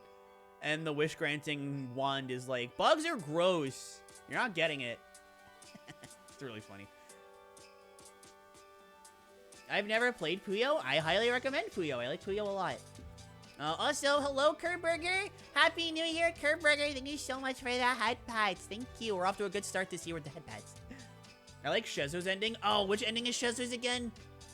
I remember Lemrez's. It's like he wished the ocean was made of chocolate or something, and it's like, the world would fall apart if you did that. So, sorry, pal. But what was Shezo's ending again? I don't remember. I remember Oshade's, because that one was actually like serious and touching. Satan's ending is that I wish I could school all these kids in Puyo, and it's like, all right, you're a teacher now, have fun. And then I think in like Puyo Tetris or Puyo 20th, he calls back to it. He's like, I've been a principal at a school. Or maybe it's Puyo 7 that says that, I don't know.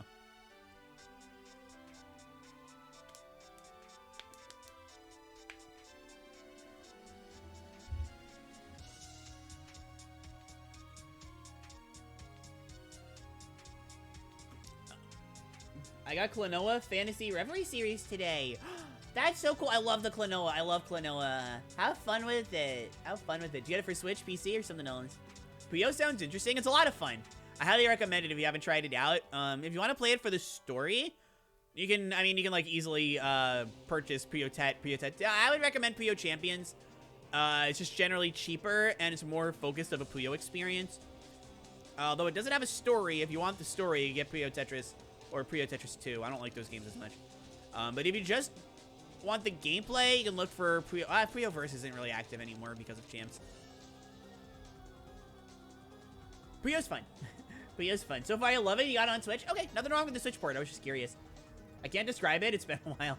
I mean, that's Puyo in general, though. I can't describe it. That's totally fair. Have you heard they're doing a new Mado Monogatari? It's super odd. I don't know why they're doing it now. Okay, I also want us to be limited to 1 per franchise, so I'm gonna do... We'll do Ace Attorney in chronological order and not Layton. Will be funny. So I'll do Trials and Tribulations, which I can tell you right off the bat. Where's Ace Attorney 1? Okay, so I definitely like it more than Ace Attorney 1. Probably more than Elite Beat Agents. Do I like it more than Mass Attack? I don't know. That's a tough call.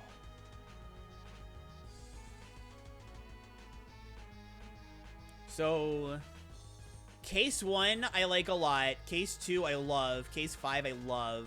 Case 4, I want to love, but it's problematic in ways that I really don't appreciate. And Case 3, I'm not crazy about either.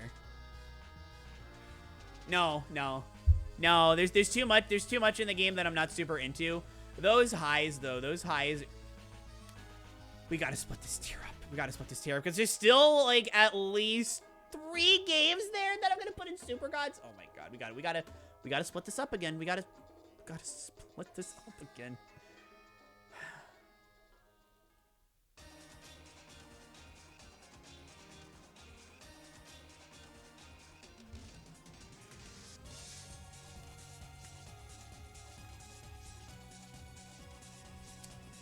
Okay, what's the cutoff gonna be this time?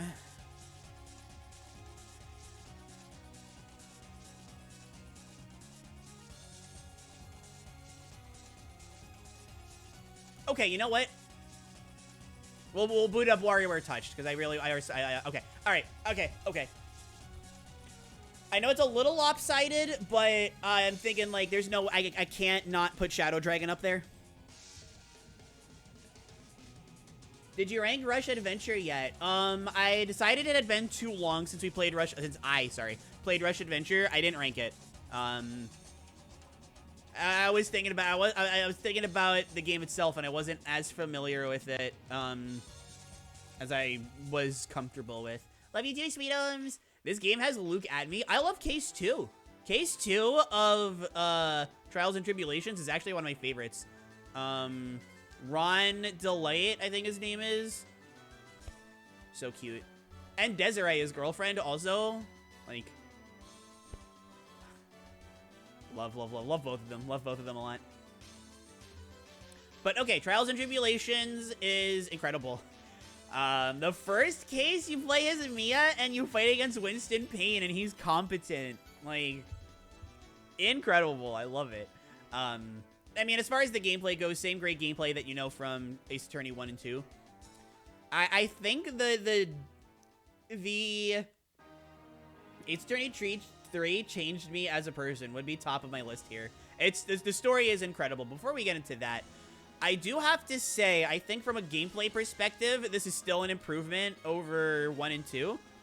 For 2, it's an improvement because there's a lot less nonsense that you have to wiggle your way through in terms of presenting like logic and stuff. I feel like things like the gameplay loop of pressing witnesses and presenting your evidence to, you know, play the game makes a lot more sense than 2. And it's an improvement over 1 because it has the Cyclock system from Justice for All. So it's got that. There are some things story-wise that I'm not as crazy about. Like, I think I like Pearl a lot more in this game compared to this one. There's some other things such as, actually, what else is there? What else is there? Case 3 and Case 4. Yeah, I don't like those two. Case 4 is just weird because it's just like Clown College here, where it's like they don't call attention to the fact that an adult is dating a minor. It's really gross. And like, you're supposed to feel bad for him, but like I can't because ew. And then the third case is just like kind of weird. The third case is weird in a way that I kind of like. I won't lie, but it can go a little too far sometimes, especially with the maid outfits. It goes a little far there, I think. But there's some like the old dude that's like, these women don't dress. They dress so risque these days, and nobody knows good true sense of fashion. And then he sees a maid, and he like gets like super like hoo-hoo. But he doesn't do anything weird about it. He just gets like super embarrassed. It's like, okay, you know what? That's kind of funny. I think that's funny. I like that. That's actually really funny. Oh, El Tigre is awesome. I love El Tigre. There's stuff like, we'll go into like case 2. Luke at me. Whose name? Oh, case 4. That's the Canadian judge, right? It's the judge's brother, except he's extremely Canadian. Edgeworth flying across the globe to see Phoenix when he gets hurt. Case 5 is just like peak Ace Attorney. It's not as good as this case 4, but because the rest of the game is 1, properly building up to it, and 2, so much better, it just really feels peak Ace Attorney. I like Adele more than I like Francisca, and probably Manfred. He's no Edgeworth, but it's like, of course. Getting able to play as Mia is so awesome. Music is so good. Actually, I think this has my favorite soundtrack of the DS Ace Attorneys. It's close. This one has my least favorite. I think the other 3 are all really good. Man, it's so good.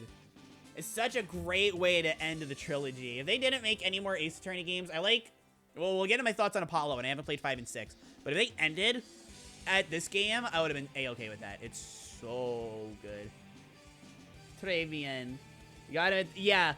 So, case 4, this is me with case 4. Case 4 has Mia, which is great. The Canadian judge, which is incredible. And that ending. That ending really hits. That ending really hits. This is the one part of case 4 where it's like, they kind of got me. You know, this is actually, like, really sad. I mean, sucks that, you know, it's the guy who's dating a minor, but still, like, really sad. I still feel tired after New Year's celebration I had with my family. Well, at least, hopefully you had today to relax, at least. Hopefully, that would be nice. The third case has Phoenix using Maya to channel Mia to make the old guy talk. It's weird. That is weird, but what I like about it is that the old guy isn't like, oh, I'm gonna, you know, be a creep, old, perverted dude. He's just like, huh? He doesn't go, like, too far with it. I can see why you find it weird, for sure. And then Tigre's fantastic. Like, everybody loves Tigre. It's so good. I kind of want to play Ace Attorney, but I don't know what to play it on. I recommend doing DS, because the sprite work, I think, is way better. But you can play it on PC or Switch if you have either of those. The trilogy is on them. It's really accessible. I just found a handmade Klonoa plush on Etsy, and it looks so precious. Klonoa is adorable. We stand Klonoa around here. On my first run, I didn't notice the age difference. Yeah, and to be honest, if you miss it, it's like not your fault. You would not think of that they would go there. So if you like don't even notice it and you're like, oh, this is great, why are people complaining? And then you see it and you're like, I get it, I understand. That was me when I played the Clown College place in this game. I didn't notice it at first. And then it was pointed out to me and I'm like, oh my god. It's far worse here, by the way, I want to point out. Like, it's creepy in this and I'm not trying to excuse it. This is way worse. Alrighty, and then Last Spectre, I'll just talk about quick because we only have 6 games left and I'm hyped. That being said, the Last Spectre is going here. I love it a lot. Let's put it above... Put it like right below Sonic Colors DS. Let's go with that. So my big thing with Last Spectre, I like the story a lot. It was really good. And as, like, you know, the origin of Layton and Luke and all that stuff, like, the story I really don't have a problem with. I actually thoroughly enjoyed it. And the new assistant that isn't Flora, she's, like, actually a character, I thought was really cool. My thing with Last Spectre is that from a gameplay point, like, it didn't really change much from Unwound Future. And, you know, don't fix what isn't broken, absolutely. But going from Curious Village to Diabolical Box to Unwound Future, you really see the progression. There's, like, an actual progression of the series going along. Going from Unwound Future to Last Spectre just feels like you're playing the next game in the series. It doesn't feel like you're actually progressing with anything. And again, story-wise, I very much appreciate it. The music's fantastic. The puzzles are still great. So it's a game worth playing. It was the first one that felt like, you know, it's Professor Layton again, you know? But that's it. That's really my big gripe. Love the music. Love this visual design. Her name is Emma, I think, right? Am I remembering this wrong? Oh, whoops. Let me look at this up in a different window. Sorry. Yuki, welcome to the stream. How are you? I hope you are doing wonderful and thunderful today. Emmy, that's her name. She's Emmy. Okay. No, but how are you? Hope everything is going great today, Yuki. Thank you so much for stopping by. Very much appreciated. I got the clown run right away. Doesn't help with the character designs, and even without ages, it's still weird. Oh yeah, it's still weird regardless. You're definitely right about that.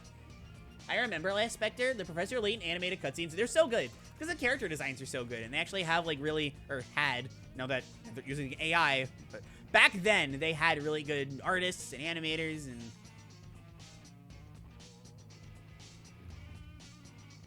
Okay, all right, so now that we are down to 6, we're actually 1 per franchise for everything, so I can ask you guys again, do you want, I still don't think we're ready because there's still games that are going in Super Duper God DS. There's still multiple games that I'm putting in here. But do you guys want to get Superstar Ultra out of the way? If you do, I don't mind because we know where it's going. We just know. We all know.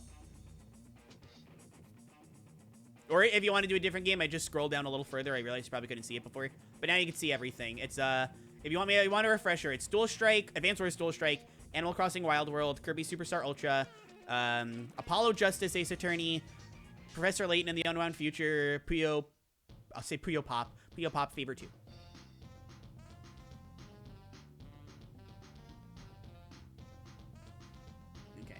All right, so we'll do Kirby next, and then after that we'll do Animal Crossing. I did see Miko mention Animal Crossing, so we'll do Kirby. And you already know what I do. We're gonna have to add another tier because I always do this. Well, okay, so for those that are newer and didn't see the other tier lists, no, what happened? No, okay, all right, we're good now. Whew. But I always give the #1 game its own tier just to really signify, like, you know, it deserves its own tier. I think it deserves its own tier because it's just that much better. I would put multiple, like, blank tiers in between to prove this point. It's the best game ever made.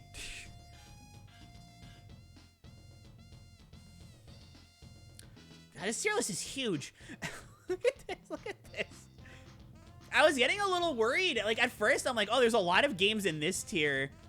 Do I, like, is the DS, am I a fraudulent DS fan? And then, it's like, no. Now, literally, that's, how many are the top tier? Like, ignoring Ultra because, like, it's genuinely that much better than every other piece of media on the planet.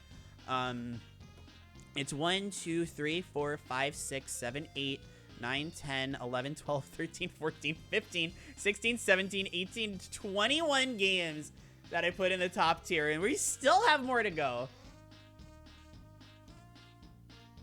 There's so many goats on the DS. It's so good. And despite that, it's not even close. I'm trying to think of, like, what I could say about it, but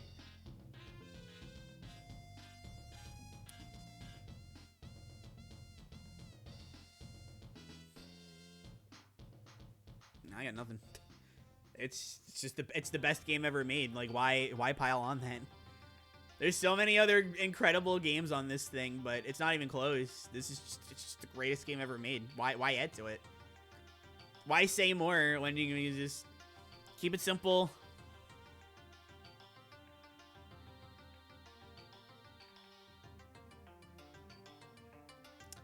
I'm gonna delete these. Here's what I will say about it. I'm gonna delete these, but if I had to add additional tiers in between just to get the point across of how much more I like Superstar Ultra, yeah, okay. Yeah, this is the kind of space that I'm talking about. between Superstar Ultra and, I mean, this might not even be my number 2. There still might be a game that I put above it. But, for now, this is what we're talking. Again, I'm not going to keep these. I'm deleting them because there's no point in keeping them, but just if you guys want, like, a visual idea, if you catch my drift. I wonder. No way. What? No shot. Impossible. Would never guess. I'm unpredictable. What can I say? Oh, goodbye, Kerberger. Have a great rest of your day, and I'll see you another day in 2024. That's my back-end compliment for Superstar Ultra. I hate how great it is because I can't go back to the original. I guess that'll be the comment that I say about it. I think one of the things I like so much about Ultra as a remake is that it's very hard to argue that it's not an improvement. Very hard to argue the opposite. But the way that it improves and changes things, it modifies so much that I feel like going back to the original is still like a totally valid experience. It doesn't undermine the original in any way while still being better. Which is very hard to do. Most remakes typically wind up either being like a Nightmare and Dreamland thing that are worse, or how people generally perceive Return Deluxe, where it's just like, it's better. You know, it's either, oh, just stick with the original, or, oh, just stick with the remake. I think this one changes so many things and feels so different while improving so much on the original that not only is it so much better, but it keeps the original as like its own thing that feels different and is still very good. I mean, OG KSS is like my number 5 for Kirby. I love the OG very much, but it's not the greatest. This game is, so boop. Okay, all right, so now what do we say? Animal Crossing? Okay, Wild World. Okay, so if you followed me, you know I'm not super big on Animal Crossing. Wild World, though. I would say, is it better or worse than Yoshi's Island DS? Well, let's skip ahead, because we'd be here for a while otherwise. I would put, let's see. I actually think Snug, okay, so, like, this is where I'm gonna put it. It's just really sad because it's not, these two are next to each other, like, the whole time. But, yeah, Wild World. Okay, so the thing about Wild World, I mean, every Animal Crossing has a few things that are never brought back in future games, which I always thought was super weird. But my thing with Wild World is just, when I play Animal Crossing, I want to be charmed. And I just think the DS was the most charming. I mean, it's kind of simple, but, like, I do actually find myself being drawn back to Wild World specifically a lot more than the other games. And another thing that I really... Okay, so, very much a me thing, but the other Animal Crossing games are all like, oh, yeah, everybody gets their own house. So it really encourages, like, multiple people using one memory card or save file, whatever. And, you know, you got to deal with other people, whatever. I very much like playing single player. So when it's like, oh, you get your own house, fine. I don't care. I don't care. Although, when I played this as a kid, me and my sister shared a save file, and we each, like, we would contribute to upgrading the house. We would have our own rooms. She could set furniture on one. I could set furniture in another. If we wanted to trade something, we'd leave our own furniture in different rooms. Like, you could make it work, and I thought it was really cool, actually. I very much liked it. I love the DS sound font, of course, or DS crunch. I love for Animal Crossing music. The villagers still had personality, and I very much appreciated that. They're such gossipers in this game. Like, everyone's like, oh, well, I love the personality of the villagers and the GameCube one. They're so mean, and it's like, heck yeah, I'm right behind you. But then you get to Wild World, and everybody's like, hey, so, I was just hanging around. I saw these other two talking, and I think I shipped them. Did you ship these two? And that's basically what they're saying, and I'm like, is somebody asking me if I ship in universe? Is somebody asking me if I ship real life people? I played this game with Random, and he got one. And he was like, "Oh yeah, I opened up this letter and I found a knife inside." We're like, "Someone's trying to kill you, buddy." I think Hugh, I think the villager was Hugh. It's like, "Someone's trying to kill you, buddy." Like, there's still, it's a different personality, but it's a lot. It's really fun, and I appreciate that a lot about Wild World. This was also, of course, a very innovative game in the series. For example, Blathers could inspect fossils directly instead of having to send them to the fossil identifier place thingamajig. Things like Crazy Red got to be significantly easier. It introduced stuff like the snowman,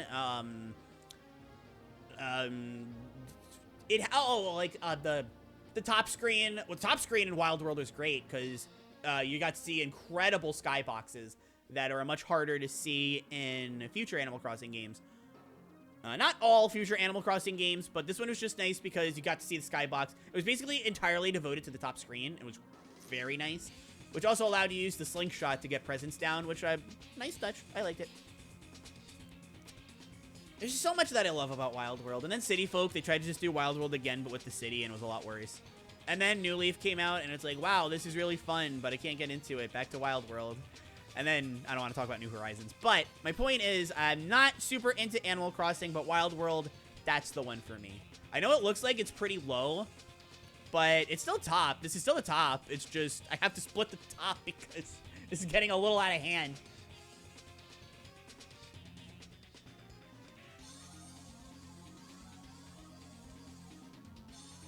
Yeah, I don't know. Something about Wild World. Something about Wild World just really did it for me. Because the other Animal Crossings, I mean, I'm nostalgic for some of them, but I get bored with them. Animal Crossing makes me bored after 10 minutes. Thank you for the hat patch, by the way. Much appreciated. Thank you. But I'm aware Animal Crossing isn't my thing either. It's just this one does it for me in a way that the others don't. Oh well.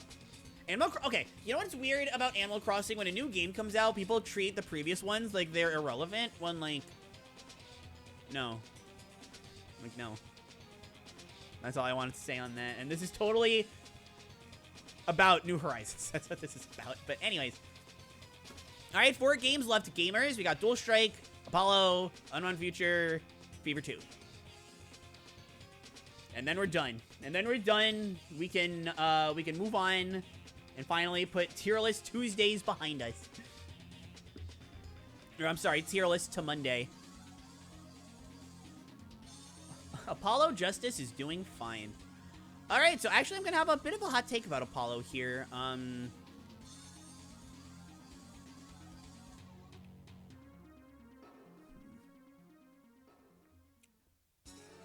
So I'm definitely putting...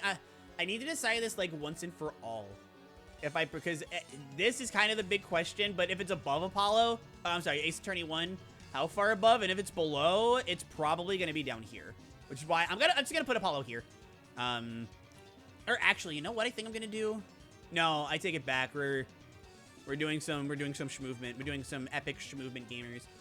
I really liked Apollo Justice. I even played it a second time just to make sure I had the right idea. I really liked Apollo Justice. I guess the second case was a little weird. I wasn't super into the second one, but it still had a lot of, after that first case, which is, top 3 cases in the series easily. Top 5. Top 5. I don't know. It might be top 3, but I don't know. So I'm just gonna say top 5. That first case is just, after that, you have so many questions. So, like, that intrigue is carrying you through the second case. And I think that's really interesting because it's like, on the one hand, you have the case at hand that you want to focus on, which is actually pretty good, just weighed down by some weird decisions. But on the other hand, like, you're still learning about Phoenix, you know? Like, what happened to Phoenix Wright? Who is Apollo Justice? Who's this Clavier guy? Who's Trucy? I love Trucy. I love her. You see Emma and she munches on her chocolate chips or whatever they are. That's always fun. I love the third case. Everybody says they hate the third case, and I was enamored by it. I had so much fun with it. And then the fourth case is incredible because you do like time travel stuff with Apollo and Phoenix. You finally get this Clavier guy taken down once and for all. It's really not Clavier. Whatever his name is.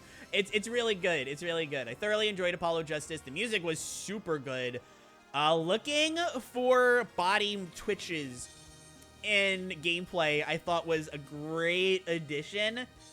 I do miss the Psyche Locks, which I guess they technically show up in the fourth case.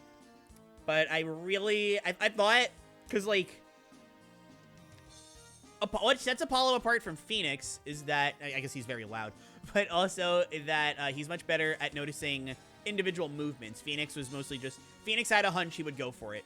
Apollo is more about noticing discrepancies and the body movement. And that's a gameplay mechanic. If you see somebody, like, twitch their arm in a certain way or move their hand when they're telling a lie, if you know it's a lie, you can go, gotcha, and catch them in the act, which is so cool. The sprite work is out of this world. It's a DS game, so it's not a GBA game, it's a DS game, so they just had more to work with. I'm a big fan. I like Apollo a lot. Apollo peaks at Case 1 and everything else is aight. Insane! In the membrane. Anyway.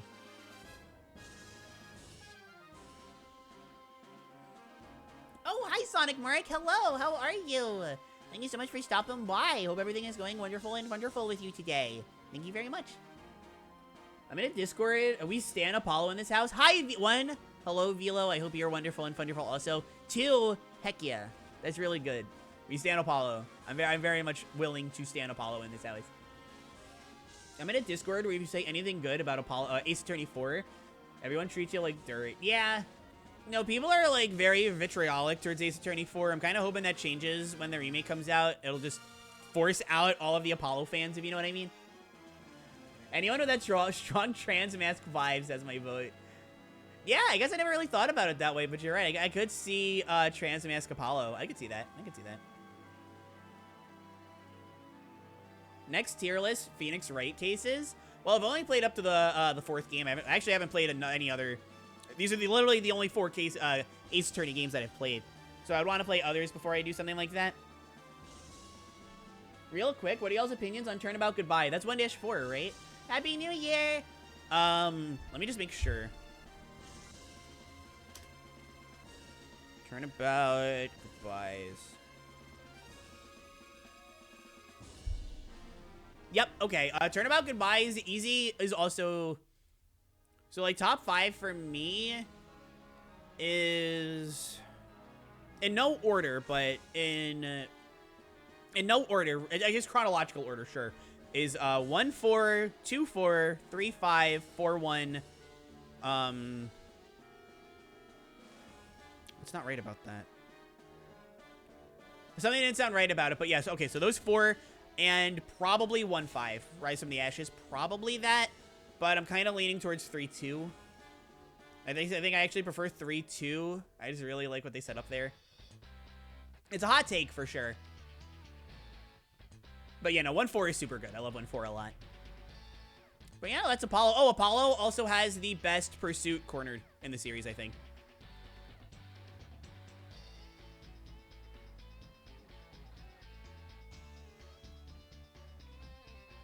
Very good. Cool. I hear Advance Wars. We still haven't ranked Dual Strike. I've had Advance... the Dual Strike... Whoops. The Dual Strike music has been playing for a bit. I was thinking it would get somebody to want to, like, talk about it. Just because. Why does it have the white border around it? That's weird. The Apollo OST is so amazing. I love the Apollo music. Yeah, no, the Apollo music. It's so good. It's so good.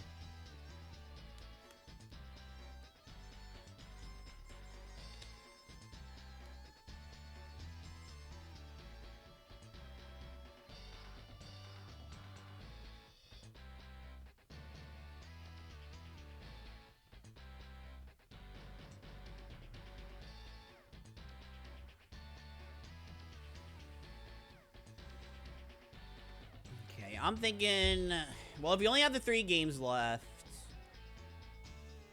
I have to go to school in 3 days. That's rough. I'm sorry about that, Miko. I have to go back to work in a week, which I'm dreading, especially with how much fun I've been having, like, streaming and how many people have been showing up. I've been really happy with all of the support that the streams have been getting recently. And I know part of it is the time of day. Like, having the streams ready to go at, like, 2 or 3 o'clock has really done wonders. And it just makes me very happy, and I wish I could go back to it, but I can't. The Pursuit theme is tight, the little jingle is good, and the Hiding the Truth theme is nice. Yeah, no, the Pursuit Cornered is my favorite. They're all good, but Pursuit Cornered is definitely my favorite.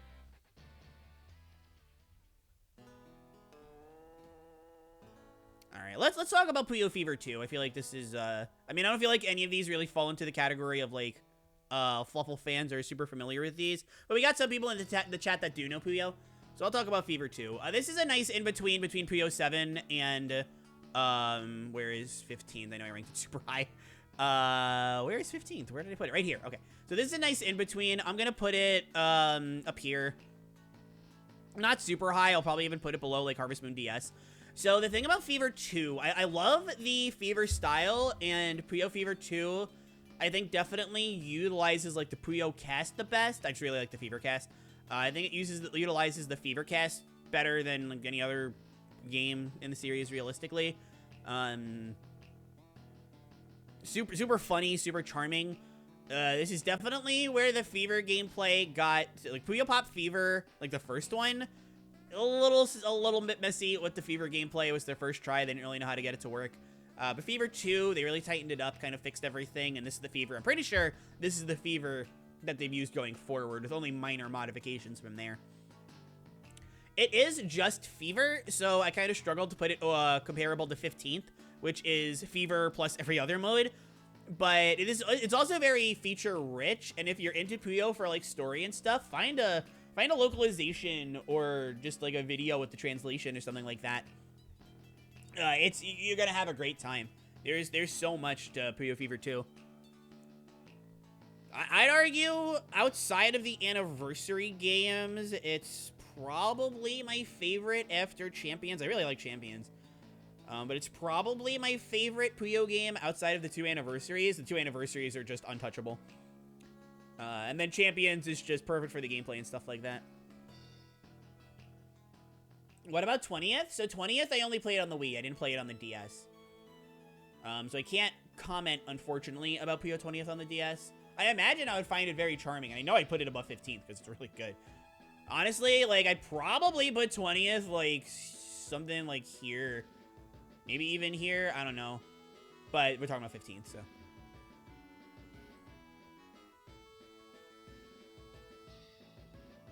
Yeah, no, 20th is fantastic. Genuinely, like, a hidden gem of a masterpiece of a game. I love Amity. Amity is one of the very few things about Puyo Tetris 2 that I'm, like, in love with. Yeah, no, I think playing Puyo for the characters is actually kind of valid. Not, like, I would play it for the gameplay, but still. Okay, last pick. I'm gonna open my eyes for this one. We're nearing 5 hours, and we're almost done.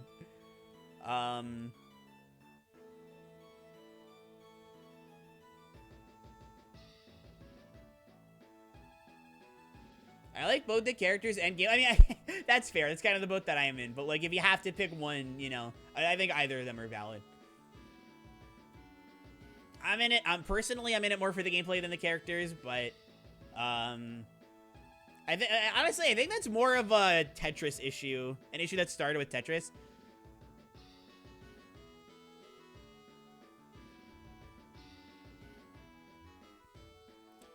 As someone who's not a Puyo guy, it's so funny seeing how separated the Puyo games are. What do you mean separated? Do you mean like it's like they're like how like the Kirby games are? Is that what you mean?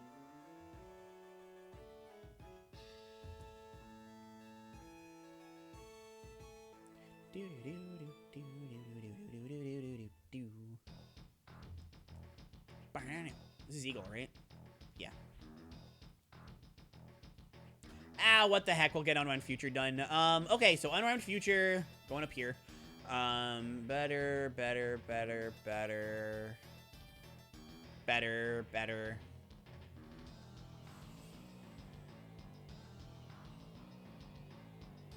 Rip Mass Attack in the top 5. So sad. Can we get enough in the chat?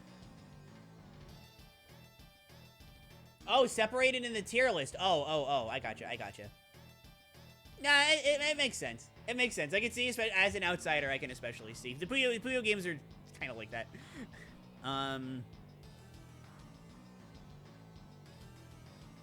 Unwound Future's main theme is so good. The soundtrack to Unwound Future is super good. Dang, am I really gonna do this? Hold on. Oh, wait. 1, 2, 3. Oh, no. Okay, so it was okay. Count Super Star Ultra. Okay.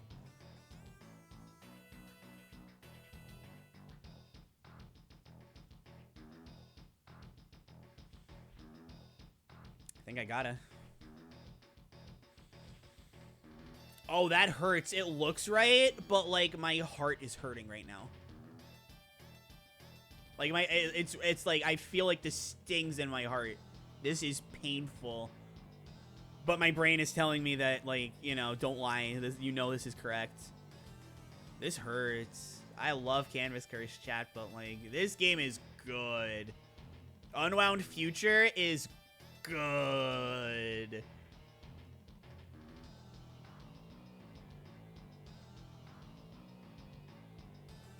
But so is Canvas Curse. So is this.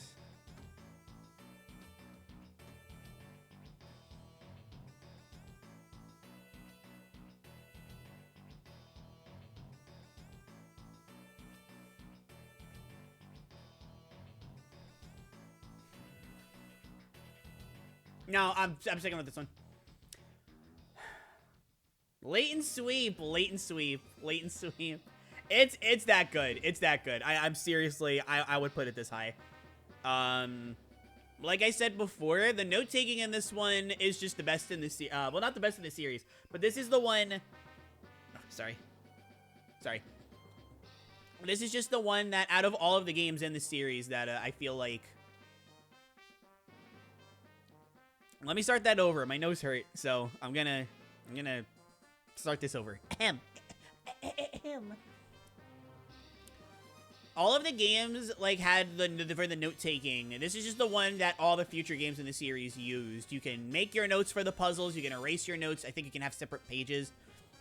And it's also got probably my favorite selection of puzzles in the series as well. Just a lot of really memorable ones. I feel like they fit into the story. I mean, all the there are puzzles that fit into the stories very well in all of the Layton games, but this one is just the most exciting. I love stuff like, there's a puzzle where you need to figure out how to take slot machine, like, arms and make a coin shooting gun out of it. And there's a cutscene of Professor Layton just mowing people down with coin machine guns.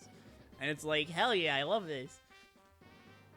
The ending made me cry, which I know isn't much. But this was one of the first games that, you know, little puppy me when I was a puppy and not, well, I'm still a puppy, okay, but... Okay, well, I'm a dog now, technically. We just call me a puppy because it's a cute word. But when I was a puppy, this is one of the first games that made me cry. The ending is just so unbelievably good. There's a lot of really great... Don Paolo in this game is hilarious. He's really funny. Puzzles are fantastic. Future London is such a great setting. Best soundtrack in the series, easy. Best main theme, best credits theme. The credits theme is so good. And you get Professor Layton lore out of it. There's just so much to love. It's such an easy game to love with so few problems, like, at all. Like, even Bowser's Inside Story, like, it can be a little hand-holdy. Canvas Curse, I can understand if you don't like the music because it can hurt your ears. This game, not so much, but, like, Pokemon has some Pokemon trapping still that I can't get away from. Like, this is such a hard game to not love. And then, lastly, I will not waste any of your time. Advance Wars Dual Strike is going above Bowser. I kind of was hoping someone would pick this sooner so that this wouldn't come out of complete left field. Dual Strike... God, okay, so actually, before I do this, before we talk about Dual Strike, well, let me look at chat first. One game left, and that's Dual Strike, and I just placed it. So, okay, so including Super Bizarre Ultra, there's no reason not to. We got 1, 2, 3, 4, 5, 6, 7, 8, 9, 10, 11, 12, 13, 14, 15, 16, 17, 18, 19, 20, 21, 22, 23, 24, 27 top-tier TS games. Good lord. Okay. All right. So, Dual Strike. All the games ranked in 5 hours. Well, I haven't explained Dual Strike yet. Also, well, I guess... No, because we had the stream starting soon thing from... Okay, yeah. So all the games ranked in 5 hours. You're right, past. But the thing about Dual Strike, okay, let's actually talk about it. It's unlike Days of Ruin. It's still the same lighthearted, goofy tone that we've come to expect from Advance Wars, which I'm very appreciative of. I'm like, where did I put Days of Ruin? There it is. See it. So very appreciative of that. And they went crazy. They had all these really cool ideas with like dual COs, things on the top screen. There's information on, like, the top screen. New units like the Black Hole Bomber that makes stall much more difficult. They actually nerfed infantry spam, which I very much appreciate. It's a very aggressive game, which I think for Advance Wars is really nice because it's very easy for the games to get a bit stally. Thinking about like Advance Wars 1 and especially 2 with how good defensive COs were. Having things like the Black Hole Bomber, comm towers, new COs that are very good offensively, like Javier, if you have comm towers, Kindle, and old COs that are still as great as ever, like Colin, for example, Hachi. So, like, that part is fun. I mean, like, the campaign has really good maps and all that stuff. Like, we're talking gameplay, it's Advance Wars, of course. But, Dual Strike introduced skills. You can have skills for, like, you can equip a badge, a skill. You can equip a skill where if it's snowing, you get offensive and defensive boosts. You can get, boosts, different kinds of stats depending on what kind of skills that you have. They're totally optional. You don't have to do them, but it's just the ideal Advance Wars for me. Great soundtrack, great visuals, really fun characters, fun story. They have this clone arc and they take it super seriously, which I always thought was funny. It's really good, and I love Advance Wars a lot. Too bad it is on the DS, so I couldn't put it at #1 because there's an obvious game that's #1. But also, I would never ever say too bad it's on the DS. What is wrong with me? We're done. There are no games left that I've played. Unfortunately, all of these I would like to rank someday, so well, maybe not all of these. The duplicates, we don't have to. Except for this Nintendo, because I would probably place this one separately because it's a mean puppy. Everything else, someday, somewhere, but not right now. We are finally done. This is the final list. I gotta zoom out because we can't see everything. There we go. Go away, Ed. God, you guys can't see everything. There, you can... Oh my god, you really can't see. It's so small. Here, we can forget about Wario and Sonic. We can forget about those two. Just care about these. Just care about these, okay? Sounds good. So many DS games in so little time, for sure. Thank you all for joining me for this, though. This was an absolute blast. I only ever played Advance Wars 1 and 2. I had no idea about the new units until Days of Ruin. Advance Wars by Web. Yeah, Advance Wars by Web is awesome. That being said, I'm gonna stop the stream on YouTube. We'll be doing a little bit of talking. I'm not gonna actually ask you to make an account and force you to chat or anything. But... I am, if you would like to just chat for a little bit longer, you can hang around, or I'm sorry, if you'd like to hang around a little bit longer, there's my Twitch. We are, I mean, mostly going to wind down, and I'm going to give what my final thoughts on the DSR. And then we'll see from there, but, if you want to hang around, by all means, I will be on Twitch. We're not ending the Twitch stream yet, so when I say goodbye, don't leave on the Twitch end. But on the YouTube end, take care, everybody. I'm going to try to get videos out again soon. So until I see you for those videos, bye-bye. Okay. All right, that is the YouTube stream over. Thank you, everybody who stopped by. I got to charge, so take care. No, for sure. Thank you so much for stopping by, Key. I appreciate it.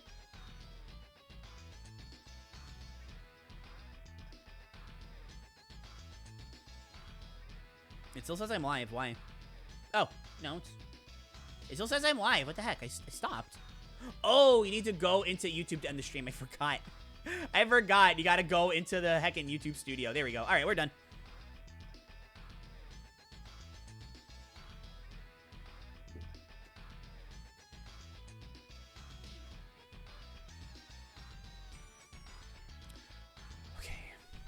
Alright, so, closing, that was a lot of games. That was so many. So, for clarification, chat, this was more than double the length of what these tier lists usually are. We were usually done with these in about 2 hours, a little bit less. This took, like, just over. So, this was actually double the heckin' length. I am happy that Puyo made it into the top spots. Yeah, technically twice. Because of Fever 2. It was pretty low in the top, but the top 4, like Superstar Ultra and then all the gods, those are all the top tier. They're all collectively the top tier. And then this is like high tier underneath it, then upper mid below that, mid below that, low below that, and then bottom you can't see, but you barely see the games as it is, so it's okay. But closing thoughts, what do I think about the Nintendo DS? It should be pretty clear. I love the heck out of this thing. The console itself just inherently means a lot to me, right? The games on it are just really good. It was a really good age for me. When the DS came out, I was 10, and when I started playing it, I was 12, 13. So I was becoming a teenager. It was a very formative part of my life. Yeah, sorry. It was a very formative part of my life, and having it, I mean, some of these games I didn't wind up playing until after the DS wasn't the modern console.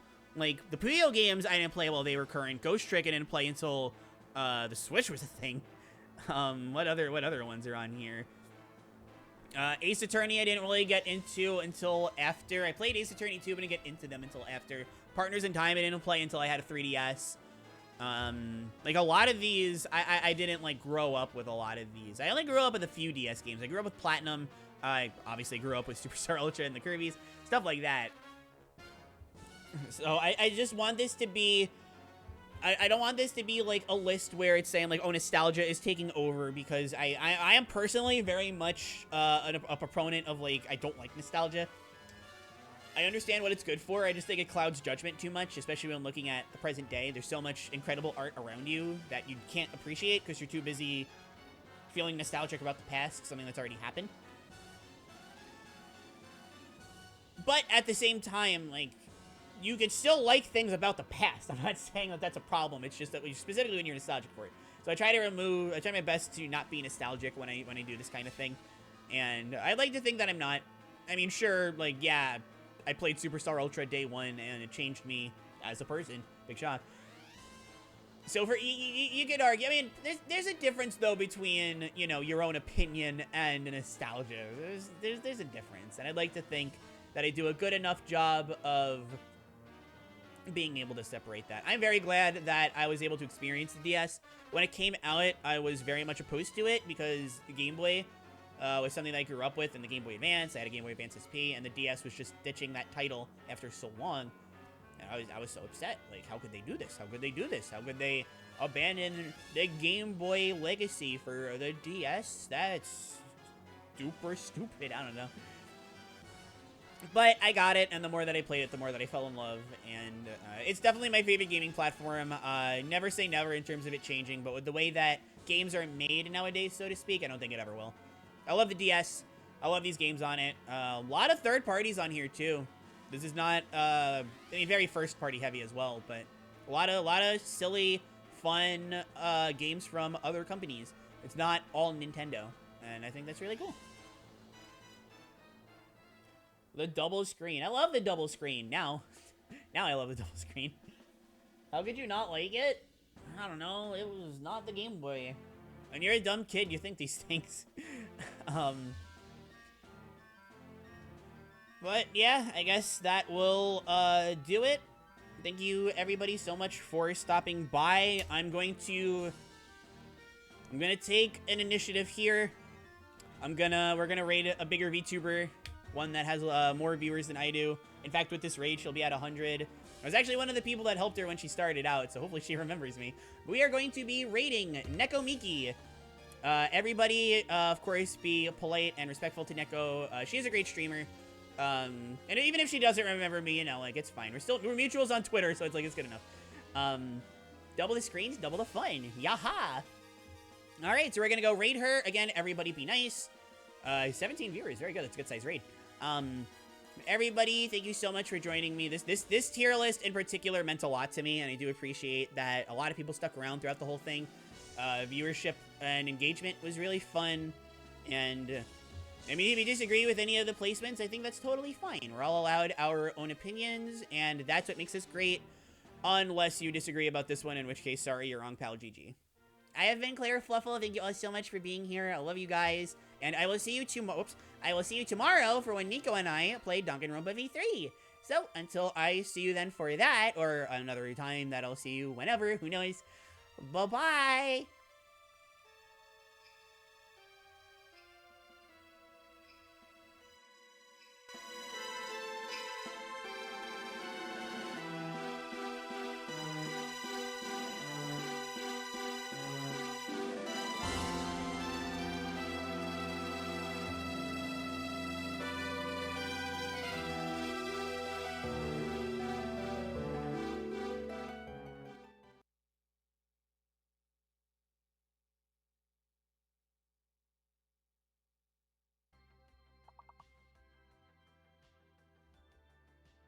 Perfume, P-E-R... Yo, Claire, thank you so much for the raid! Hello, lovely! Welcome on in, everybody. My name is Neko Mickey, but you can just call me Mickey. I run Mickey's Place on Twitch. We hang out, we play games, sometimes I sing. What were you doing? I'm good, how are you? You were doing special events. What were you up to? Miko and Velo, thank you for the follows. Welcome on in. Have a seat and drink. First one is free. Welcome to the bar. Good to see you. Good to see you. Welcome on in. Hello to Nico.